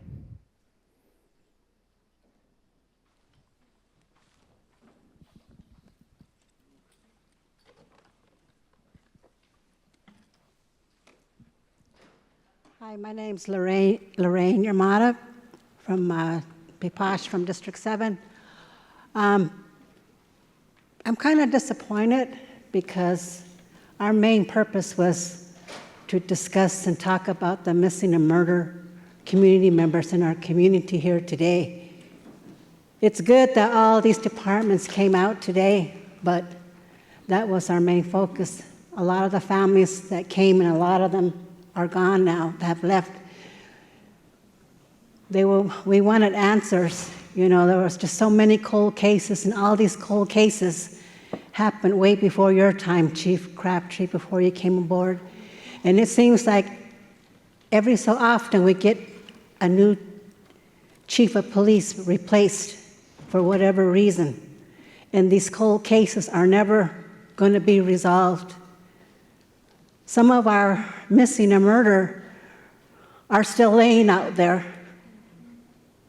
Their bodies have been there. I have a relative that's been missing. We don't know where. Animals probably ate him by now.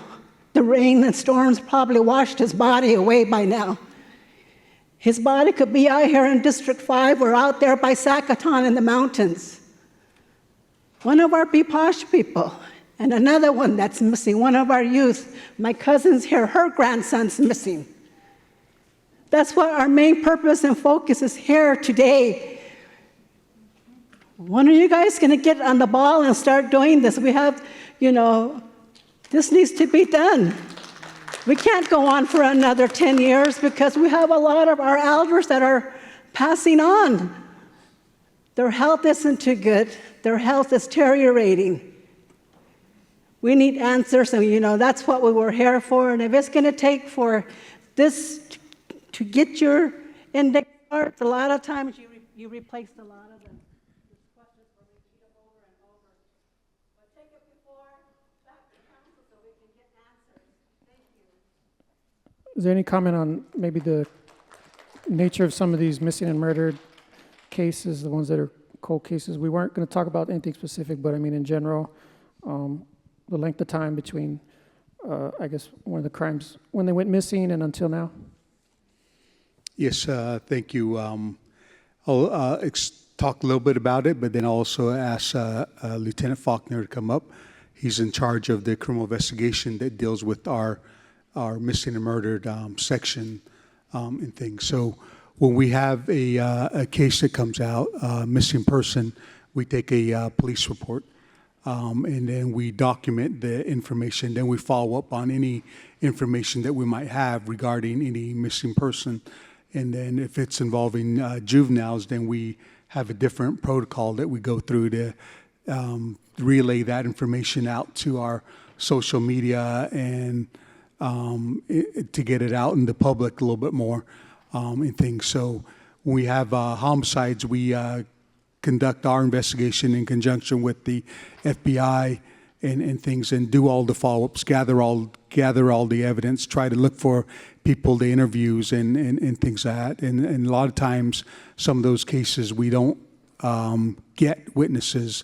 We don't get, we might get pieces of evidence, but we don't get everything. So if we get information from the community, somebody knows something, that might be that missing piece that solves this particular case and things. So our detectives are hard at work all the time trying to find answers for victims of families and trying to solve these cases in different ways. So they're not just sitting on the shelf gathering dust.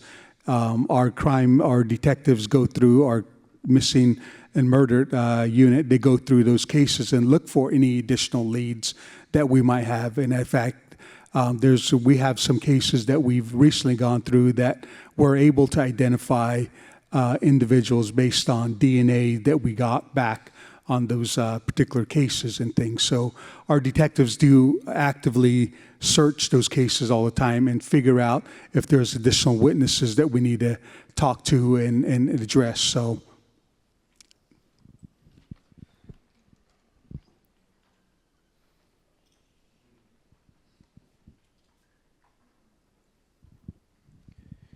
Thank you, and thank you for that question, and I'm sorry for your loss. I know there's others out here that have experienced that same situation, and we take these cases very serious. Currently, within investigations, there's a sergeant, and we have one cold case detective that's responsible for going back. We're constantly reviewing these cases. We're holding 50 cases right now. Out of those 50 cases, 7 of them are missing persons. Then there's another 15 or 16 there that are unidentified. So there's a lot of information there that we're constantly going back. We're going back and we're re-interviewing. We're trying to find out more about the person that's missing or was murdered. A lot of these cases initiated when BIA was here, way before the police department ever came on. And so we have to go back to BIA and find these files. But we're reviewing them constantly because there's new breakthroughs in technology to where we can submit any evidence that we might have for review that might open up some leads for us. But we're constantly working and trying to identify new leads to follow up on. And we're always looking for help or any assistance from the community that will help us with these investigations. Thank you. Do people who commit crimes still receive per capita? That's the question. Yes, they do. There was legislation that considered taking their per capita away, but it was not passed. If the dominant response to crime in our communities remains punitive, how will we begin to dismantle the conditions that fuel it? Let me repeat that. If the dominant response to crime in our communities remains punitive, how will we begin to dismantle the conditions that fuel it?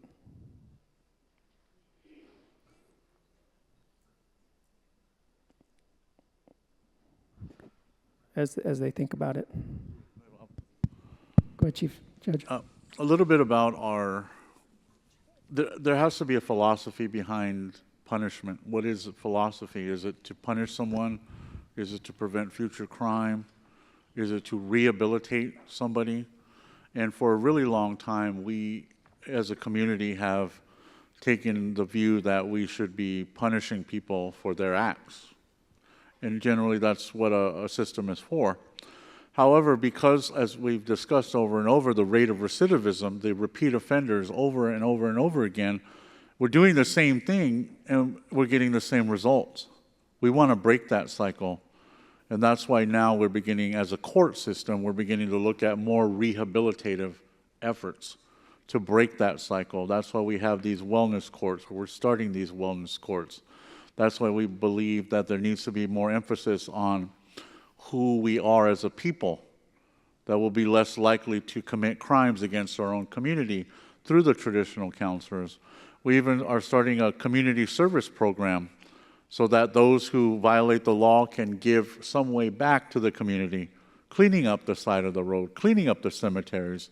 That program's getting up and started. So we're looking more towards rehabilitation, but we always need to remember that there are some crimes that are so harsh, so severe, that they warrant punishment. the greatest possible punishment. So it's a balancing act that we have to deal with, whether we rehabilitate somebody or whether we punish somebody. But I know that we are now looking at both, at least for now. Claude.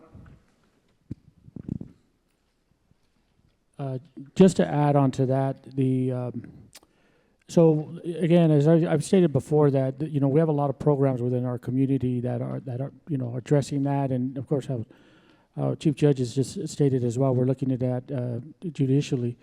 One of the key issues too is that at DRS, it says Department of Rehabilitative Services, but because a lot of our clients and the inmates are in there, they're not really in there for a long term. We have stated that you could get 9 years.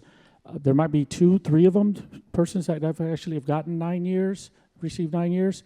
Those that have committed those serious matters, more often than not, go federal, so they're not even on our reservation. But those that are here, what are we doing to rehabilitate them? The services that we're trying to offer, that are trying to, even DRS is trying to implement them. We are dealing with a population that is, I think it's long term, but it really is short term. They could be in there for maybe a couple of years, maybe a year, maybe just a few months, and it is very difficult to get them started on this type of programming while they're incarcerated. And Chief Judge is correct. I think we all have recognized that we just keep cycling them in. They're not getting anything out. They're just sitting there. So, maybe I think it has been talked by the leadership that putting in something of a kind of like we offer the programming and we make that a condition of their sentence. Like if you're going to serve some jail time, but if you do start these programs, and then maybe transition out of it in a way, maybe we can get you out a little bit sooner than that. So that's where we're talking about the balance that we're trying to get, that accountability, that when these persons commit crimes, that is there for them, and it's the justice that the community is looking for. Thank you. Councilman? Sorry. The question of how do we address crime other than punitive measures, right? I think long-term, I'm a long-term thinker, right? And I think that long-term, returning back to our cultural heritage and learning our language as a part of that is the long-term solution. Because in my eyes, what I see is, as time goes forward, there's a disconnect. As was mentioned before, there's a disconnect from who we were, right, 2 generations ago, and who we're becoming. And that disconnect is contributing to a lot of factors today when it comes to crime. So it's my personal belief that if we implement certain measures to connect back to our culture, to participate in our heritage, right? It's not just learning the language. Learning language is the key component, but along with that is returning to the ceremonies as well. And as long as we can get back to that, we get that connection, right?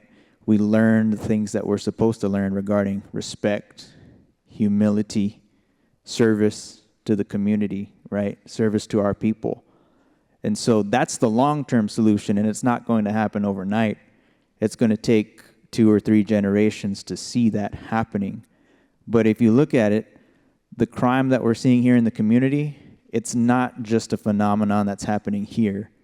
It's happening all over the world. It's happening all over the country. I was just reading the other day about kids in Tennessee who are committing gun violence, right? Kids all over the world, all over the U.S. specifically, because it's a phenomenon that's more than just here. And so I think the answer to that at the end of the day is a return to who we are as a people. It hits deeper than just punitive measures, right? Thank you.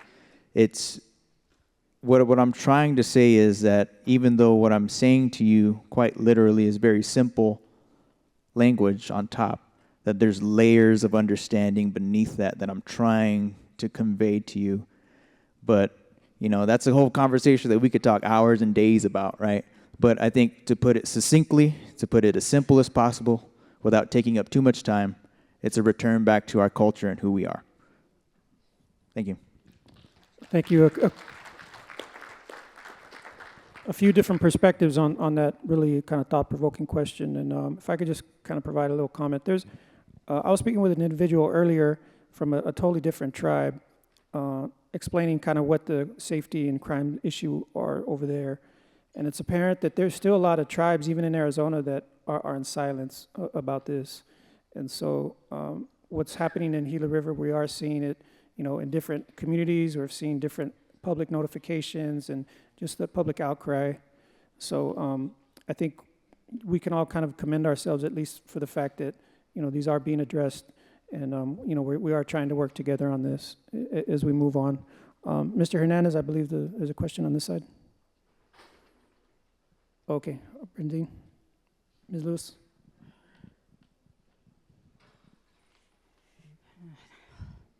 The protected that we up in Mama Masmacha got them yak.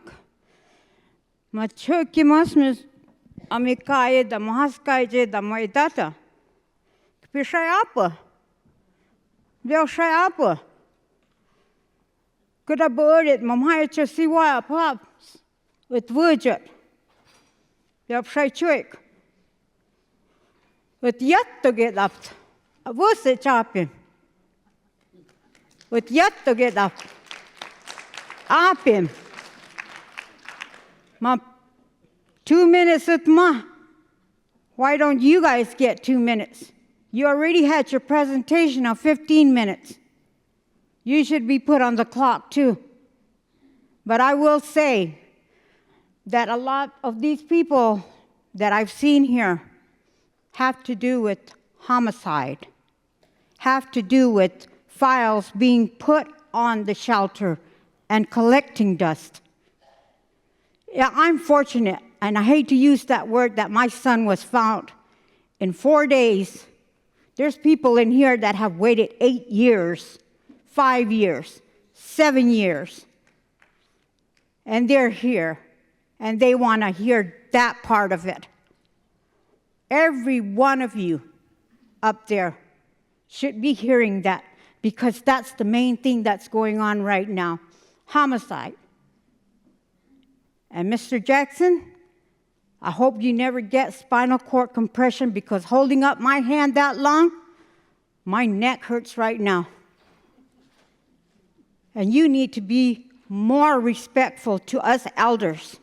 You need to treat us with respect, not cut us off, not talk over us. If you read that thing that I handed out, that's exactly what it says in there. Not to speak down to us, listen to us. Vusic Apim, all of you. And going to Legislative Standing Committee? What you're saying right now, all this, what you're saying right now should have been taken to the district, to where you give it to every district, not here, because you're wasting our time. We came here for our freedom. Reason is homicide, the violence, the vicious, malicious violence to this community. But you're not doing that. And I hope that the next time we get together,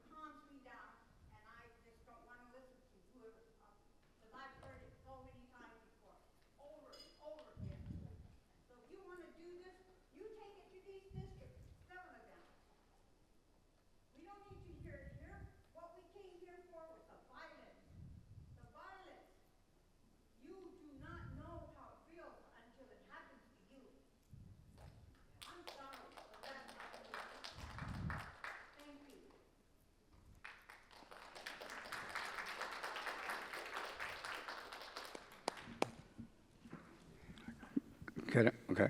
Good afternoon to all my friends, my relatives.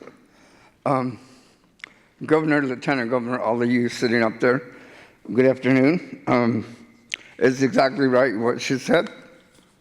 And sorry if you get emotional, but excuse me, I waited 6.5 years, it's going on to 7, that my brother's crime has not been resolved. And my question is to the department, police department, and also the chief judge.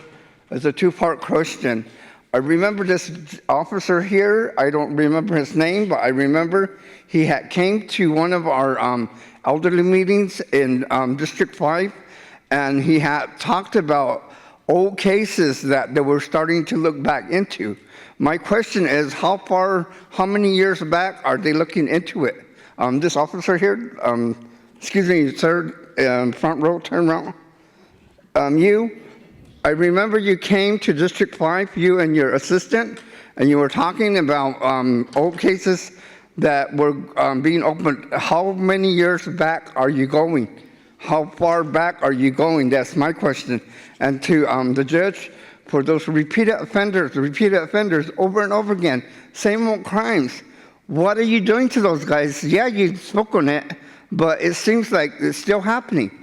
Because I see it in my own, right in front of my eyes. One of my own family members keeps getting let go.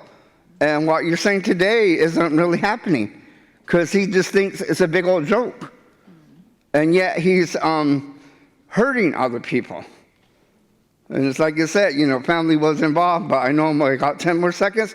But I'd like to hear this gentleman, if he can repeat, if he remembers what he said at District 5. That's what I want to hear. Thank you.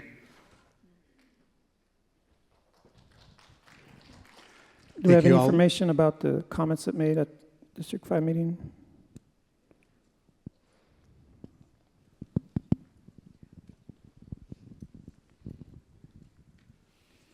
Yes, sir. I apologize, but it was not me. I've never worked on the cold case part of it. I've never given any presentation about cold cases or where the status is at.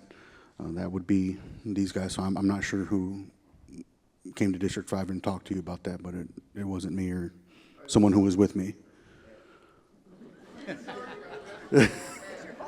Okay, I appreciate it. I apologize, but. So I can try to answer some of that. So those particular cases, any cases that we have that's pending involving violent crimes, including homicides or sexual assault, those cases continue to be evaluated until we gather additional evidence or additional witnesses so that we can present that information to the U.S. Attorney's Office or our tribal law office, and then they go through their process at that time. So the cases remain active, and the cases remain being reviewed from time to time, and our cold case unit does that part of it. So it's not like we take a homicide or missing person, work it for 1 year, and then it disappears.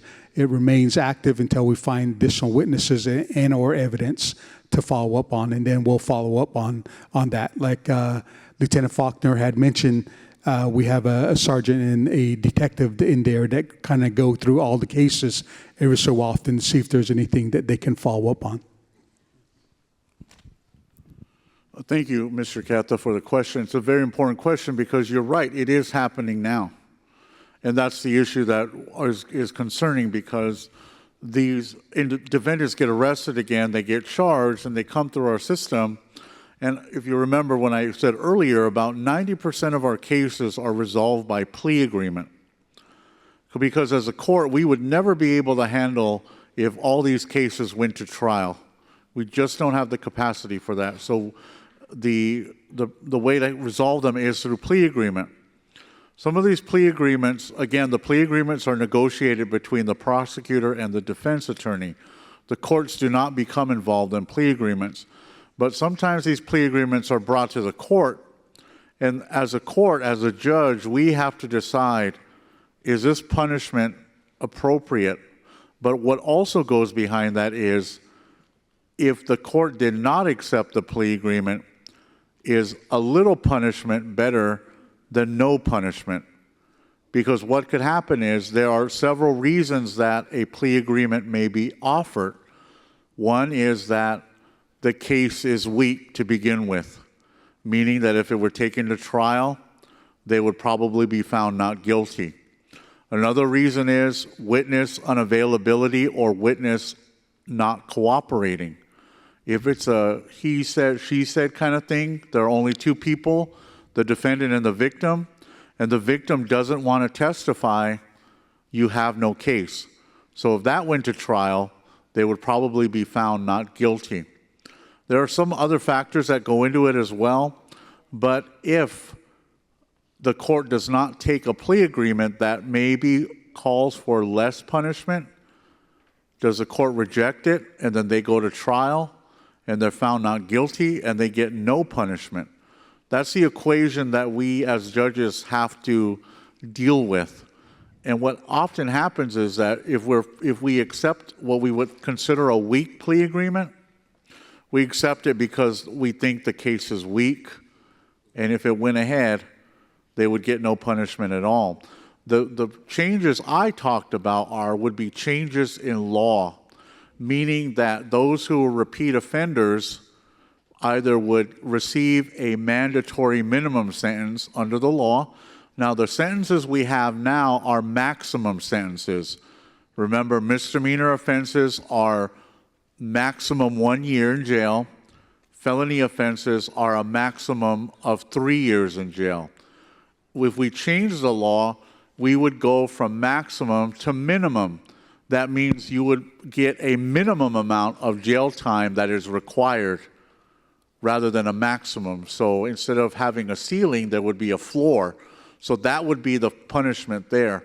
For repeat offenders, we would have to define what a repeat offender is under the law.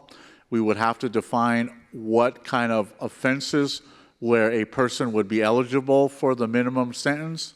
And then we also would have to look at our capacity as a jail, because we have a pretty big jail right now. I'm not sure of the percentage that is full, but if we're sending a lot more people to jail, is our jail system able to keep up with all those people that we're sending to jail?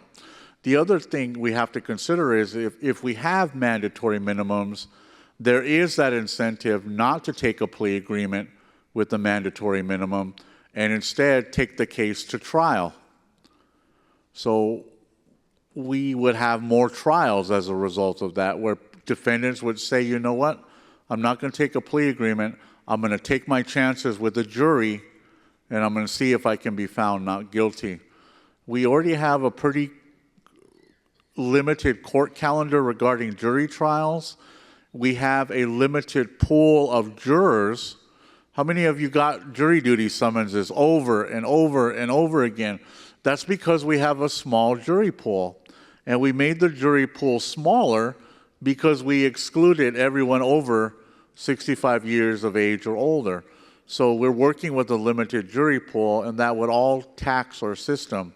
So there's, as I said in my earlier answer, it's a balancing act, and we have to decide what we can as a system handle and what we can't as a system handle. But the changes I talked about, we're going to bring those forward.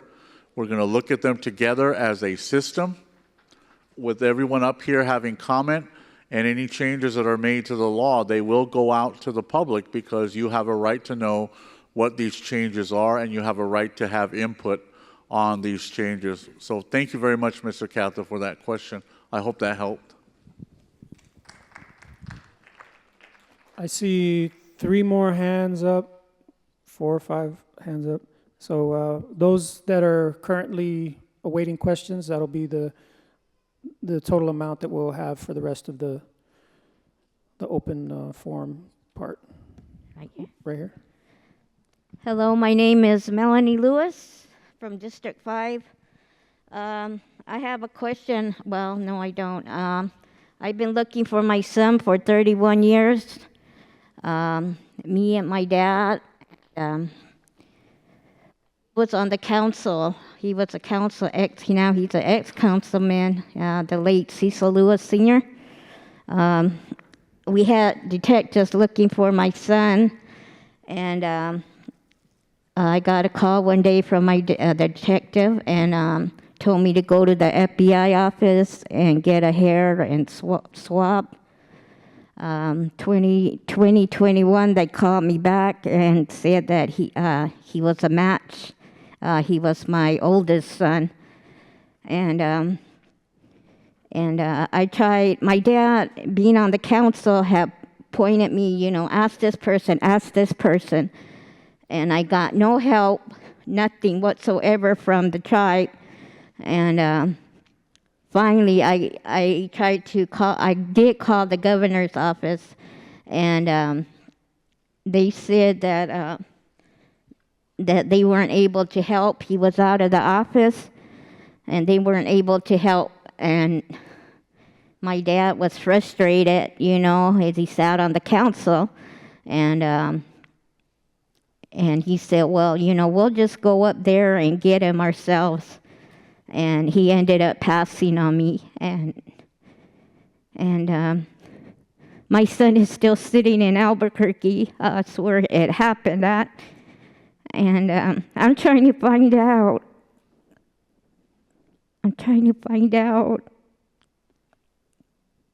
What you guys do with people that, are victims of violent crimes out of the reservation. Do you help with bringing him home? And, I just felt like I just got let down by my community and my tribe that didn't want to do anything. And like I said, I'm trying to bring him home. I got calls saying that they were going to help, and I don't want the help no more. I needed it. I needed it before, but I'm going to make this trip up there to get it. And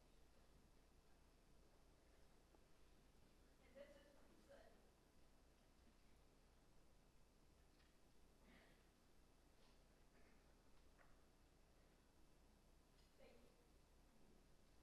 my son. Manny.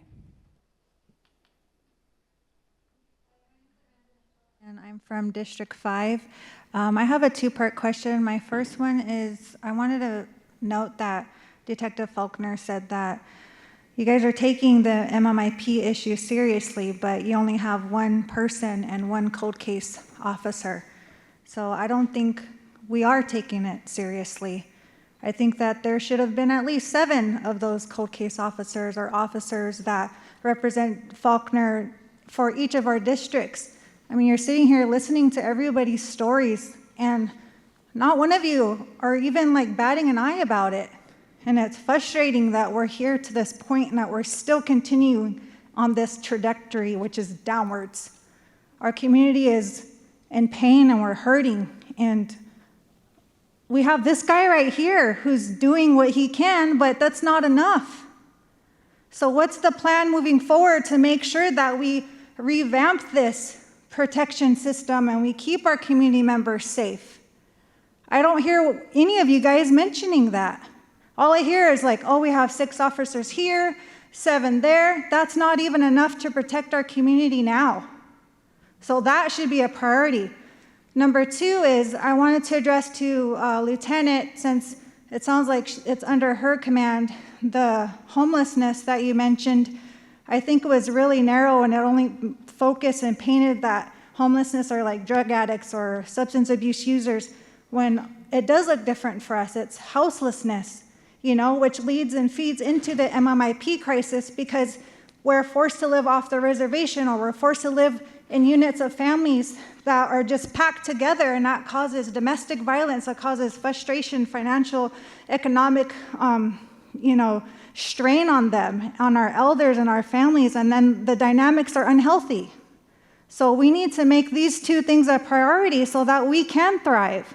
And I hope to see that happen. Thank you.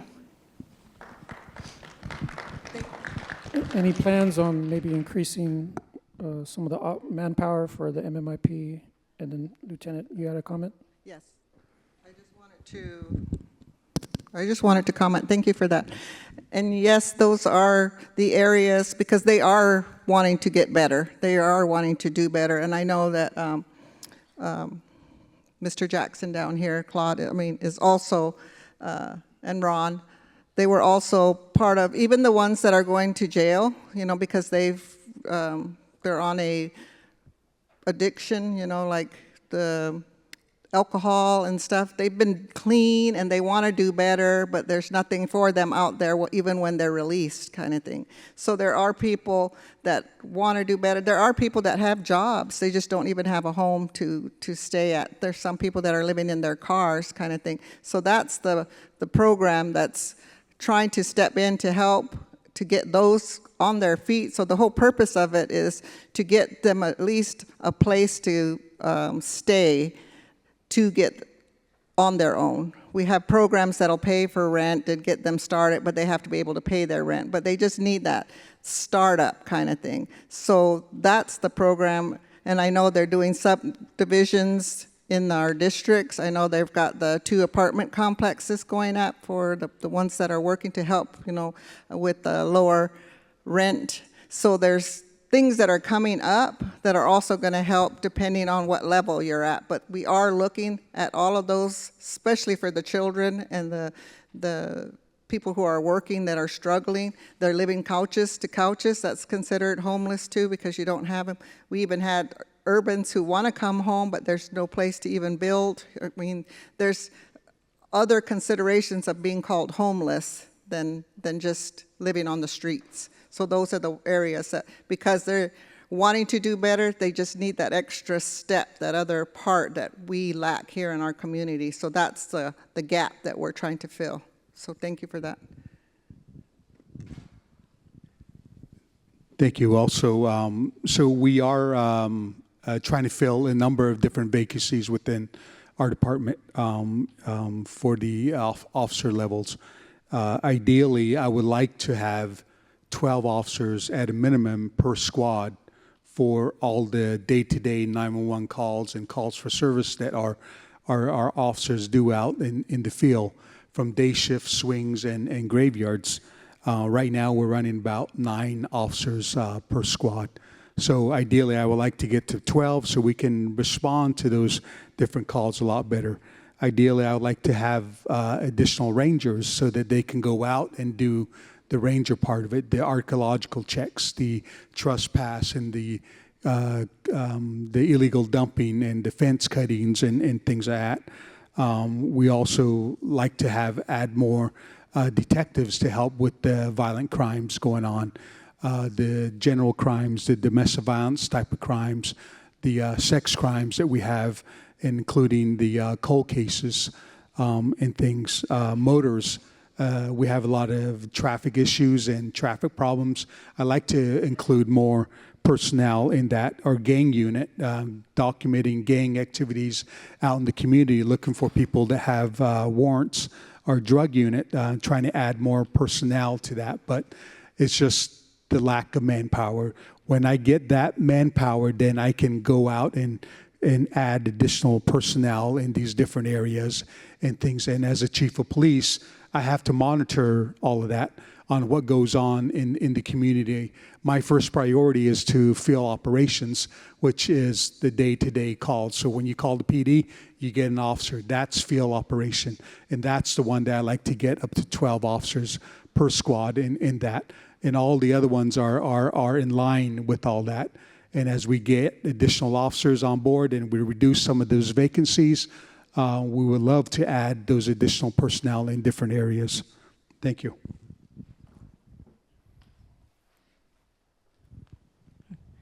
Thank you. Could I hold it? Monica Antone. I have a couple of questions. I'm not able to stand up because she's going to hold the mic for me, I guess. So appropriately, you would stand up so I could address you accordingly. But here I am. On the homeless, my question to Lieutenant is we had all these 30 trailers that we deployed out to the districts, and I wondered why they can't be utilized for those, because when you went out and did your outreach, did that include the District 1 through 7? because in District 6 and 7, there's an uptick out there at Levine where there's a lot of homicide and murders and people that are going missing in that area. I wondered about that. The second one was to Roberto on your, first of all, let me back up and say that missing and murdered is just not on that event presentation you did May 2nd, May 5th, which is declared MMIP Day. It's 365 days a year for these families that are hurting. And on your presentation, I never saw a number to call for homeless. I don't know if there was a police number identified or brochure. Other tribes, they already have websites activated for community members to sign on and report those that are missing throughout the system. And as for the FBI, I think they've come out, I think in my tenure with Governor Lewis in 2 places, District 3 and District 6, I've never seen them come back out again to help with these cold cases and work with these families, outreach, give them some touch base with them. And then lastly, with VAWA, did we ever enact the next provisions that were passed for sexual assault, child abuse, stalking, sex trafficking? Before Trump takes our money, we need to start being proactive. So I'm hoping it just goes out that there's other laws that need to be implemented. Thank you. Thank you for that. Thank you for that. And you are correct. There's 33 trailers that are going across all 7 districts, except for District 7 and District 2. Those 5 trailers that they originally had to set up the homeless, the land was never prepared for it. So those trailers are being used for the new sober living that we're implementing in with Hill River Healthcare. The other 33 trailers, 12 of them are going to be used for short-term homeless, meaning that their current house may be burned out, maybe need plumbing, maybe they have to temporarily get out or be receiving a new home. They have a plan to get out. So those are the families that will be using the short term. The long term is the homeless transitional trailers that will be used. But District 2 and District 7 that don't have trailers, they're going to be able to utilize the trailers that are in the adjacent areas for the homelessness and transition. So that should be moving forward shortly.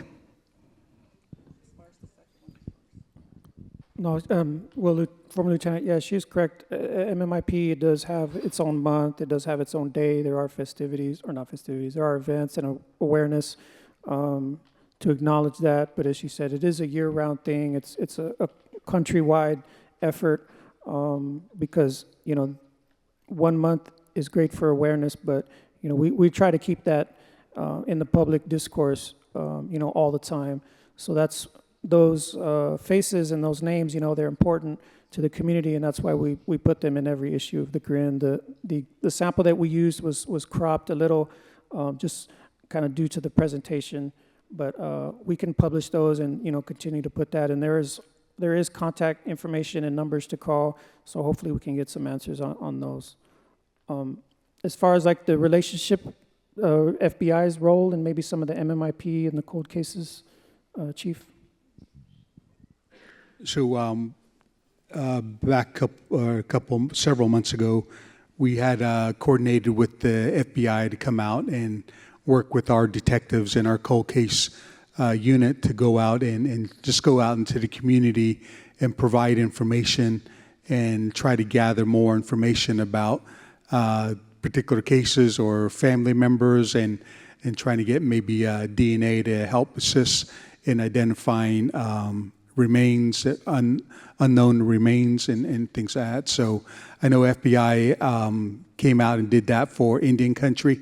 And I think that they were going back out again, trying to do a second round of that and things. But I don't have any information about them coming to any particular area, but I know that they were talking about doing that again. So,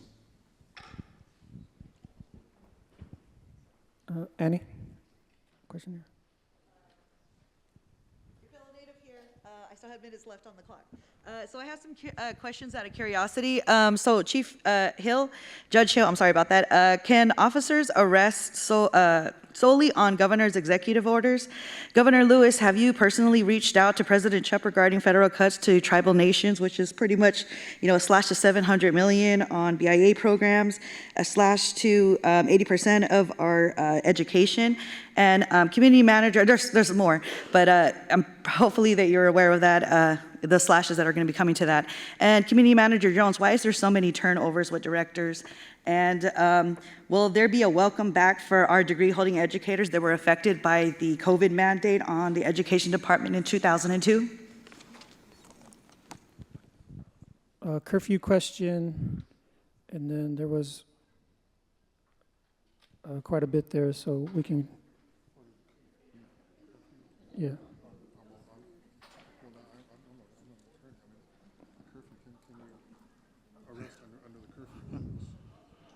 Thank you for the question. I assume, are you referring to the curfew executive order? No, no one can sign an order arresting somebody other than a judge signing an arrest warrant. So the curfew ordinance is intended to make sure that the children are back with their parents. I don't think there's any arresting authority with that. And I want to backtrack because I neglected to answer Ms. Antone's question regarding the Violence Against Women Act. As you note in the presentation, we do exercise jurisdiction over the violence, over non-Indians who commit acts of domestic violence against natives on tribal land. There was a reauthorization to the Violence Against Women Act that expanded the scope of crimes that the tribal courts could try non-Indians for, and those include stalking, sexual abuse. There's also penalties in there for threatening police officers, for threatening judges in tribal communities. That's important because we had a non-native threaten a tribal judge, and that person had to be tried in Pinal County because we did not have jurisdiction over that non-native. So, but those acts are not covered under tribal law. The community always has the option of opting into those laws. It just hasn't done it yet. Governor, any concerns about potential cuts and impacts that would make on the tribe? Yeah, thank you for that. And definitely, we're concerned about the president's, the BBB, bill that was just signed into law on July 4th, actually. So we're concerned because obviously there's potential cuts in law enforcement and tribal social services programs as well.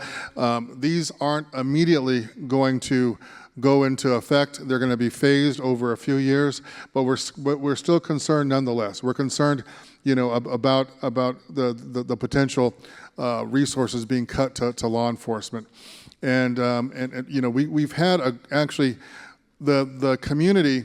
I know social media aside, right? The community has worked with both parties, the Republican and the Democratic Party, and both administrations. And we're working as we can with this current administration as well as best we can. In fact, I just met with high-level Department of Interior officials having to do with probate on Friday and looking at ways that we can make the whole probate process and the fractionation of our land, make that more efficient as well. But also, though, in fact, we had a cold case office. I know former Lieutenant Governor Monica Antone, I know she's aware of this. We were the first in Indian country to have a cold case office on Indian country, and specifically here at Gila River, housed within our police department. But just talking to Chief recently, that cold case office has been moved out back into the Phoenix FBI office as well. So so things are changing, and we're doing our best, to keep ahead of the curve, to make sure that and I'm hearing this and I know this firsthand. Miss Bernadine Lewis, what was by other community members having to do with cold cases. That is a priority, and we'll continue to make that a priority as well. I know that, as was said, we had FBI and federal victim services and cold case people that came out to District 6 and to District 3 a few years ago, right? But we have to continue to do that as well. I know that was another question as well. This is something that, we're going to continue to have to put resources towards. Whether it's with the community's resources or continuing to work with our federal partners as well. I personally reached out in this new administration, the Trump administration, when they did an FBI surge to Indian country, right?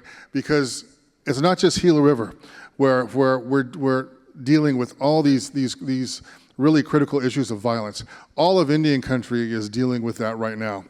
And we're making sure that for the community that we're trying to get as many resources available to us. I've asked for FBI resources in MMIP, Missing and Murdered Indigenous People, their special task force as well. And we'll continue to do that moving forward. But we're going to continue to monitor and to make sure that we fight for resources not to be cut, in cases in services to law enforcement resources. Well, this is something that is going to be a continual fight to do.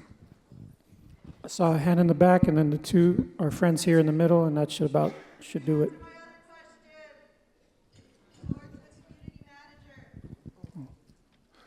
Oh, pardon me. I can answer that. Okay, I'll answer that as governor. I think I know where you're going with that. Does that have to do with the COVID era? Okay, that had to do with executive orders. When we were going through a worldwide pandemic, we didn't know exactly. We had to, as a community, remember, we had to protect our community against the COVID virus. The coronavirus. And we made sure and we mandated vaccinations for our employees. And because we wanted to make sure that we protected both our employees, but also our community members that our employees would serve. And we actually had a policy where employees, especially those that worked with children, had to get the vaccination.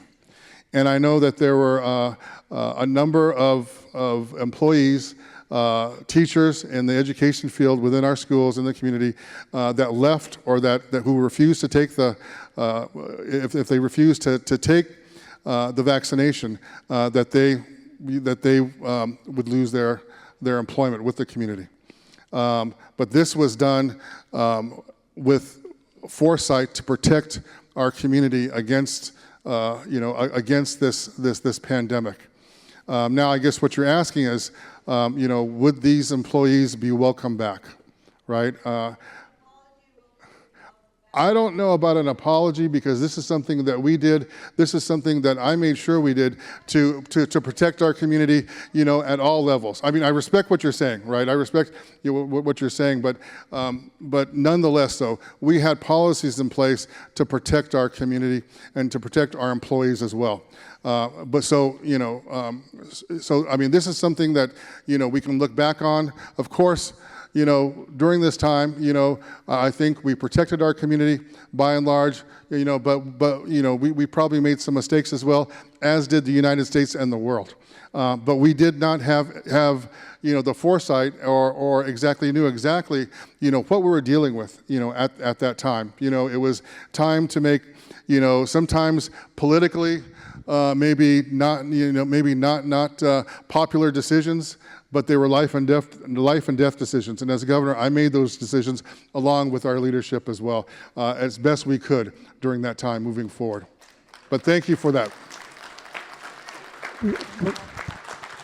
Okay, we're gonna move on. Everyone is welcome back. That's something that we'll work with. Thank you. Good afternoon. I'm Ms. Morago. I'm here asking about why did the community, we keep hearing, we heard up there about some kids that are out of school for 3 years, have never gone to school.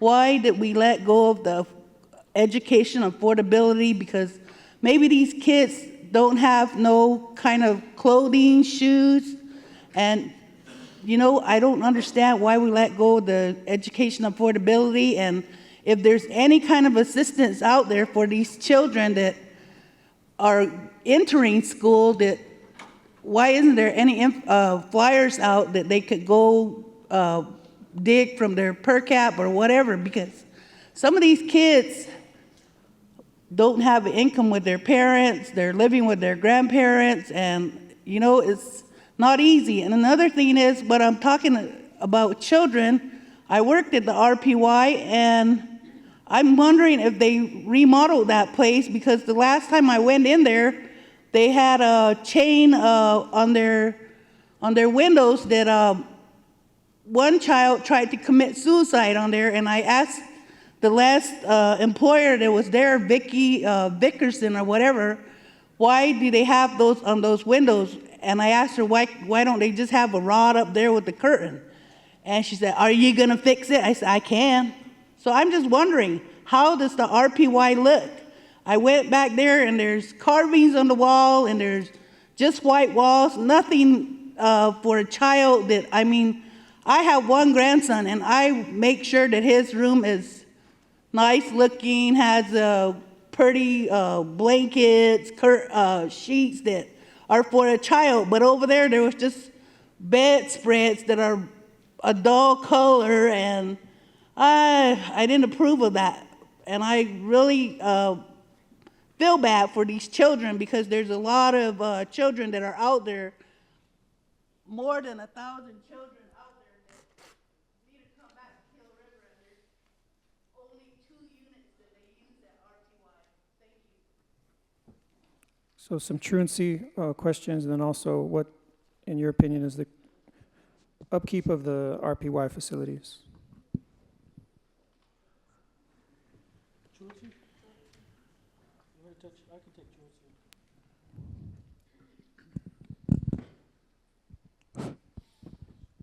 So, in my capacity in truancy cases currently, about a year ago, the community stepped up in addressing the truancy matters, especially out in the West End, and so I was called in to serve as a public defender, because the kids that are facing these truancy issues, if it was charged against them and not against the parents, if you're up on truancy matters, it's going to be a fine. But the kids, they can get probation. They could actually, so you want your public defender to be there for it. The children's court judge, especially Judge Cami Hart, was involved, and Kurt Slatina is involved too with the PSO, Protective Services Office. What we've done in ourselves, and I've shared this with leadership as well, is we have addressed this because we wanted to talk directly to the kids. And normally, I'm an attorney. I'm going, what does the law say? Okay, we're going to defend the law. We didn't take that approach. We wanted to drill down to the kids. It is important that you go to school. If there's issues why you're not going to school, like some of them did have issues that they were being bullied. Some had some issues. Some just, honestly, there was a lot that just didn't go to bed the night before, or were up or playing games or something and just refusing to go. And that was a burden on the parents or the grandparents that were trying to get them to go to school. They wouldn't go. So we would work with them, though, because we didn't want them to get on probation or face quote-unquote jail time. So we would work with them. Having said that, there are instances where truancy becomes, it's just the underlying issue. Dig deeper, there is some problems going on with either that kid's behavior issues or what's going on in the household with the parent. So that becomes a CPS matter. So it becomes, and I went in not understanding this. I went in like, I'll just deal with truancy. I'm over there. I got the docket. I'll work my case. Then it became apparent that we really need to look into this issue in a more comprehensive way, and working with I'm working with the prosecutor. We're working with the judge. I go in there and I've told these kids what to expect, and then the judge actually does say it. We didn't rehearse it. That's just how it came about. So that's how we're trying to work with truancy cases. It's only and Chief Judge could attest to this. It's mainly been in districts in the West End because of the school out there. But there's other districts, because in District 3 in Sacaton, we're having some of those cases as well. And, so it's such a complicated matter, and there's so many different schools and districts that we're dealing with, not only ours, but the state schools and off the reservation or the bordering, that we are still trying to work with it, and we're just trying to keep these kids in school. And, I'm hoping we're making progress, but we'll see. I think it's something we still need to keep doing and keep forging ahead. Thank you. Ms. Jones? I can answer the RPY concern. So we have been working with the Tribal Social Services Director. They did get to receive funding in order to come in and renovate one of the houses. Once that's renovated, they will relocate the kids and renovate another house. They've also been working on building their staffing. We know that 80 kids can come into the RPY that's been built, and that's the goal that we're working toward. Since Ms. Carol Colmenero has come on, there's been strong efforts to move in that direction. The blinds that you speak about have been changed. There's no cords on the blinds, and that's consistent in all of the units that they're going to be renovating. So we did see the concerns, and we are addressing them. Thank you. Belinda?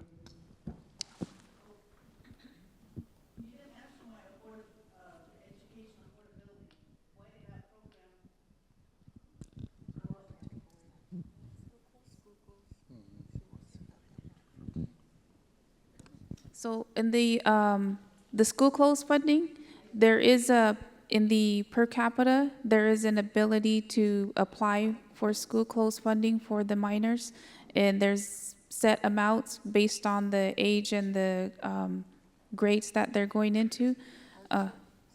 It's not hardship, it's actual education for school. There is also hardship within that program, but for school clothes, that's in the per capita office. And we can work with Roberto to provide that information to the community. There are some families that are aware and do apply for it. Thank you. I think that's very important because we don't have no information. I'm a grandparent, I'm not a parent. We don't have no information about that program, so there's a lot of lacking on different programs that need to be announced to the community so we can utilize it. Thank you. Thank you. Just want to publicly thank the LSC committee who met with the crime victims group and heard from Ms. Bernadine and heard from other grassroots groups to try to get some input on the crime and the missing and murdered Indigenous. That was the intent of the meeting back in late April or early May.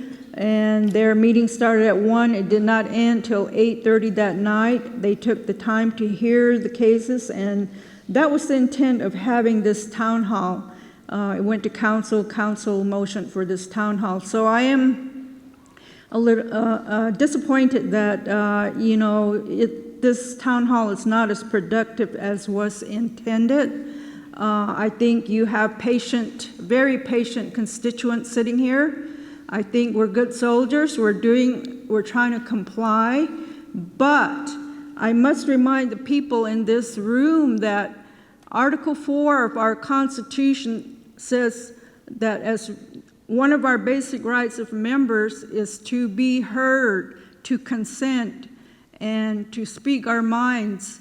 Recently at a council meeting, our council voted to put a restriction on the initiatives, the referendums and the constitutional amendments, the time limit that we can gather signatures to return for processing. And Article 4, rights of members for initiatives and referendums are our power. If we see that our tribal government is not serving us, this is our process. We do initiative, we do a referendum, or we do a constitutional amendment. They minimize the time limit that we can turn in, that we can gather signatures and turn them in. That's a violation of our right. And so ask your council member if they voted in favor of this. I know that some council members understood the issue, that it was unconstitutional, and did not vote for passing it. It was done by consent agenda, which really just means that they all agreed upon it already and said we're going to vote for it. We're not even going to discuss it. So the system violates our rights, and we reserve those rights because Article 4 in the Constitution says all political power is inherent in the people.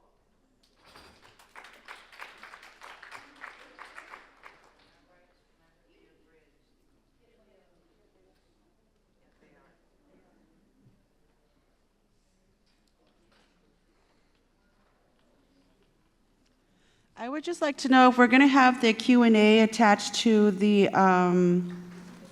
paper that you guys are going to send back to the people with this, because a lot of the questions did not correctly get answered. Yes, a lot of information was pushed out, but it seemed like to avoid the answer in general. So some of the questions do still need to be answered, and we were like, I'm curious to know about any other ones that came through on Facebook or the scan or anything else. Thank you. So every question that was submitted it is part of the record, and so all that's been documented among the questions that we had on the note cards in person, and then on the Mentimeter and Facebook. So that's going to be a part of the reporting process, and then, as we said, the court stenographers that are here as well. So the comments today, that's going to definitely be included. So we have the final portion of our town hall, so thank you very much for participating in the Q&A section. And Roberto, I just want to thank them all for coming, and I want you to understand that we did have questions that were online. We did have questions that were in the computer. We did have written questions. So those, and like you're saying, whether they were written the way they were all submitted. So those will all go into a report, and that's going to be a follow-up kind of thing to make sure we read. And then those comments that are long, that you really want to make sure it moves forward, those we're asking, please submit all of those too, because we want it to be part, we want to hear, and we want everybody to state what they need to say. I don't want you to feel like you were held to not to be able to say what you wanted to. We want to hear it, and it's going to come through. It's going to be on a report. It's going to go through council. I know Elder Concerns asked that it also come to them. What would the plan be to address all of this together? Everything that's come forward, we don't want it to just be hearsay. Okay, we heard you, here's your questions and all that. What would the plan be to address it and move it forward? So that will be moving forward. As far as if you still need to or think of new things, you still have the Friday to 5 o'clock before the report will be actually finalized and put together, so your voices and your comments can be put in it. So I thank you for my diehards that are still out there. I understand, we hear you, and I wanted to make sure you knew that we want to hear everything. So thank you, safe travels home, and blessings to everybody. We'll have to do this together, and that's what we've all said. And and you've heard all of these have all been in place already. They've just never been accountable, is what everybody uses the word. Forcing everybody to step up. If we want better, we have to do better. And so the departments know that, we know that as leaders and executive. So we're asking, to do that and to work with us to do that. So thank you. I appreciate your time. Thank you very much.